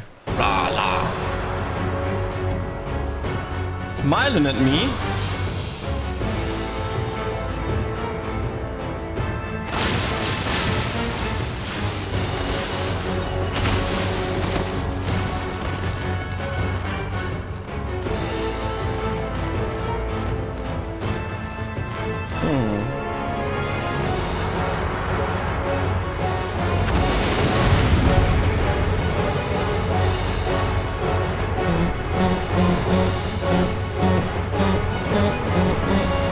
So they created the kindest, most gentle of beasts.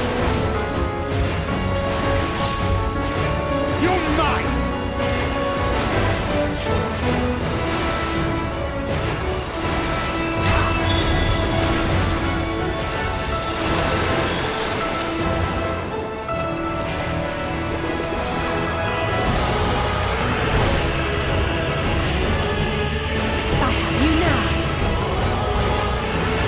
Its steps were light, and its gift was as painless as it was beautiful.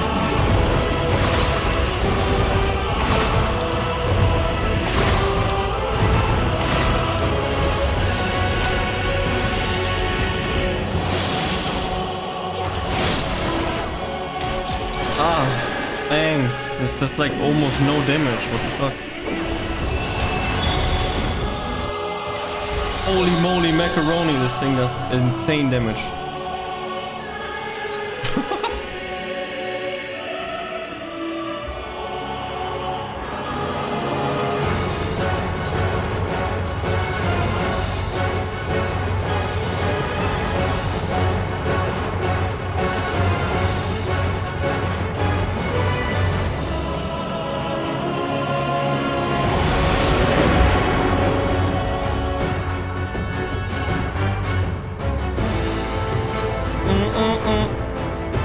Ugh, so much running now.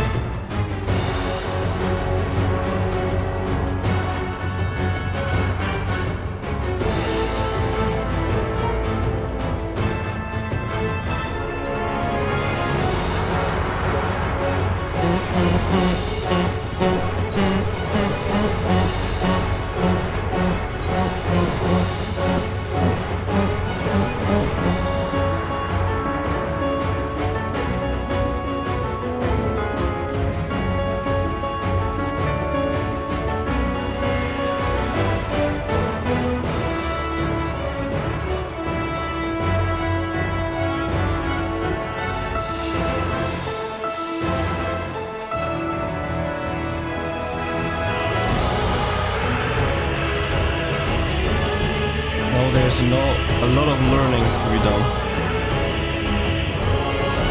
I'll focus more on healing. So they created the kindest, most gentle of beasts.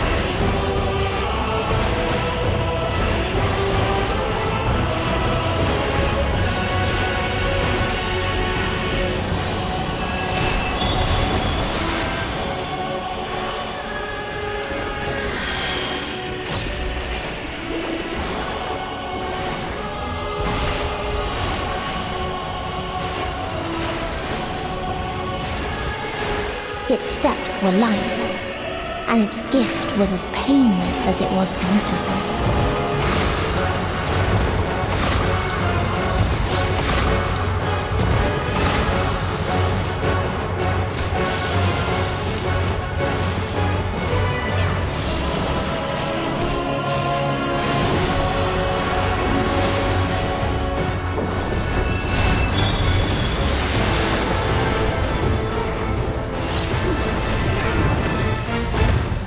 Bathed in its golden glow, they all slept happily ever after.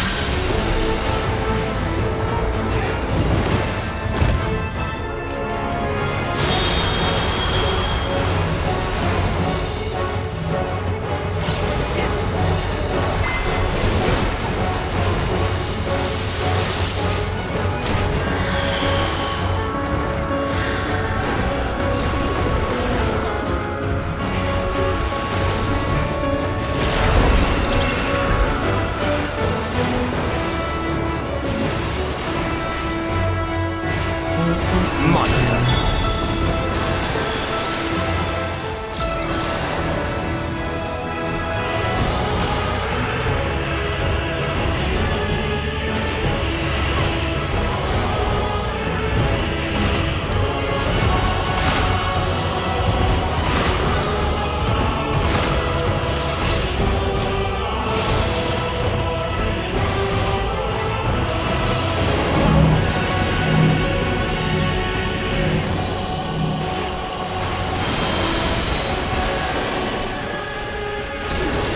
Away with you!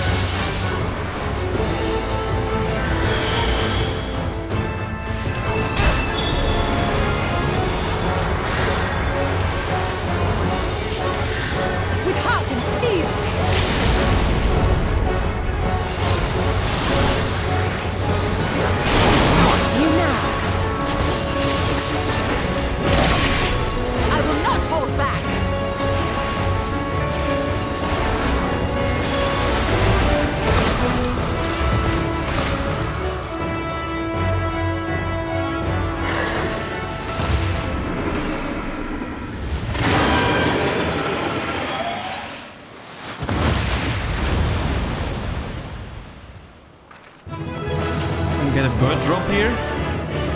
Time to get it. Let's try.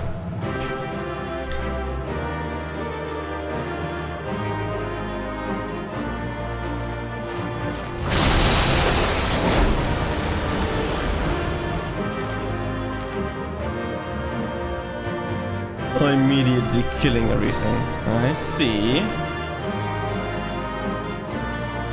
Okay. Time for the bird.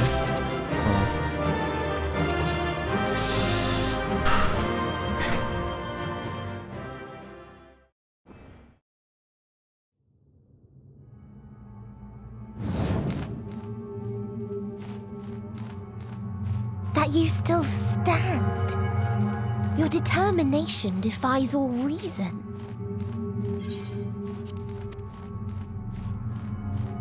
The souls within me writhe and recoil in your presence. What must I do?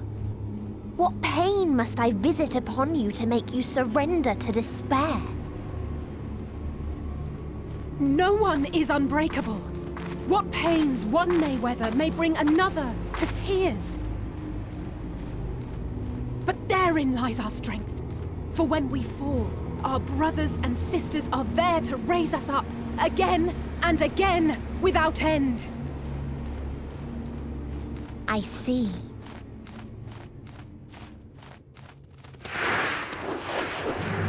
But no matter how much hope exists, ever will there be more despair.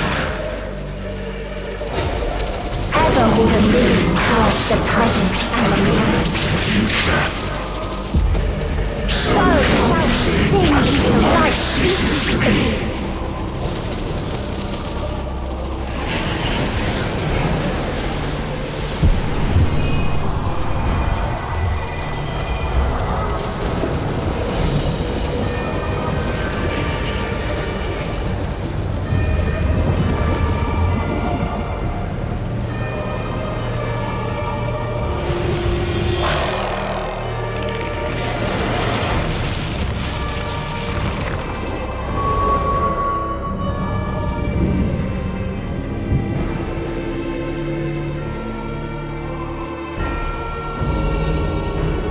Seven hells!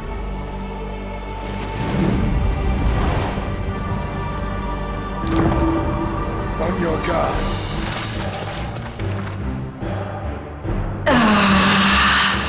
The rage. It rises. Rises.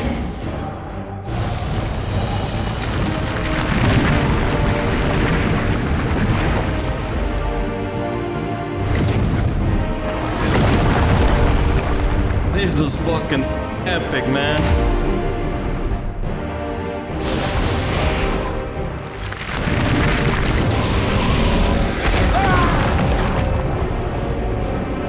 Stop! Calm yourself, please.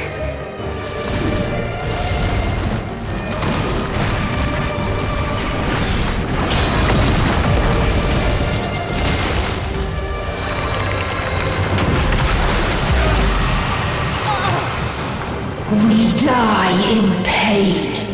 We die in suffering. Who are you to live?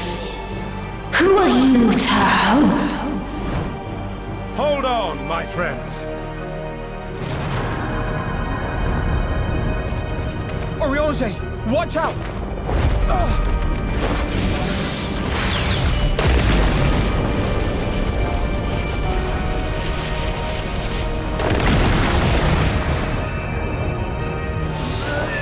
Alphino!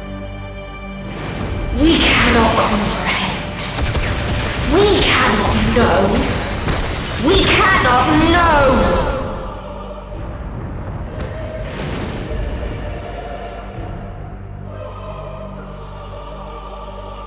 Don't, please! Don't do this to them! To yourself! Just one good strike.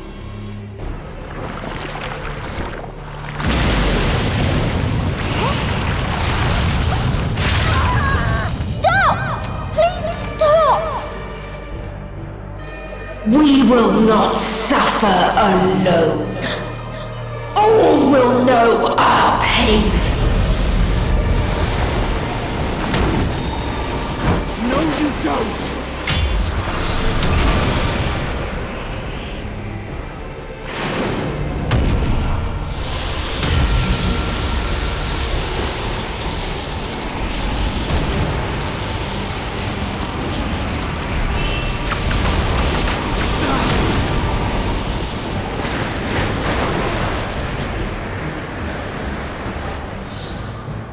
All awash in ice, a frozen waste, forever silent.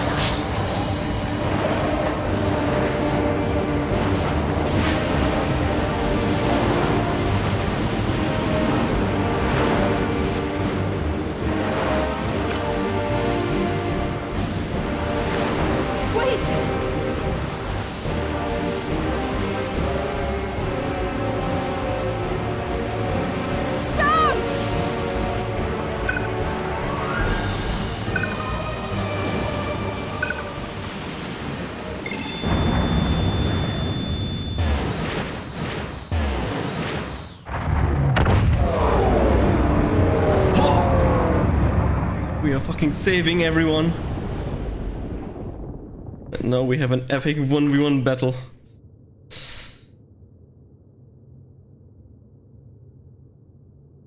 You gifted them escape. And rendered yourself powerless. Bereft of the synergy you claim is your strength. Unless you need to call upon the dead once more.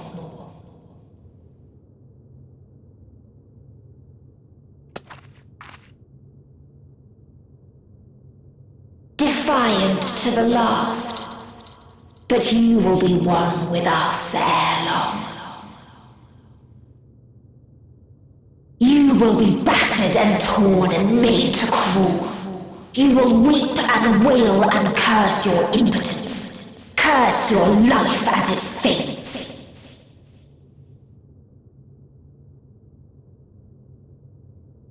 As we did, as we died. Such pain and sorrow we felt. Such anguish and rage. We tried, We tried, but it was no use. Only when we surrendered did we find release. Only when we embraced death.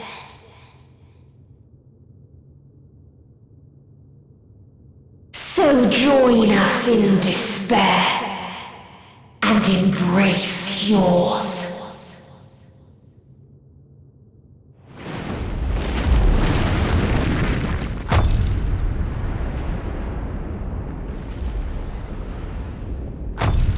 My ultimatum.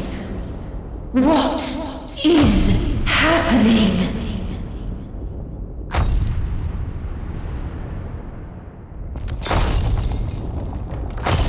Someone is breaking it.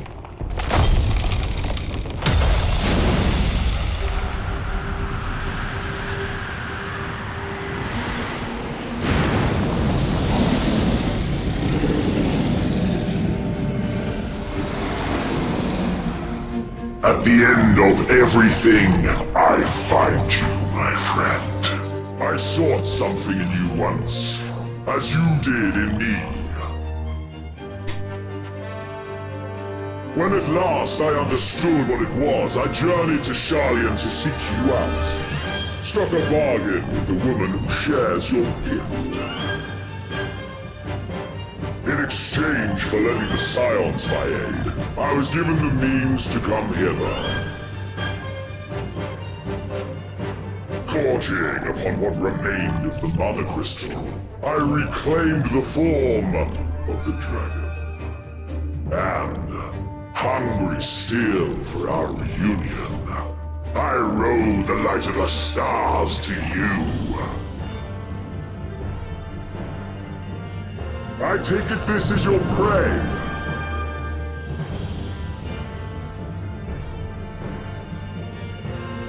But why does it still live? Surely it is no match for you. I assumed you would be above something so banal as despair. Am I mistaken?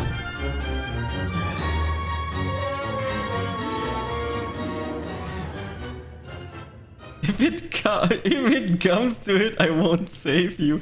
I don't want your help.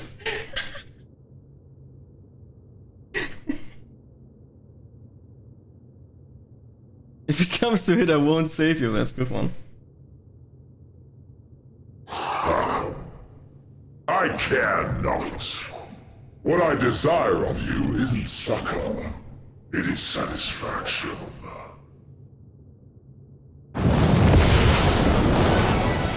So come! Let us dispense with this distraction, you and I fucking didn't believe that Xenos is now fucking helping us.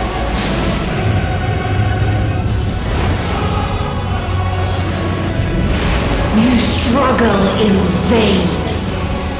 You will not silence our song of oblivion.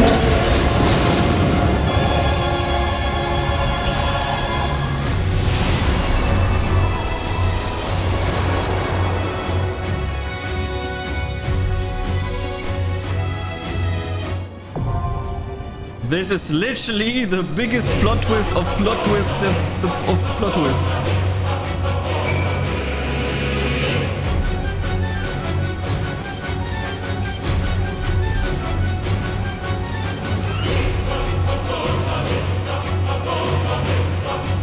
Okay, does anyone want to join?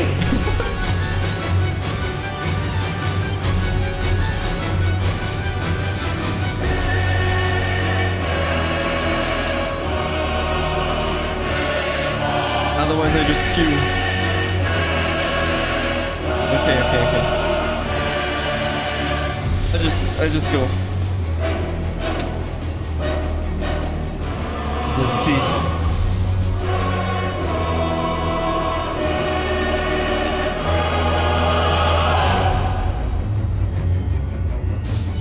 Hopefully we find a queue pop soon.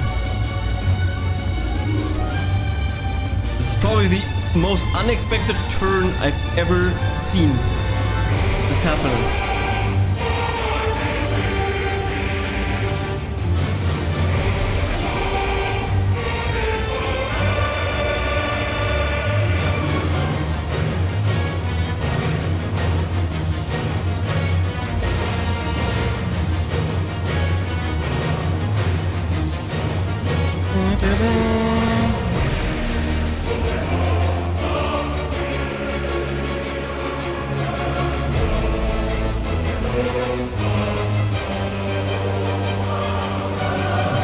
this trial for the first time.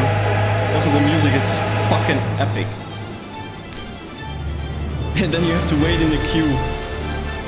Now we're almost done. 1 tank, 1 healer, and 2 DPS left.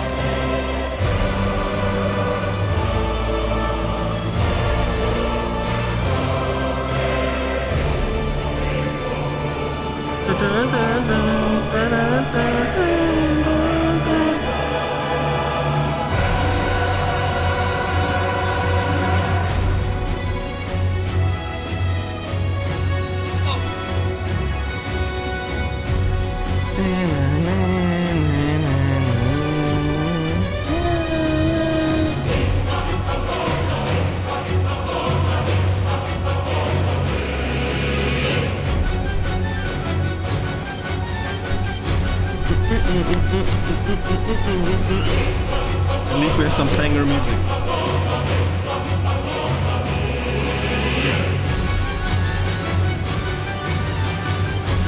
Cue pop now. Cue pop now.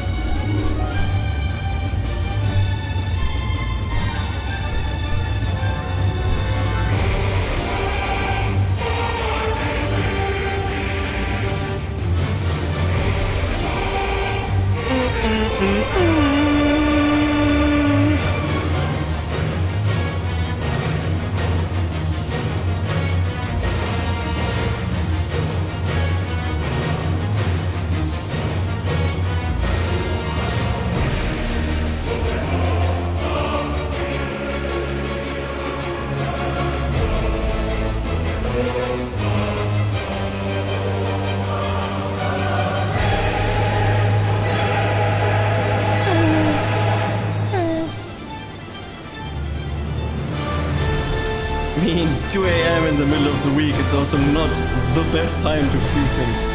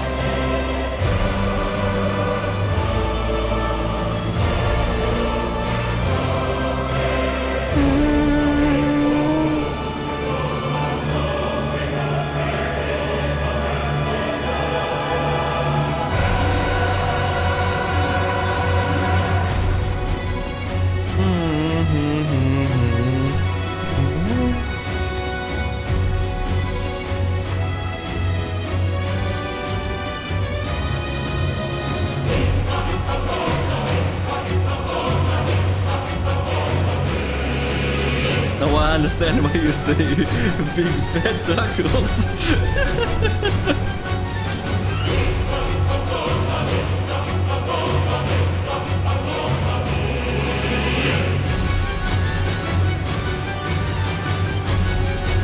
Views for this one are terrible. Yes, I noticed. Also, it doesn't have it. It's like in the middle of the night, in the middle of the week. On the weekend or whatever the hell at the moment there's.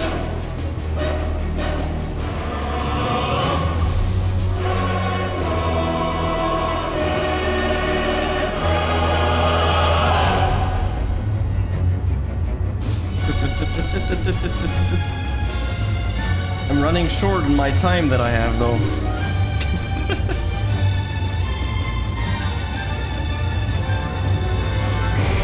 I think with all the endings and all that kind of stuff and the fighting, I'm going over 12 hours.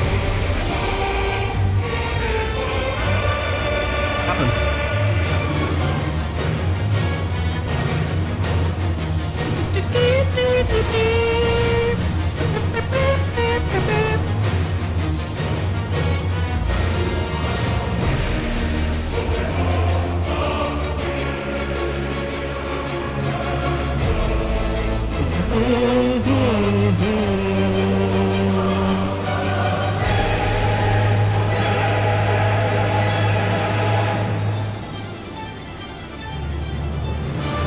Be at the station in 5 minutes and I can join it.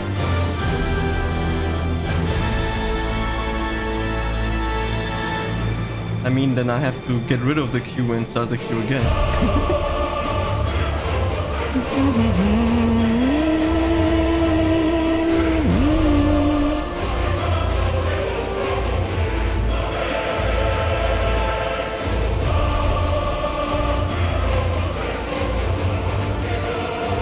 Ah yeah, one tank, one healer, then it's way easier.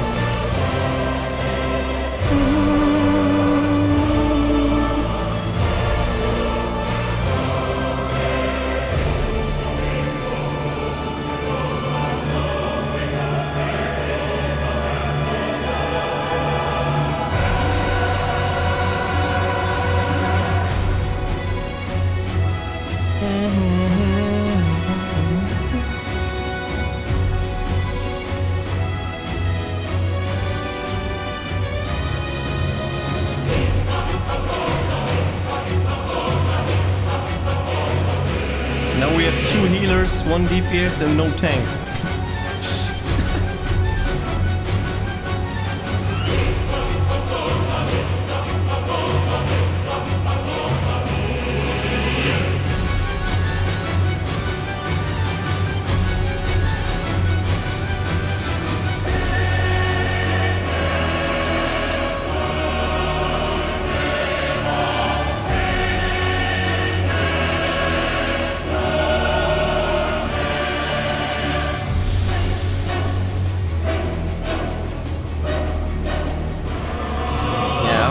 But I don't want to stop. I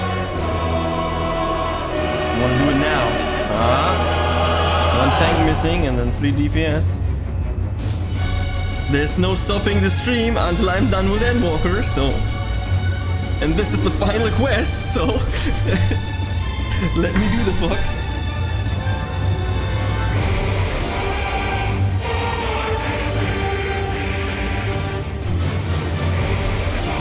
Oh yeah, Xenos. Luca, I need your help! Please! I'm stuck in the queue for 10 minutes already.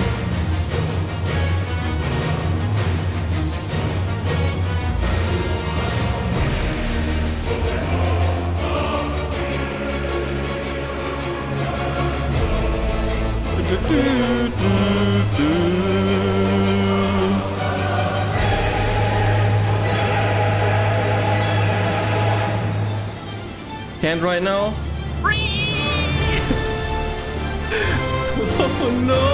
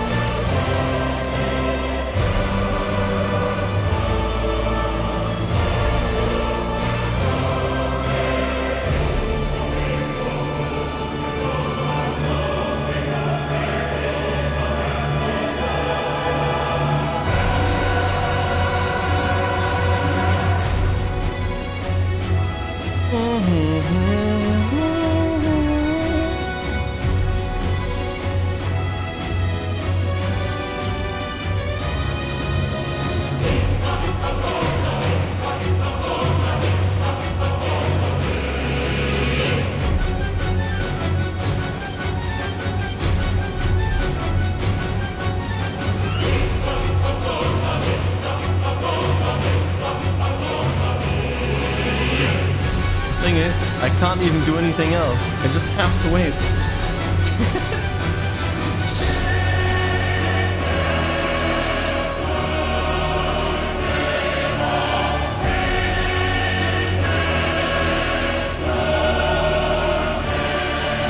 Invite.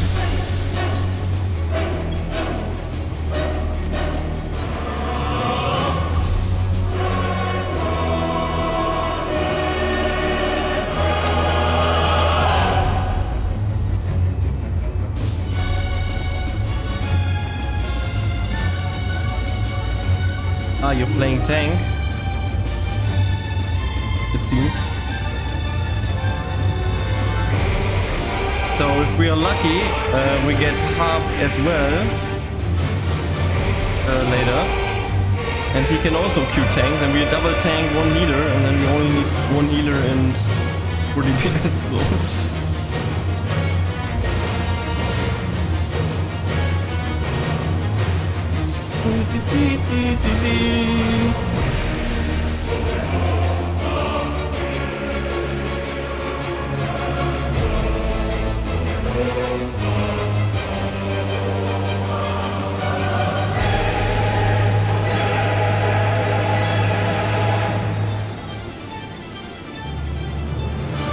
Nice, we have 2 tanks now.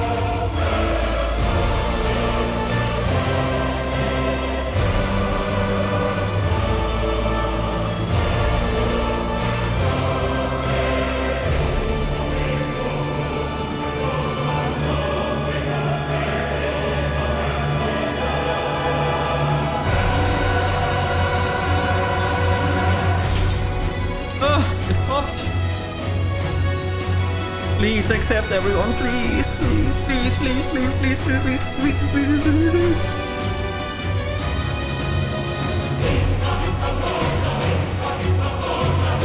Only 1 DPS. Watch out for planets. I can't imagine.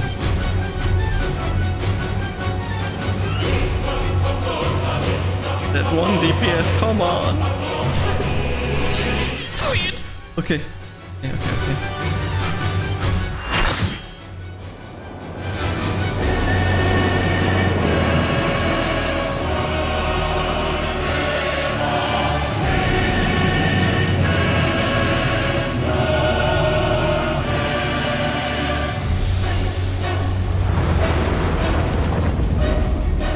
There she is.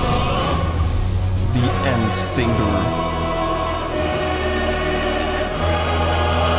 You will never reach it. Will never reach the deliverance you seek.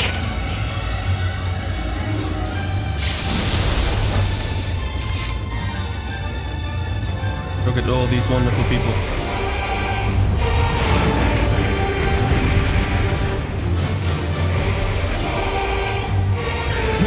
Good stuff, that's what I'm reading in chat. Our hunt ends this day. There is nowhere you can flee that we cannot follow. Even stars must die.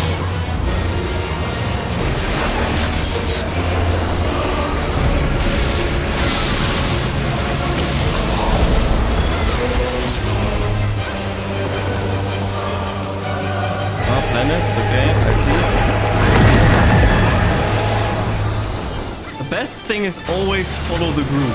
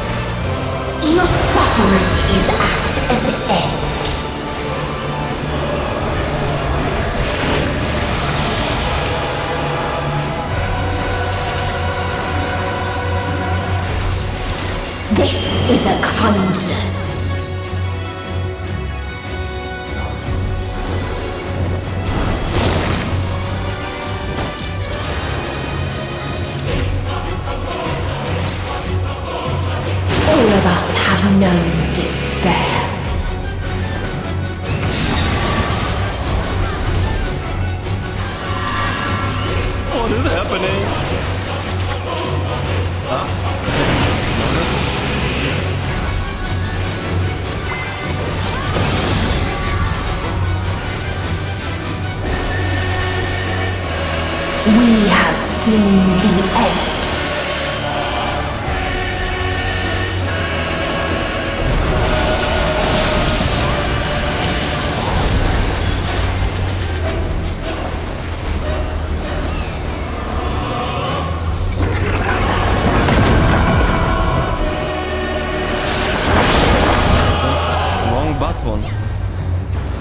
Are people still going here?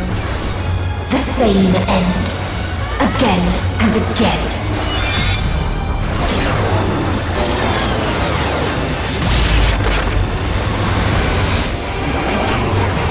What the fuck is happening with those planets?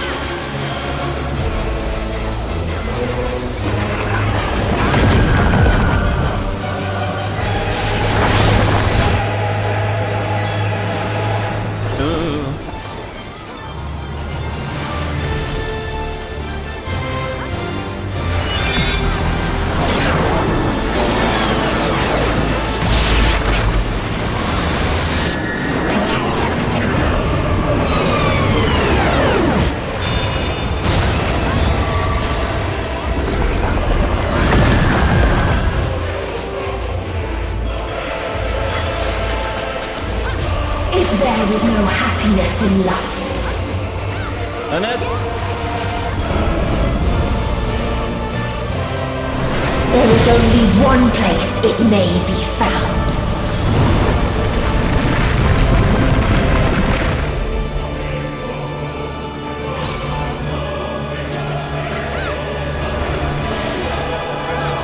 Space gem time. Or to press the button.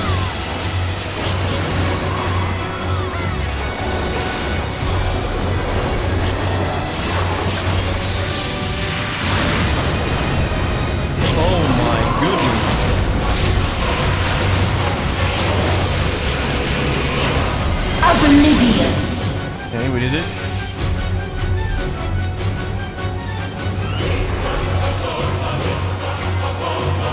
It is time!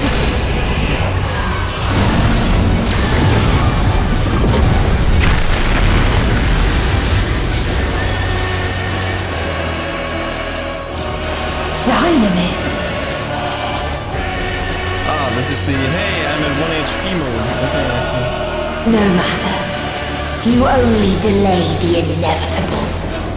This is fate.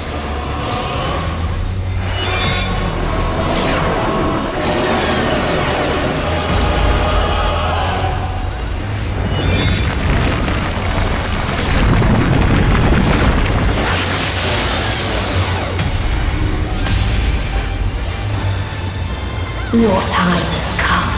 It always does. 10 seconds until Oblivion is sealed. 5 seconds.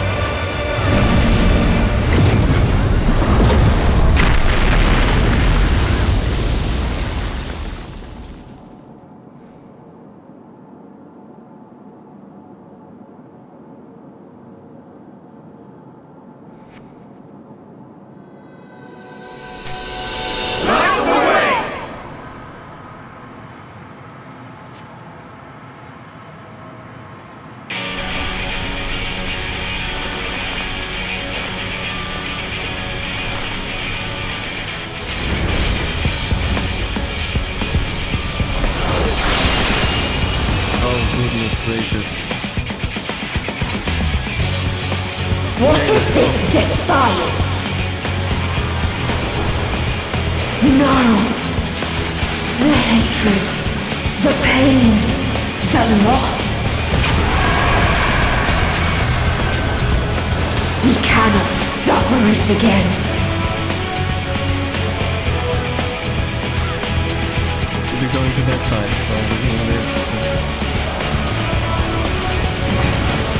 We will stand against fate!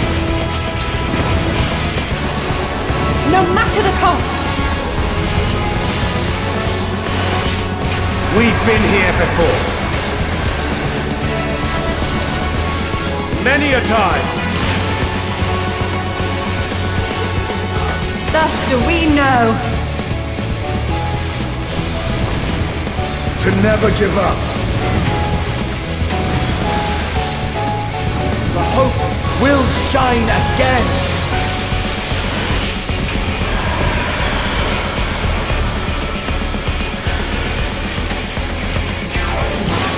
What we saw.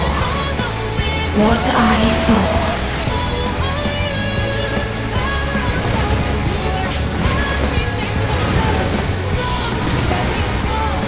This can only end in misery and desolation.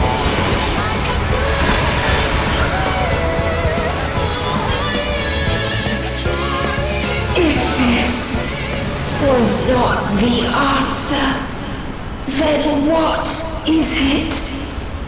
Where lies happiness?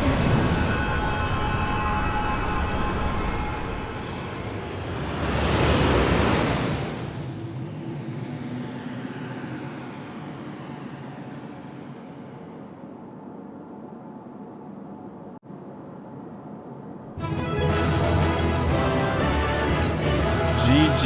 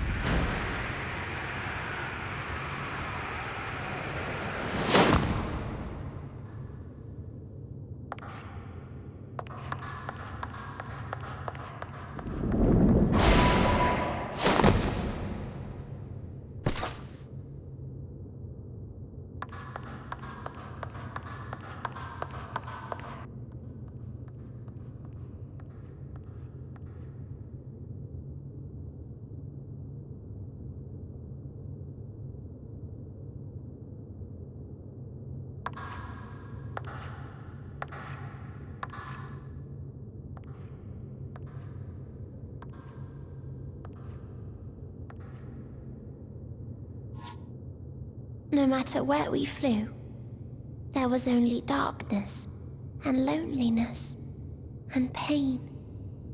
We couldn't find the answers Hermes yearned for. The answers he deserved.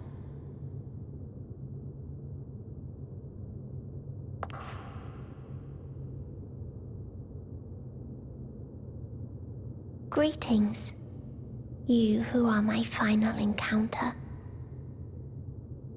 I wish to hear your words, share your feelings, know your thoughts. May we please be friends?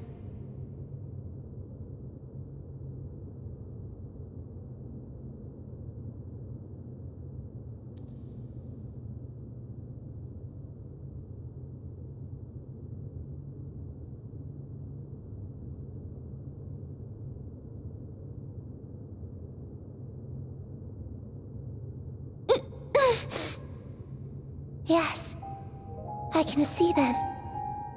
The memories of a long, long journey. So many people. The thoughts of them overflowing in your heart.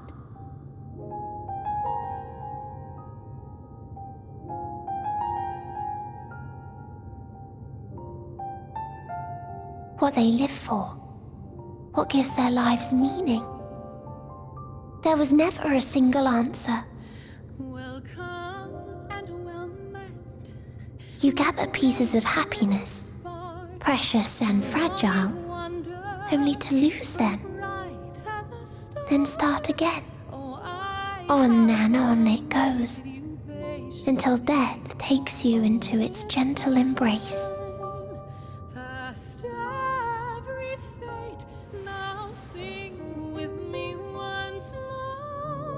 That which Hermes sent us to find was there all this time. On Etheris.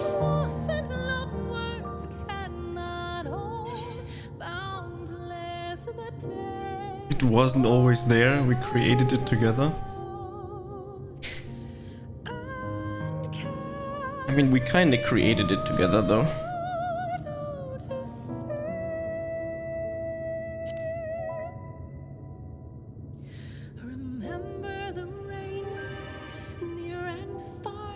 Like a field of flowers, perhaps.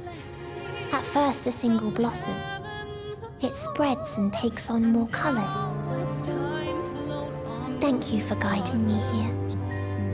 To find these words at journey's end fills me with joy.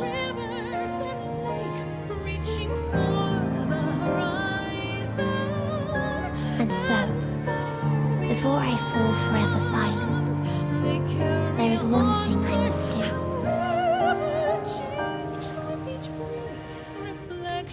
No expression of regret will undo what my sisters and I have done, or restore what we have stolen. But if you would allow it, I would sing one last song. A song of the newfound joy that swells in my heart.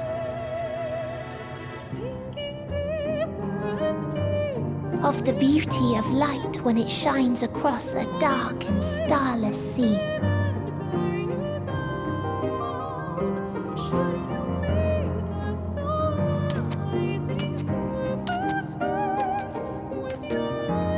Of a dream that from the soil of worlds now lost to sorrow, life will spring forth once more, nourished by gentle rains and caressed by uplifting winds, a song of hope.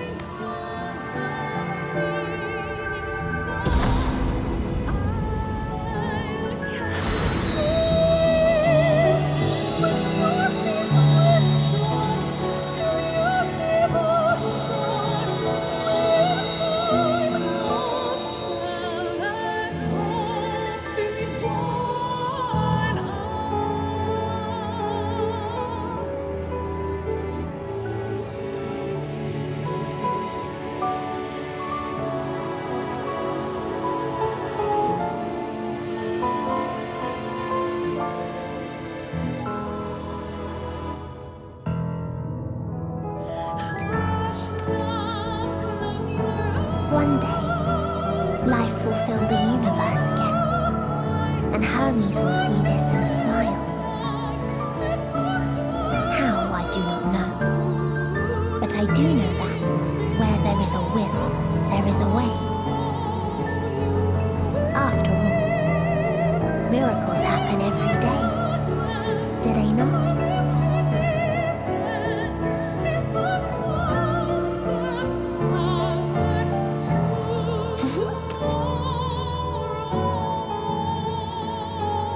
I will create a path back to your ship, where your dear friends await. Hold in your heart your desire to return to them, then follow my lead and walk forth. That hope will surely guide you true.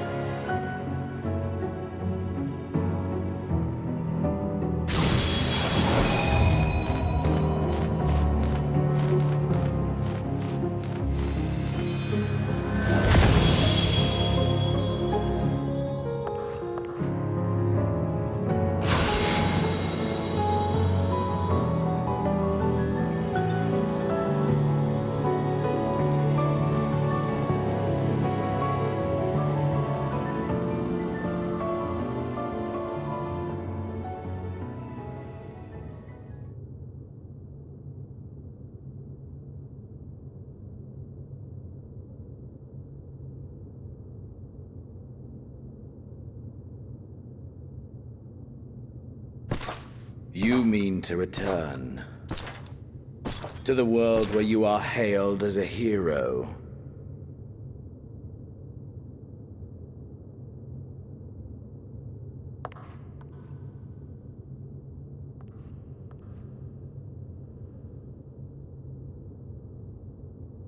Hear me then.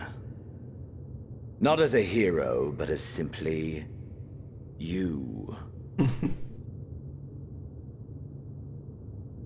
As I learned in Alamigo, you are a formidable foe. Stronger than any I have faced. Against you, I need bring my all to bear. I need burn through the candle of my life. This is the sole pleasure I know, and it is the sole pleasure I have to share.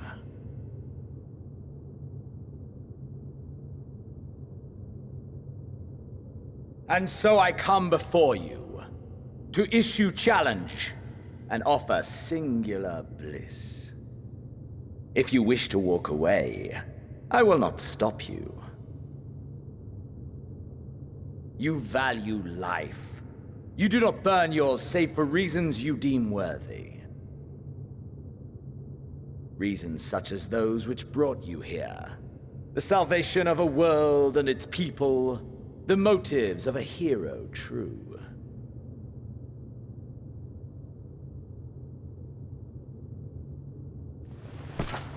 But there is more to you than that. You know this to be true. As surely as you know the thrill of pushing your body and soul to their limits. Of confronting ever mightier foes, dancing ever closer to the precipice, wondering if this will be the one to finally fill the void. Such pleasures you seek for their own sake, and no other reason. Is this not so, adventurer?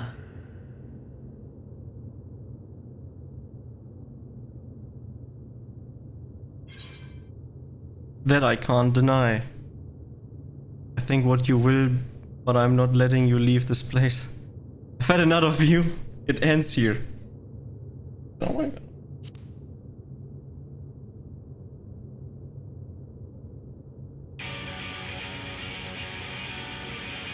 You idiot. You didn't tell me. It's your fault. Ha! Finally mustered the desire to kill me, have you? Go on then. Try and strike me down in this forsaken place. I shall return the favor. We rewatch it. Aye!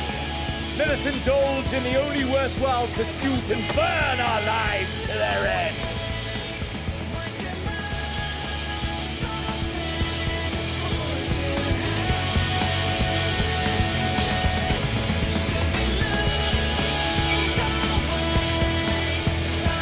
Nice music. Thanks.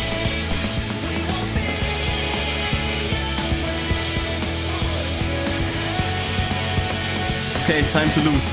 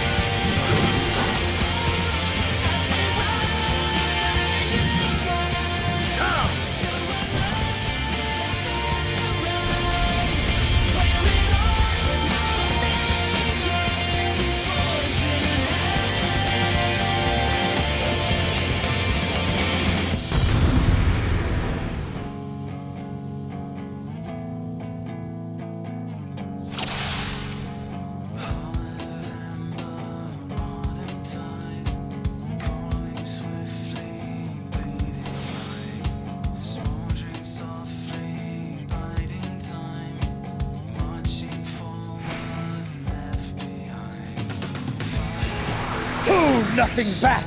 Push yourself to your limit and me to mine! Yep. The damage is going crazy, man.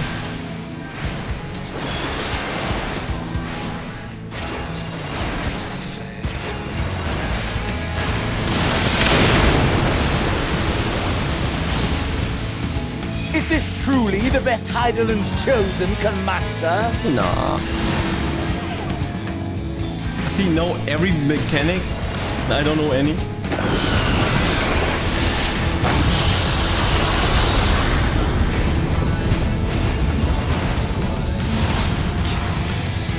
yeah.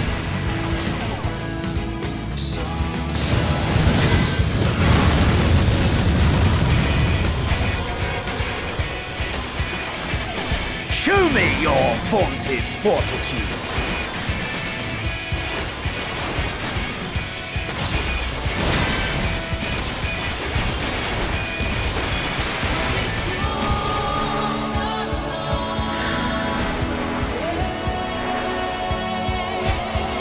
Soon you will know the full extent of my power.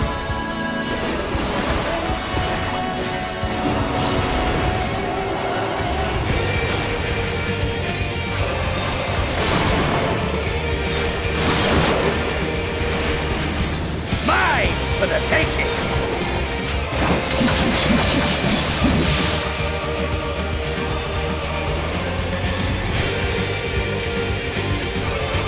Mine for the taking!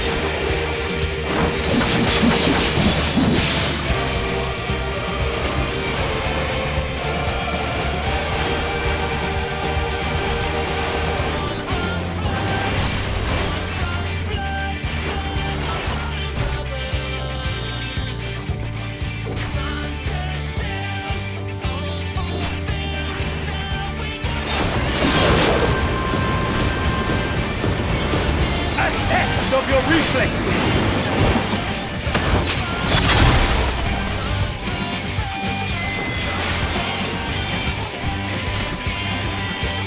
A test of your reflexes!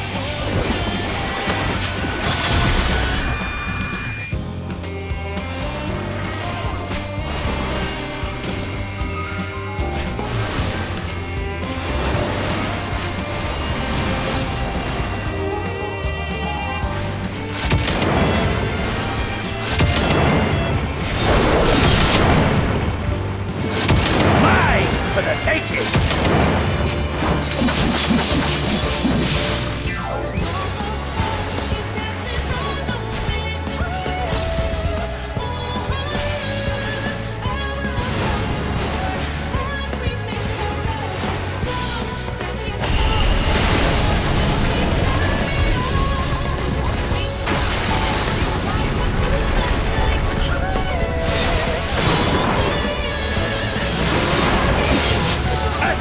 Of your reflexes!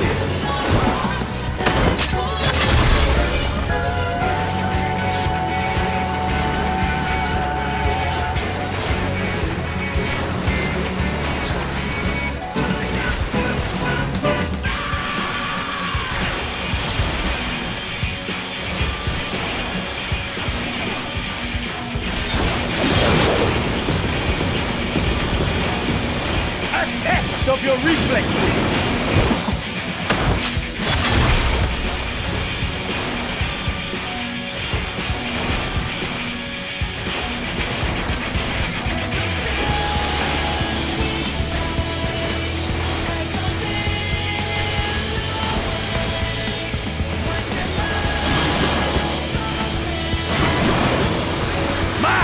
For the taking!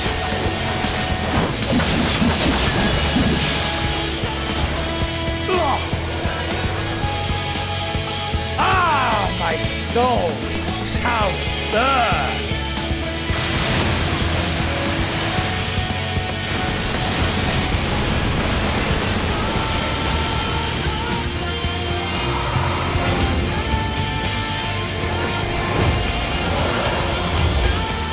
I know. The inferno is swelling within you.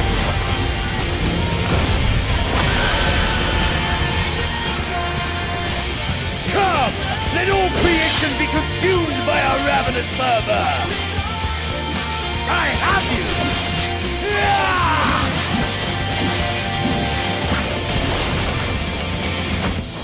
you! Do not tell me your life's fire is already spent.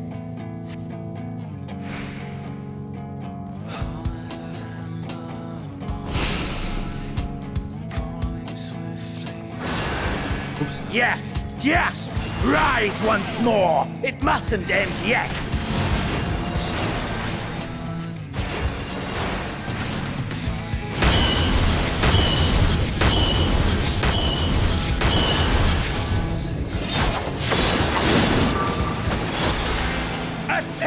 of your reflexes!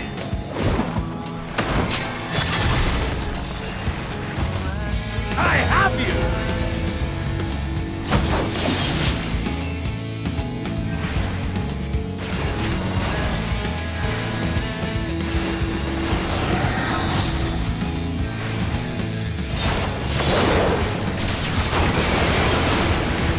A test of your reflexes!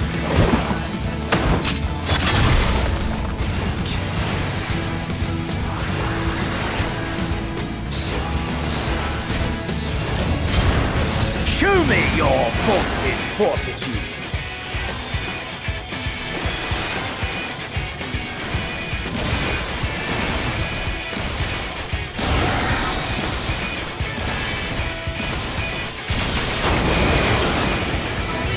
Have I overestimated your potential?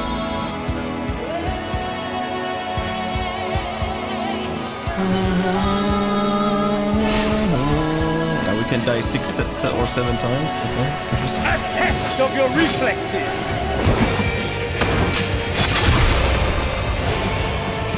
I have you!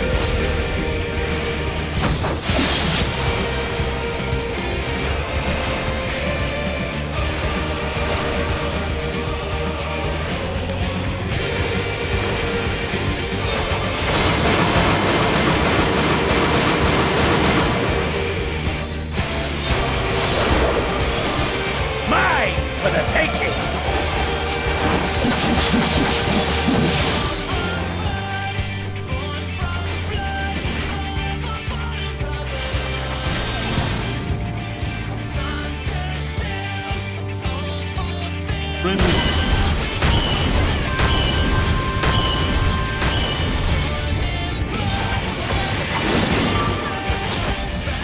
Mine for the taking!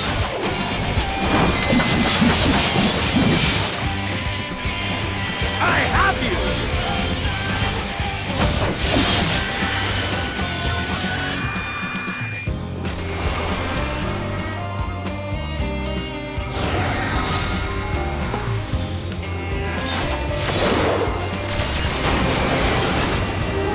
A test of your reflexes!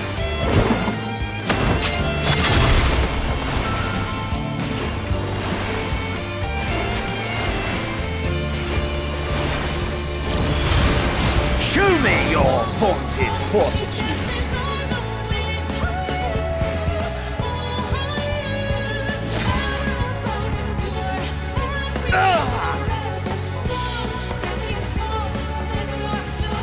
No, not yet. Not until the last of me is spent.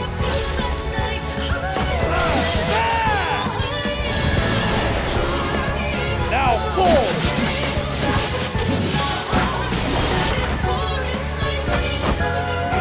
This is my moment! Our moment!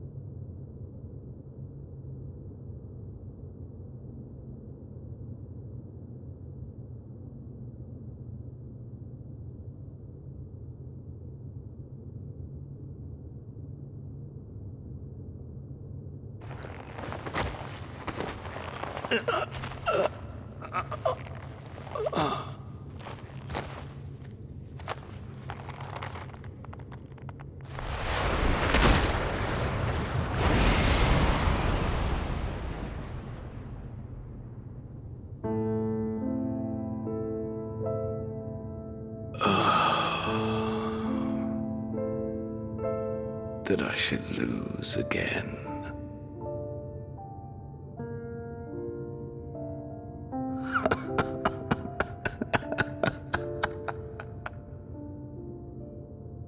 How disappointing.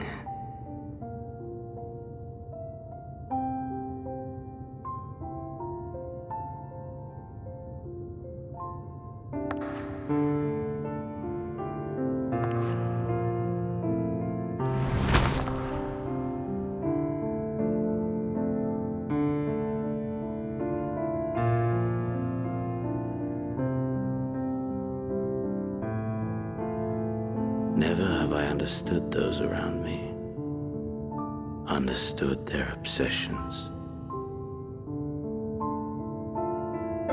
Besieged by their banality, the world is a mire of tedium and trivialities.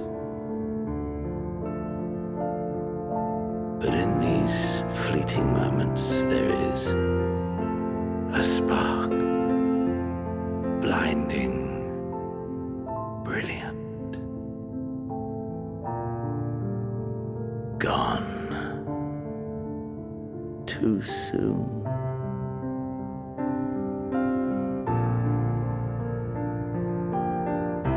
What of you, my mirror?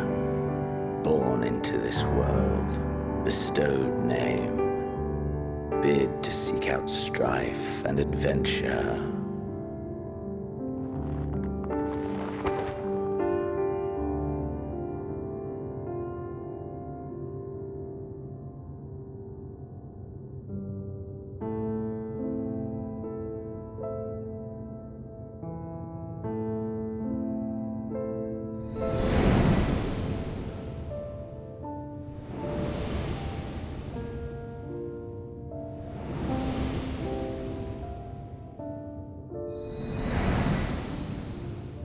Was this life a gift or a burden?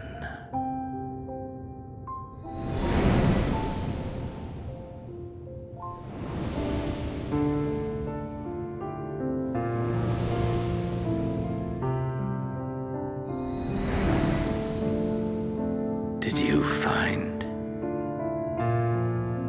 fulfillment?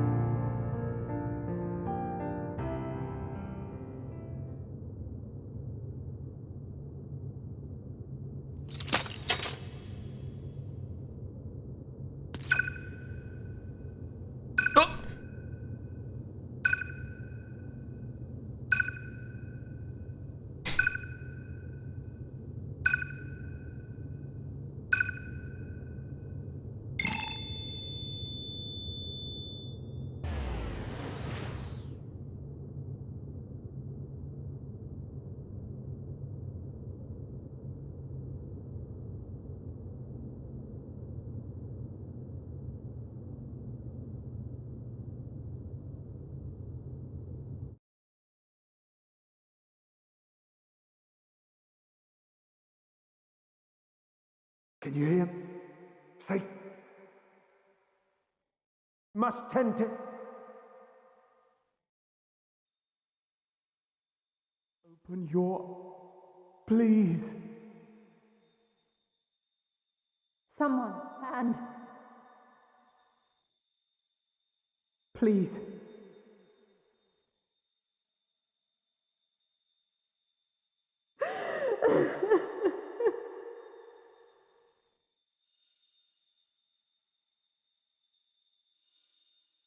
You can't leave us!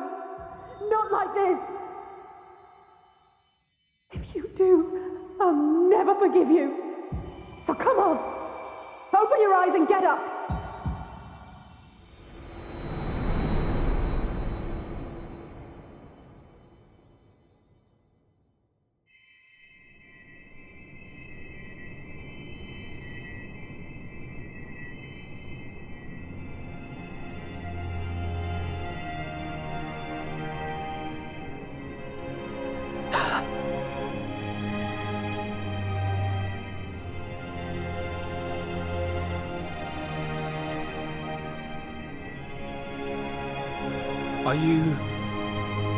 Are you with us?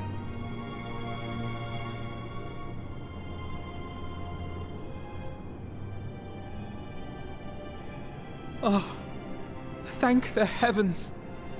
For a moment we thought...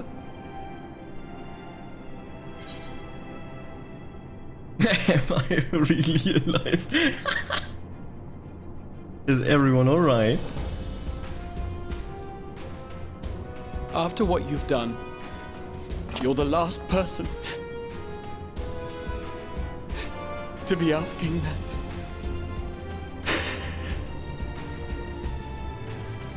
You... How can you keep your promise if you're not here?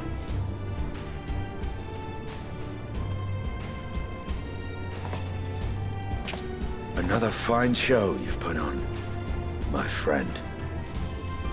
A fine show indeed. What were you thinking, fighting alone? Never do that again.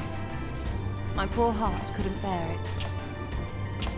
Put yourself in our place. If you hadn't returned, how do you think we would feel? And if that sounds harsh, it's because we care. We tended to thy wounds as best we could, but how is the pain?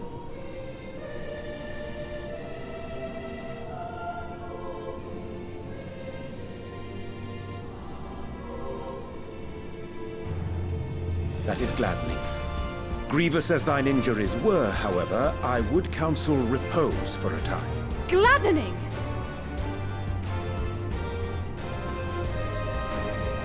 There's nothing gladdening about this. When Meteon appeared in here and told us that you were right behind her, we all got our hopes up. But you never came. And when you finally deign to appear, you're within an ilm of your life. Damn you! Damn you for making us worry!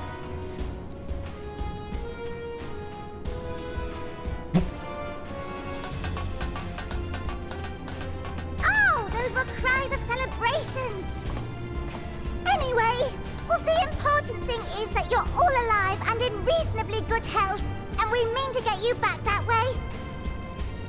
As for your earlier request, I'm quite certain we're in range to make contact now. Ah, excellent. Let us announce our return at once. I hope you're ready.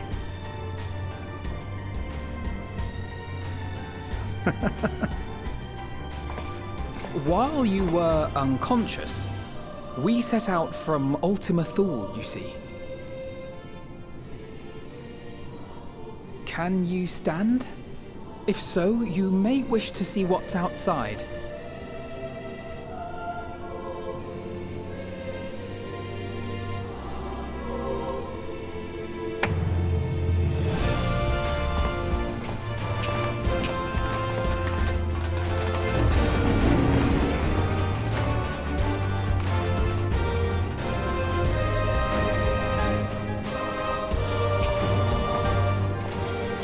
We're home, my friend. We're home.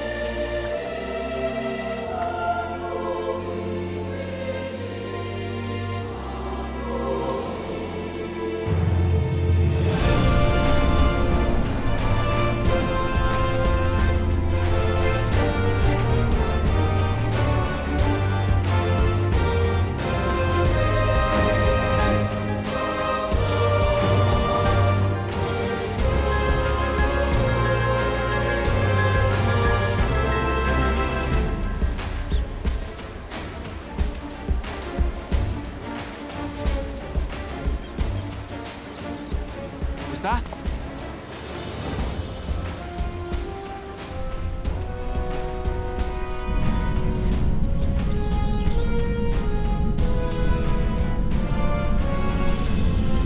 It is!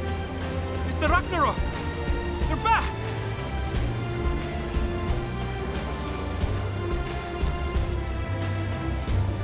Thank heavens. Truly. They've done it! Welcome home. Yes!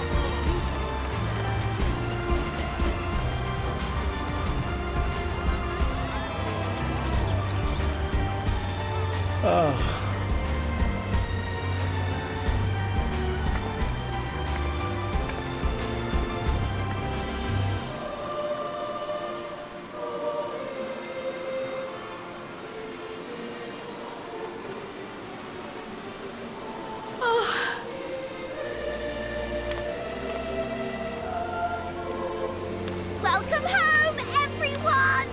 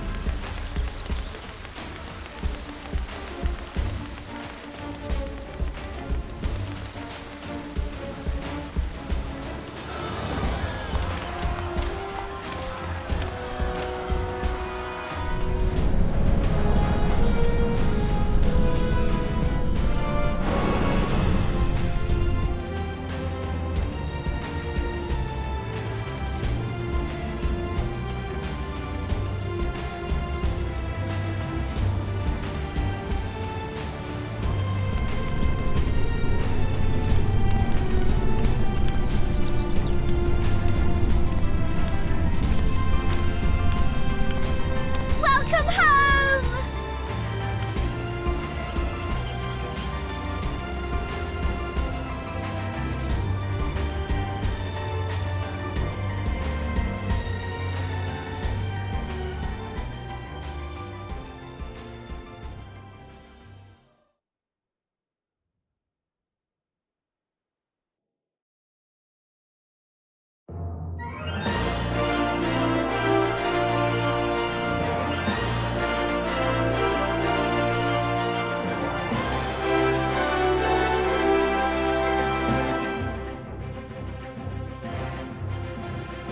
This is it.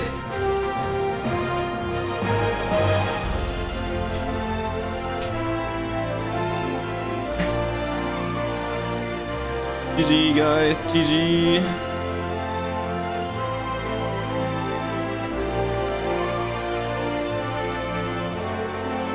So by the way, I saw your message that this is the cutscene, but I forgot what option I had to choose, so I had no clue. And you didn't say anything, and I was like, okay. So full blame on you. Go ahead. The other options for other endings, apparently, I can still rewatch them, right? And the never-ending book.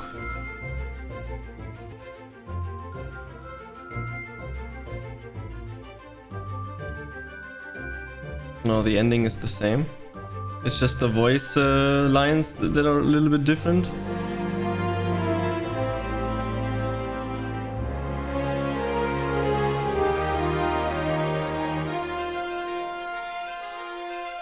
The option is the smirk on your char when you pick the first option. Okay. I want to see that smirk. It was the first option. Good to know. But I think I'm gonna watch that tomorrow because it is extremely late.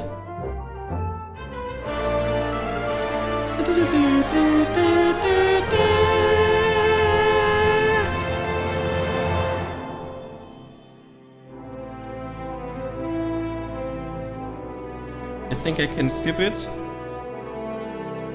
Yeah, I think in the cutscenes there's never something. The real credits, there's like not much, but that there's something here is totally understandable.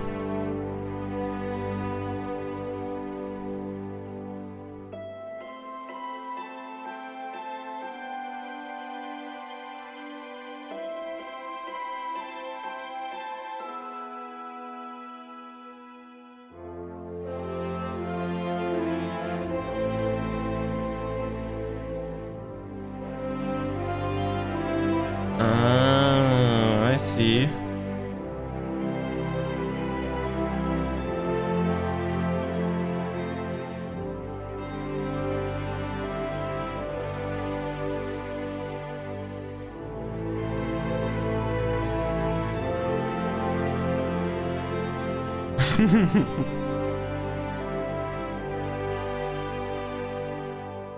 I see.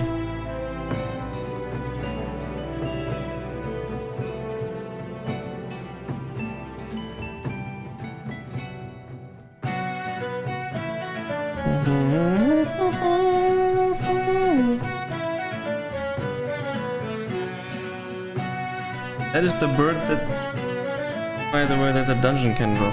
Ah. I Dearest see. mother. Oh.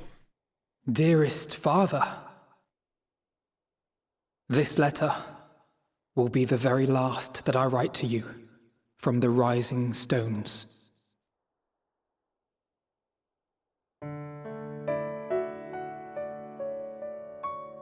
As I commit these words to parchment, I fondly recall my journey as a scion.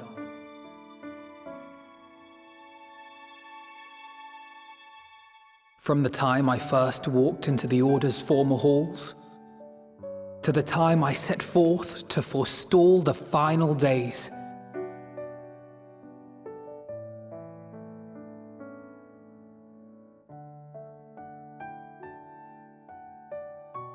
At the farthest reaches of the Sea of Stars, we fought the battle of our lives.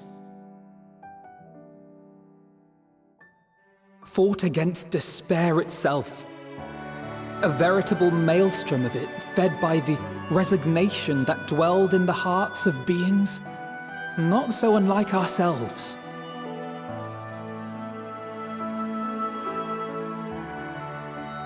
Full oft have I harbored the same malaise.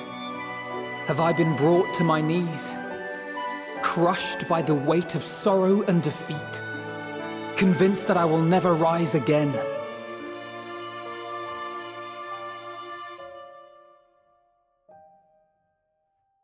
However,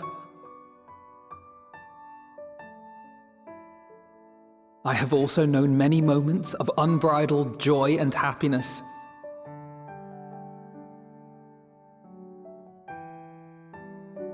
By this truth do I find hope within, blooming resplendent, like the Elpis flower.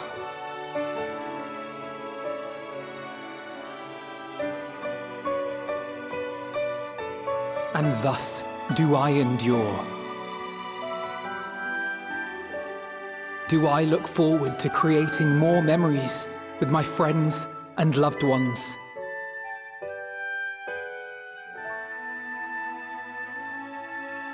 For from these fertile seeds, yet more hope shall spring forth. And they will grow to become shining lights that illuminate the dark.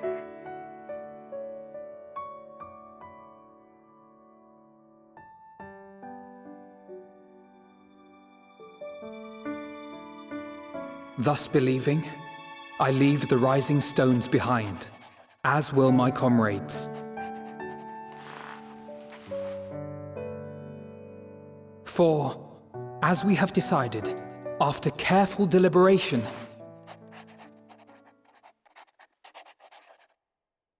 we are disbanding the Scions of the Seventh Dawn.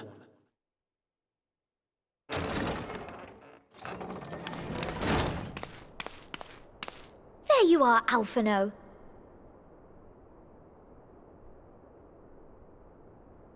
everyone is already gathered in the foyer. My apologies. I'll be right there.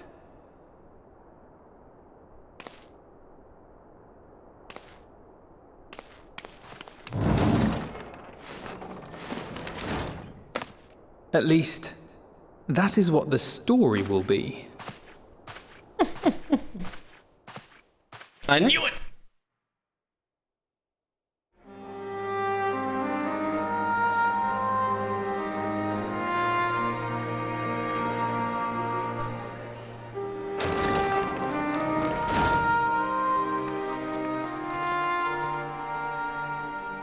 Sorry to keep you all waiting.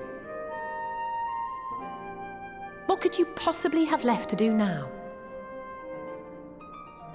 Oh, just a letter.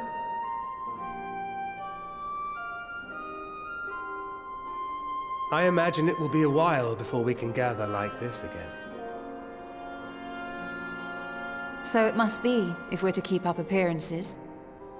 From now on, it falls to the Grand Company of Eorzea and its allies to deal with the realm's crises. Meanwhile, we shall return to our erstwhile ways. Retreating from plain sight to take our place in the shadows once more. Indeed. For the foreseeable future, I expect that we must work independently as we seek out problems that want for solving. But a day will come when we face another great challenge, and we will face it together, as we always have.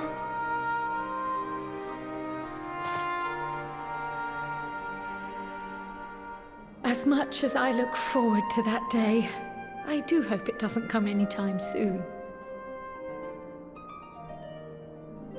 Well, formal association or no, if any of you should require my services, you need but ask.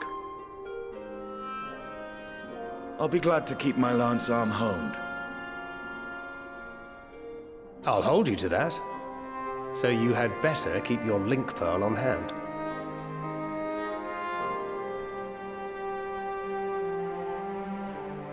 So you really mean to stay, Tataru? Oh, someone has to keep the Rising Stones in proper order. And even a super-secret organization requires a super-secret base of operations.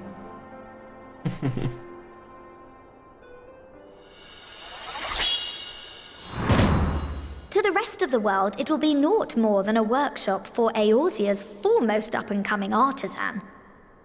If you thought our coffers were full to bursting before, just wait till I can devote myself wholly to the crafts.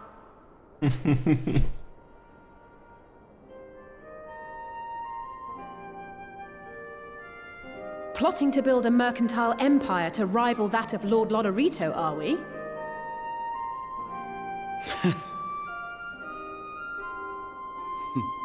I, for one, look forward to your future successes, Tataru, as do I our next meeting.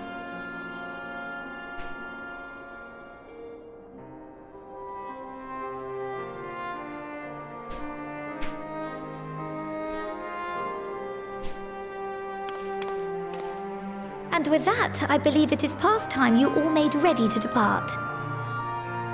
Leave no preparations undone or words unsaid, all right? Now, off with you.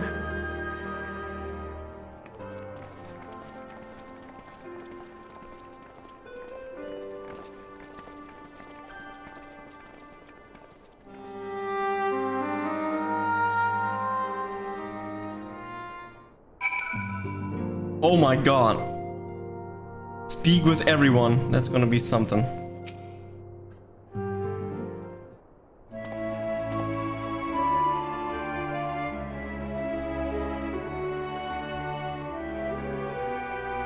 Jugachi, though has spoken with our comrades. Though this pardon be no forevermore, is nonetheless occasion for sorrow. Back in the Pixie's path, the navigation of such farewells is perilous endeavor indeed. Yeah, I noticed. For their part, however, the Loporits embed upon a new beginning. the bereft of this purpose as a vessel, the moon yet remained hospitable for the creature of Aetherus. Thus do our lunar visitors converse with the Forum, intent upon assigning some new and beneficial role to our solitary satellite. Yet ere they may come to pass, there is much and more each party must learn of the other, a process which doth promise to be eventful indeed. That end, a caterer to the Loporits hath gleefully departed across our land in the name of the mutual understanding.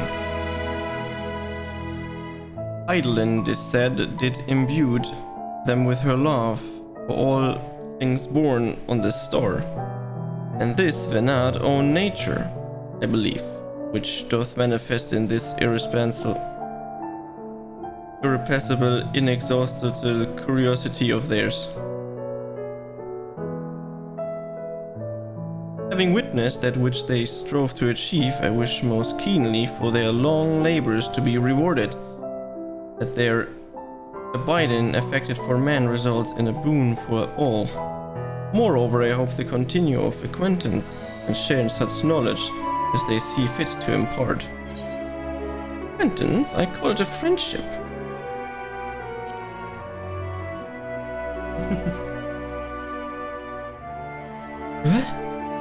I did not wish to presume. I would be honored should they consider me a friend. For it is certainly true that I have grown fond of their company. But I shall digress no further. This day should belong to the science of the seventh dawn, mine incomparable companions. Ofttime hath mine reticent cased the grief, and mine actions spurred allies to suspect betrayal. Yet, here amongst you I still stand, no amount of words could express my gratitude for thine acceptance and forgiveness. Thus instead, I do proffer an humble support. Be it unto the deepest abyss or the highest heavens, even I must need ponder cross stormy seas, ever shall I answer thy summons. Gonna take another hour. Please, no. So bad. Why is it unvoiced? Why is it so many? We have to push through. The quest's not finished yet. Gachi, seen to your preparations, have you? I'm just making another sweep of the belongings. Wouldn't do it to find I've forgotten something halfway to my destination. Oh, in case you hadn't heard, we've received new reports detailing the devastation caused by the final days. It appears the situation is gravest in the land surrounding the Bounty, where the sky first began to burn. After that, the calamity was observed in the far north, in Golomor and the frozen lands beyond. We also had reports of the heavens catching fire in isolated locations, one of which was an area in the northern empty. Had our quest taken any longer, Shalin too may have come under threat. Thank goodness it's over now. To be sure, blasphemies and lesser besties may still be roaming about, but these localized crises should be well within the capacities of each nation to handle on their own. The signs are no longer needed, which isn't to say that we won't help out where we can, of course, as individuals no more of this order business. For my part, I'll be heading to Golomor with Arthanaut. They were among the worst affected and still need a lot of help they can get.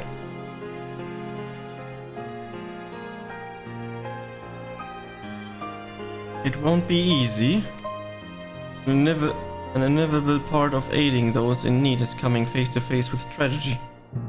Knowing it doesn't make it any easier though, that I'll curse my weakness, my inability to fix every problem and save every lost soul. But no matter how much it hurts, I won't give up. I'll do what I can for as many people as I can, begrudging no effort. And should I find myself discouraged, I'll remember you, think back fondly to one of your many moments of triumph and the accompanying determined expression. Even though this will stand annoy me in retrospect. What the fuck is stuff? Like when you activate the teleporter without warning. And should you hear about me, I want you to remember too. Remember that I'm out there somewhere trying my very best. Look forward to hearing all the legendary alias you can get up with me. Allez-y, levez-le. Not that I'm trying to become famous or anything. That being said,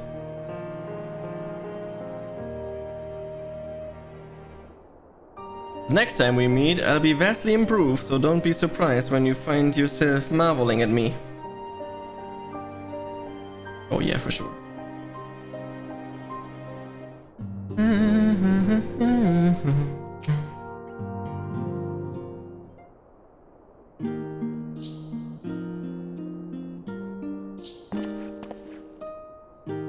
Jugachi, pray forgive me for delaying the gathering. I was writing a letter, you see, to my parents. As busy as father has been tending the aftermath of the Exodus, he has been good enough to show concern for the Scions. Besides, I've made them worry enough for a lifetime. Henceforth, I will endeavor to write as often as I'm able. A little effort to set their minds at ease while we continue to be away from Shalian. Both Alize and I are off to assist with Galamon's recovery, you see. Though uncertainty remains over what will become of the nation, we cannot well leave the capital in its present state. We will rejoin those members of the Ilsebard contingent still stationed there. Sia and Maxima helm the relief efforts. Support from our allies, people at Galamons among them. It will gradually be joined by those who have finished treating the tempered across the lands. As you misunderstand, we do not seek redemption for failing Licinia and her sisters. It's a burden we must always bear. Nay, we got because of truth in the Lord Quintus' words.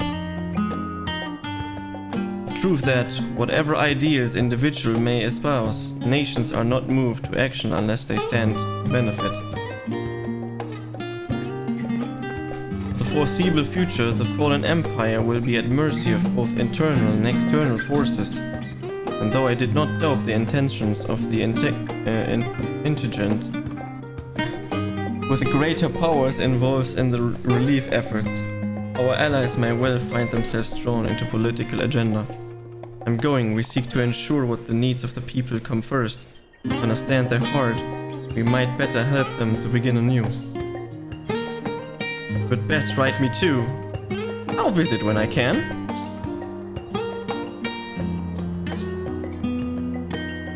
By all means, full glad would I be for your visits, and I believe I speak for Alize as well.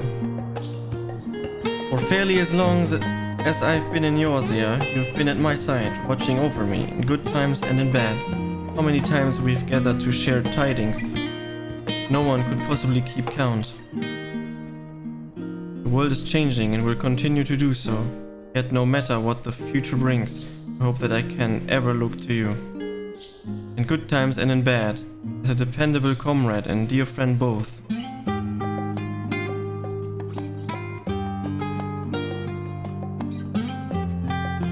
Thank you, Gachi, from the bottom of my heart.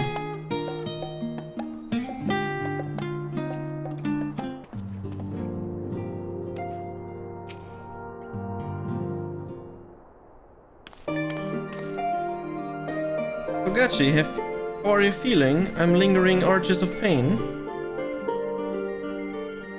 I can't apologize enough for sending Xenos to find you in Ultima Thule. When he came to me in Shalian, I was truly torn. As ever, there was only one thing on his mind. Forced to make a decision, reason that he would not be deterred from seeking you out. He might at least aid us in our cause. And so I struck a bargain. In the end, he was truly to his word and defended him despite your earlier exertions. But knowing the state you were found in,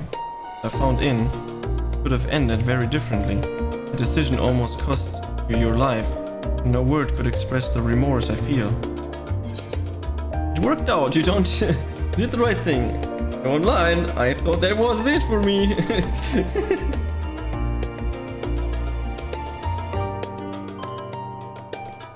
It's a relief to hear you say that. Thank you. Time and time again, I've made to feel woefully inadequate. I wasn't much use in battle, nor could I face the forum without my nerves getting to the better of me. It always fell to you and the others. I must and will do better, and I shall begin the restoration of the students of Baldessian. Through our work, Sharlayan will strengthen its ties with other nations, that we may be better prepared to face whatever threat arises in future. Of course, it isn't something I can accomplish alone. Thankfully, I have the staunches of help in Raha and Ojika and our other remains. Remember, together we'll continue grandfather's work. We're gonna do voice after this? Yeah, we can do voice after this.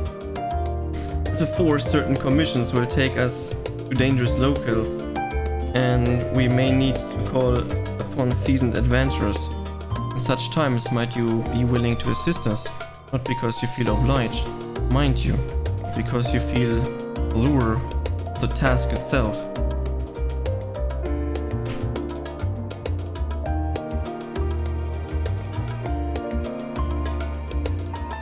Marvelous. Should something of interest arise, I shan't hesitate to reach out to you. Until that day, I shall endeavor to become a more dependable comrade.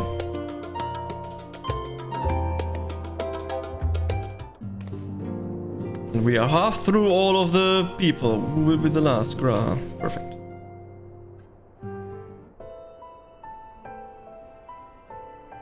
Our champion and savior. Was beginning to think my chance for an audience would never come. That sounded more amusing in my head. Speaking of heads, I was worried about yours and the rest of you, for the matter. On the mend, I trust. Glad to hear it. You were in a bad way, and healing magics or no, I'm impressed by how swiftly you've recovered.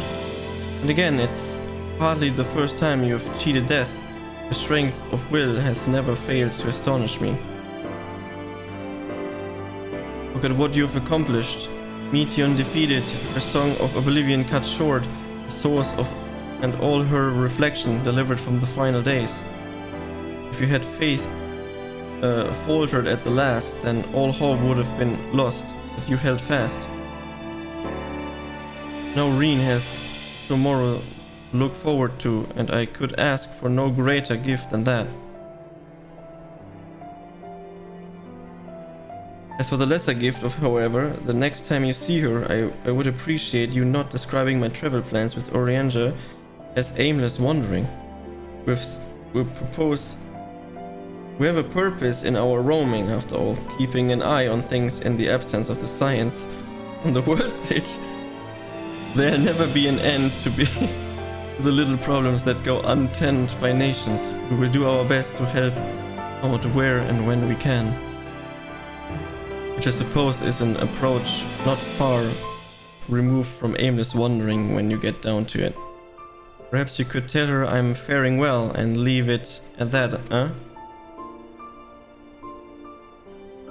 No need to mention this feeling for being unrooted. I've never been one to stand still for long, but then I think of home. It's the rising stone which come to mind. How many times have we set out from the space? Thence for return when our work was done. On the day the Saiyans came together, I only hoped for Minfilia to find a place where she belonged. But never did I expect to find one for myself. Indulge me, Gachi, I have a question for you, and imagine Minfilia herself is asking. Are you glad you joined the Science? Best decision I've ever made.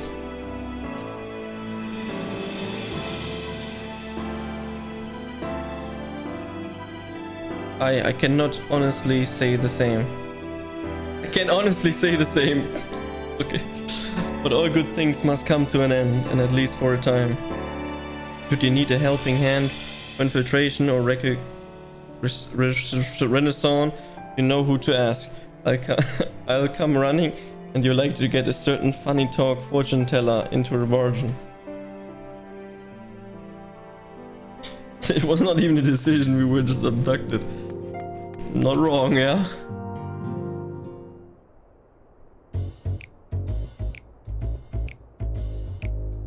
Estinian.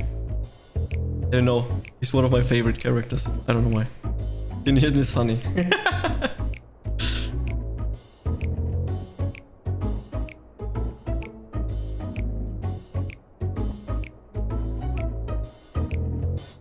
If you have something to say, then out with it. Just worried how you earn your keep now.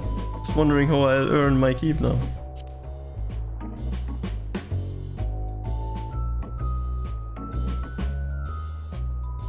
Talk as if the science dissolved was more than mere pretense. There may be fewer calls to action, but we should be compensated as before. Why are they so concerned for me anyway? In any case, I do not want four options, even if some worse than others. No sooner did Emmerich hear about our disbandment than he offered me a position as a guardman in the Emporium district. As a former Azure Dragoon, I'm guaranteed to be popular, he said. What does he take me for? Even without his meddling, I'm perfectly capable of finding employment in half. Some days ago, a Hanish envoy arrived with words from Vitra. The worm requested my presence as soon as things have settled here. He didn't deign to mention why I'm needed, but I'm pertain for dragons like as not.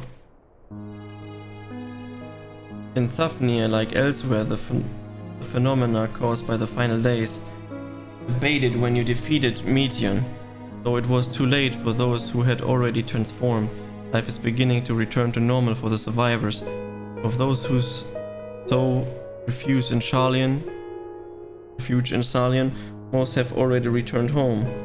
But many do not have a home to return to, no loved ones. By an arrangement between Vitra and the Forum, the Shoals may remain in Sharlian if they wish to work and study. Vitra was always the satrap in truth, gratifying to see him become one in name as well. One who has the complete confidence of his people. The envoy's tone was an indication. I often find myself speaking favorably of dragons of late. Not so long ago I would have assumed his benevolence did ulterior motives. But 'tis clear he cares for his people, and they in turn revere him.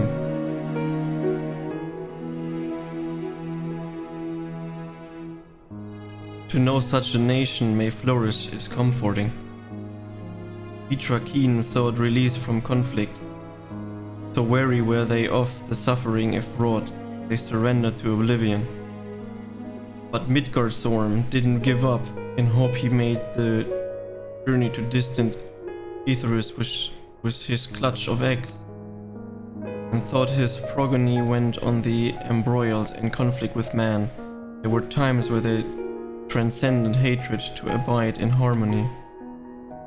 This is their legacy and their triumph. In my lands I feel the weight of their struggle and the strength of their resolve, and it lends me strength. These things I might never have learned had I not joined you. Would you ever have need of me, I will come. At the very least, it might be an opportunity to earn coin. He's just in for the money. I like that. Okay, two more. Yishtola.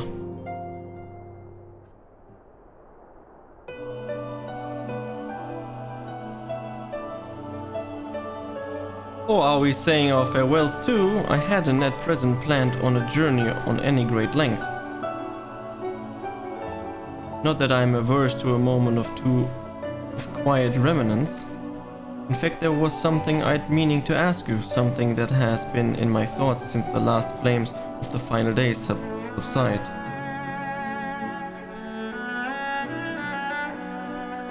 During our travels, we have witnessed more than a lifetime's worth of oddities and special spectacles, more than can be easily recalled or remembered. And nestled among those memories a certain essential fact, the history of the Earthrians and the Ancients, glimpses of the era, of their culture and the philosophy. Rather than simply hoard such treasure in my mind, I wonder if I should not be disembedding them in formal records for wider consumption. When needed, I have penned reports and prepared briefings, but ever have I balked at the idea of binding my subjects on my studies in a book or tablet. Truth is given, shape is in interpretation. When we seek to capture it with our words, it is invariably molded to fit a narrative, no matter how well intentions the rendering. An event is described as sad, some summation which fails to express the emotional complexity, yet the word on the page is what endures, pale shadow of reality. Throughout history, some have deliberately embellished the truth, but I believe many, if not most, deviations are the result of similar linguistic shortcomings, piling ones upon the others until the end results of unrecognizable from its origin, which is why I fear the writing an account in my own words would be akin to lighting fine wine with water. Yet even with the potential for corrupted meaning, I do of course realize the importance of keeping written records. Without them, my search for wisdom would be a painful affair indeed. But what say you on this matter? Would I take up the quill, reflect upon those experiences only we have shared, and seek to preserve them for posterity? Let make them read and be remembered. Write your book. Do it.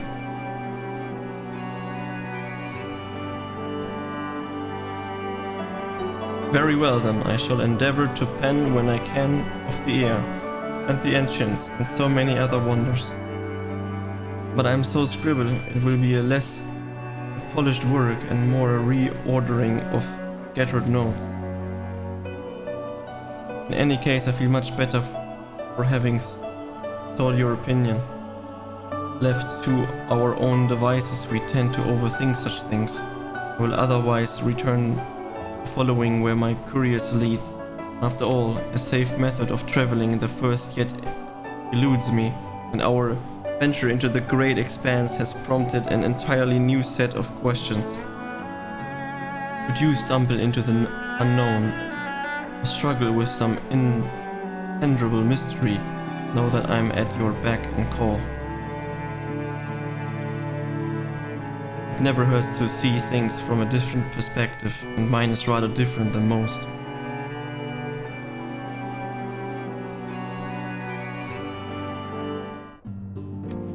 Last one. Raha dear.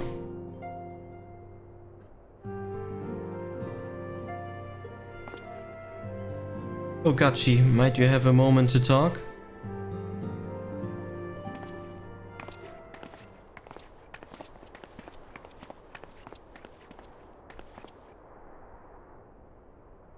With the science stepping away from the public eye, I've been left to consider what new endeavors I might pursue. After speaking with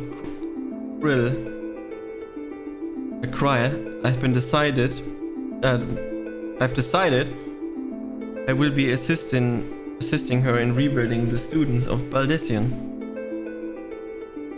Not only am I in debt to Master Galuf for giving me a new home, but had our order never existed, I would have never set foot within the Crystal Tower.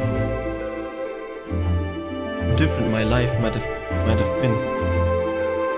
I would have never met you, never become caretaker of the tower, never become a scion. You gave me the chance to do so much good, and I hope to continue to do so with the students. For an added benefit, new mysteries often find their way to our doorstep, mysteries that could have proved ideal for fulfilling our promise, embark on a new adventure together, unlike any we have experienced before.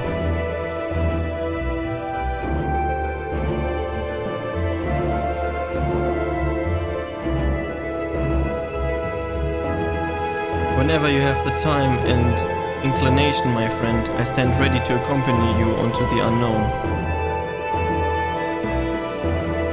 Do you recall in the realm of the Omicrons when I asked you, you thought I may someday be mentioned in your epic? While this is true that to earn a place at your side would be the stuff of dreams. In the end, nothing would give me greater joy than to stand with you in the here and now. It needn't be some great endeavor. There needn't be a promise. Whenever adventures call, I won't hesitate to invite you and hope that you will do the same for me. Without a second thought.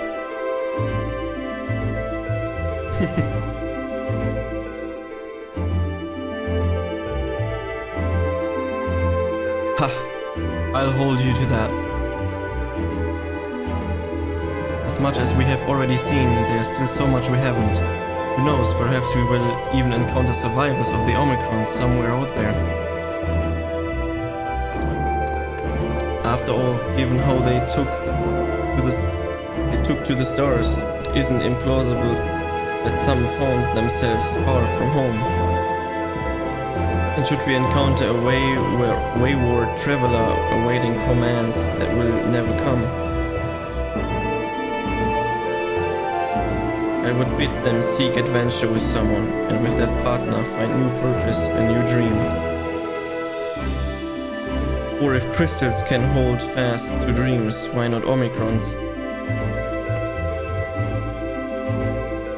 Wherever your plans may lead, do not hesitate to send word, and should a commission of interest come my way, you will be the first to know.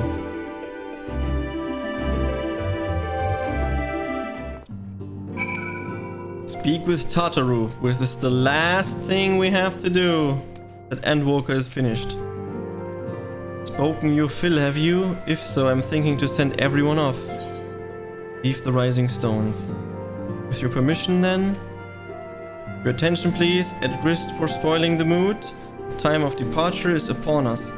In my capacity as your receptionist, I bid you all safe journeys till next we meet. Be well.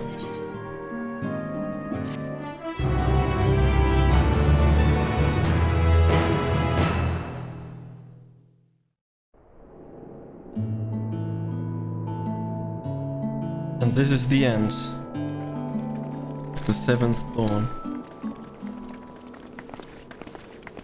Science of the 7th Dawn.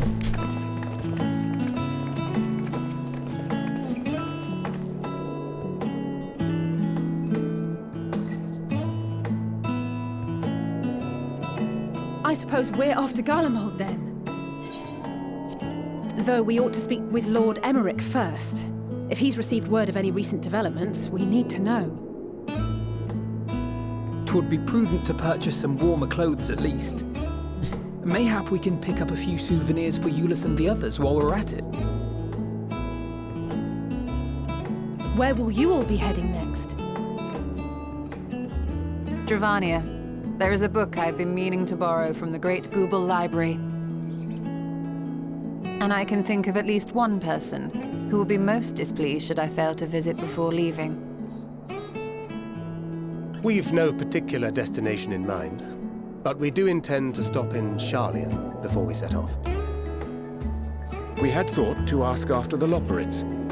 I am curious as to how well those who chose to remain are adapting to their changed circumstances.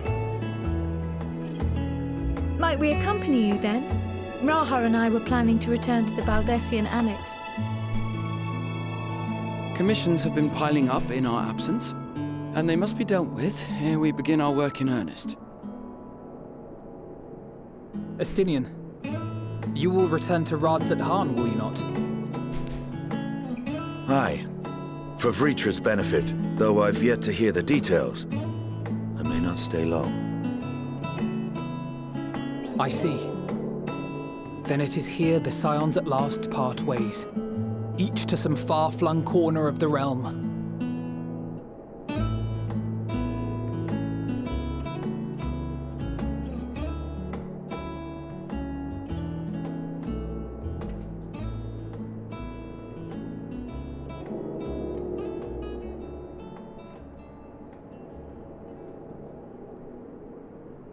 Perhaps. But I believe one of our number, a rather important one at that, has yet to divulge her plans.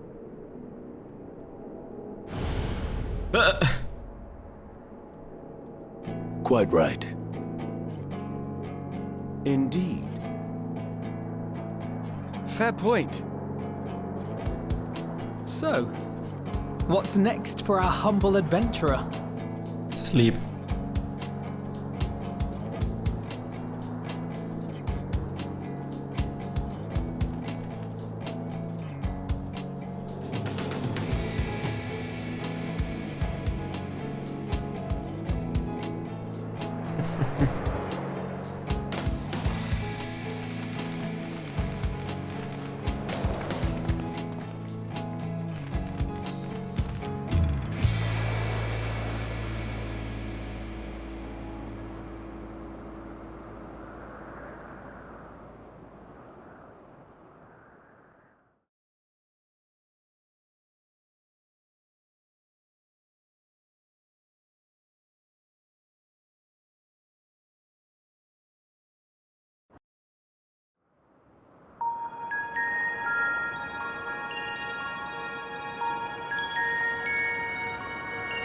Help us.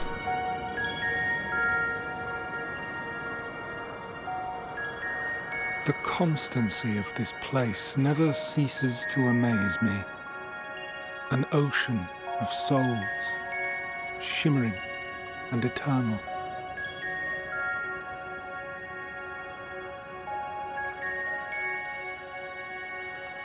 And yet, something stirs. Yes. Steeped in darkness, deep as starless night. The beast hungers. Alas, I dare not investigate in earnest before the coming of my guiding star, as she foretold.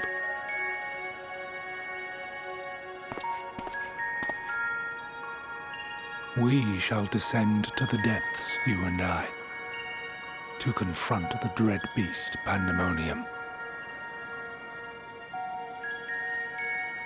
Oh, the sights we shall see. The sights we shall see.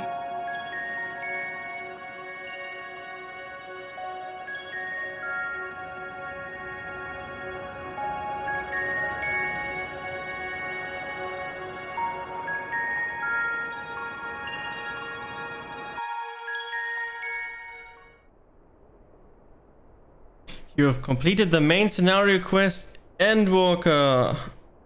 Quests to unlock new content have now been able to get rest well. Hero. Champion of Eothia, and for many more adventures awaits you. And this concludes Endwalker. Oh my god, I don't know what to say, but this has been a crazy journey.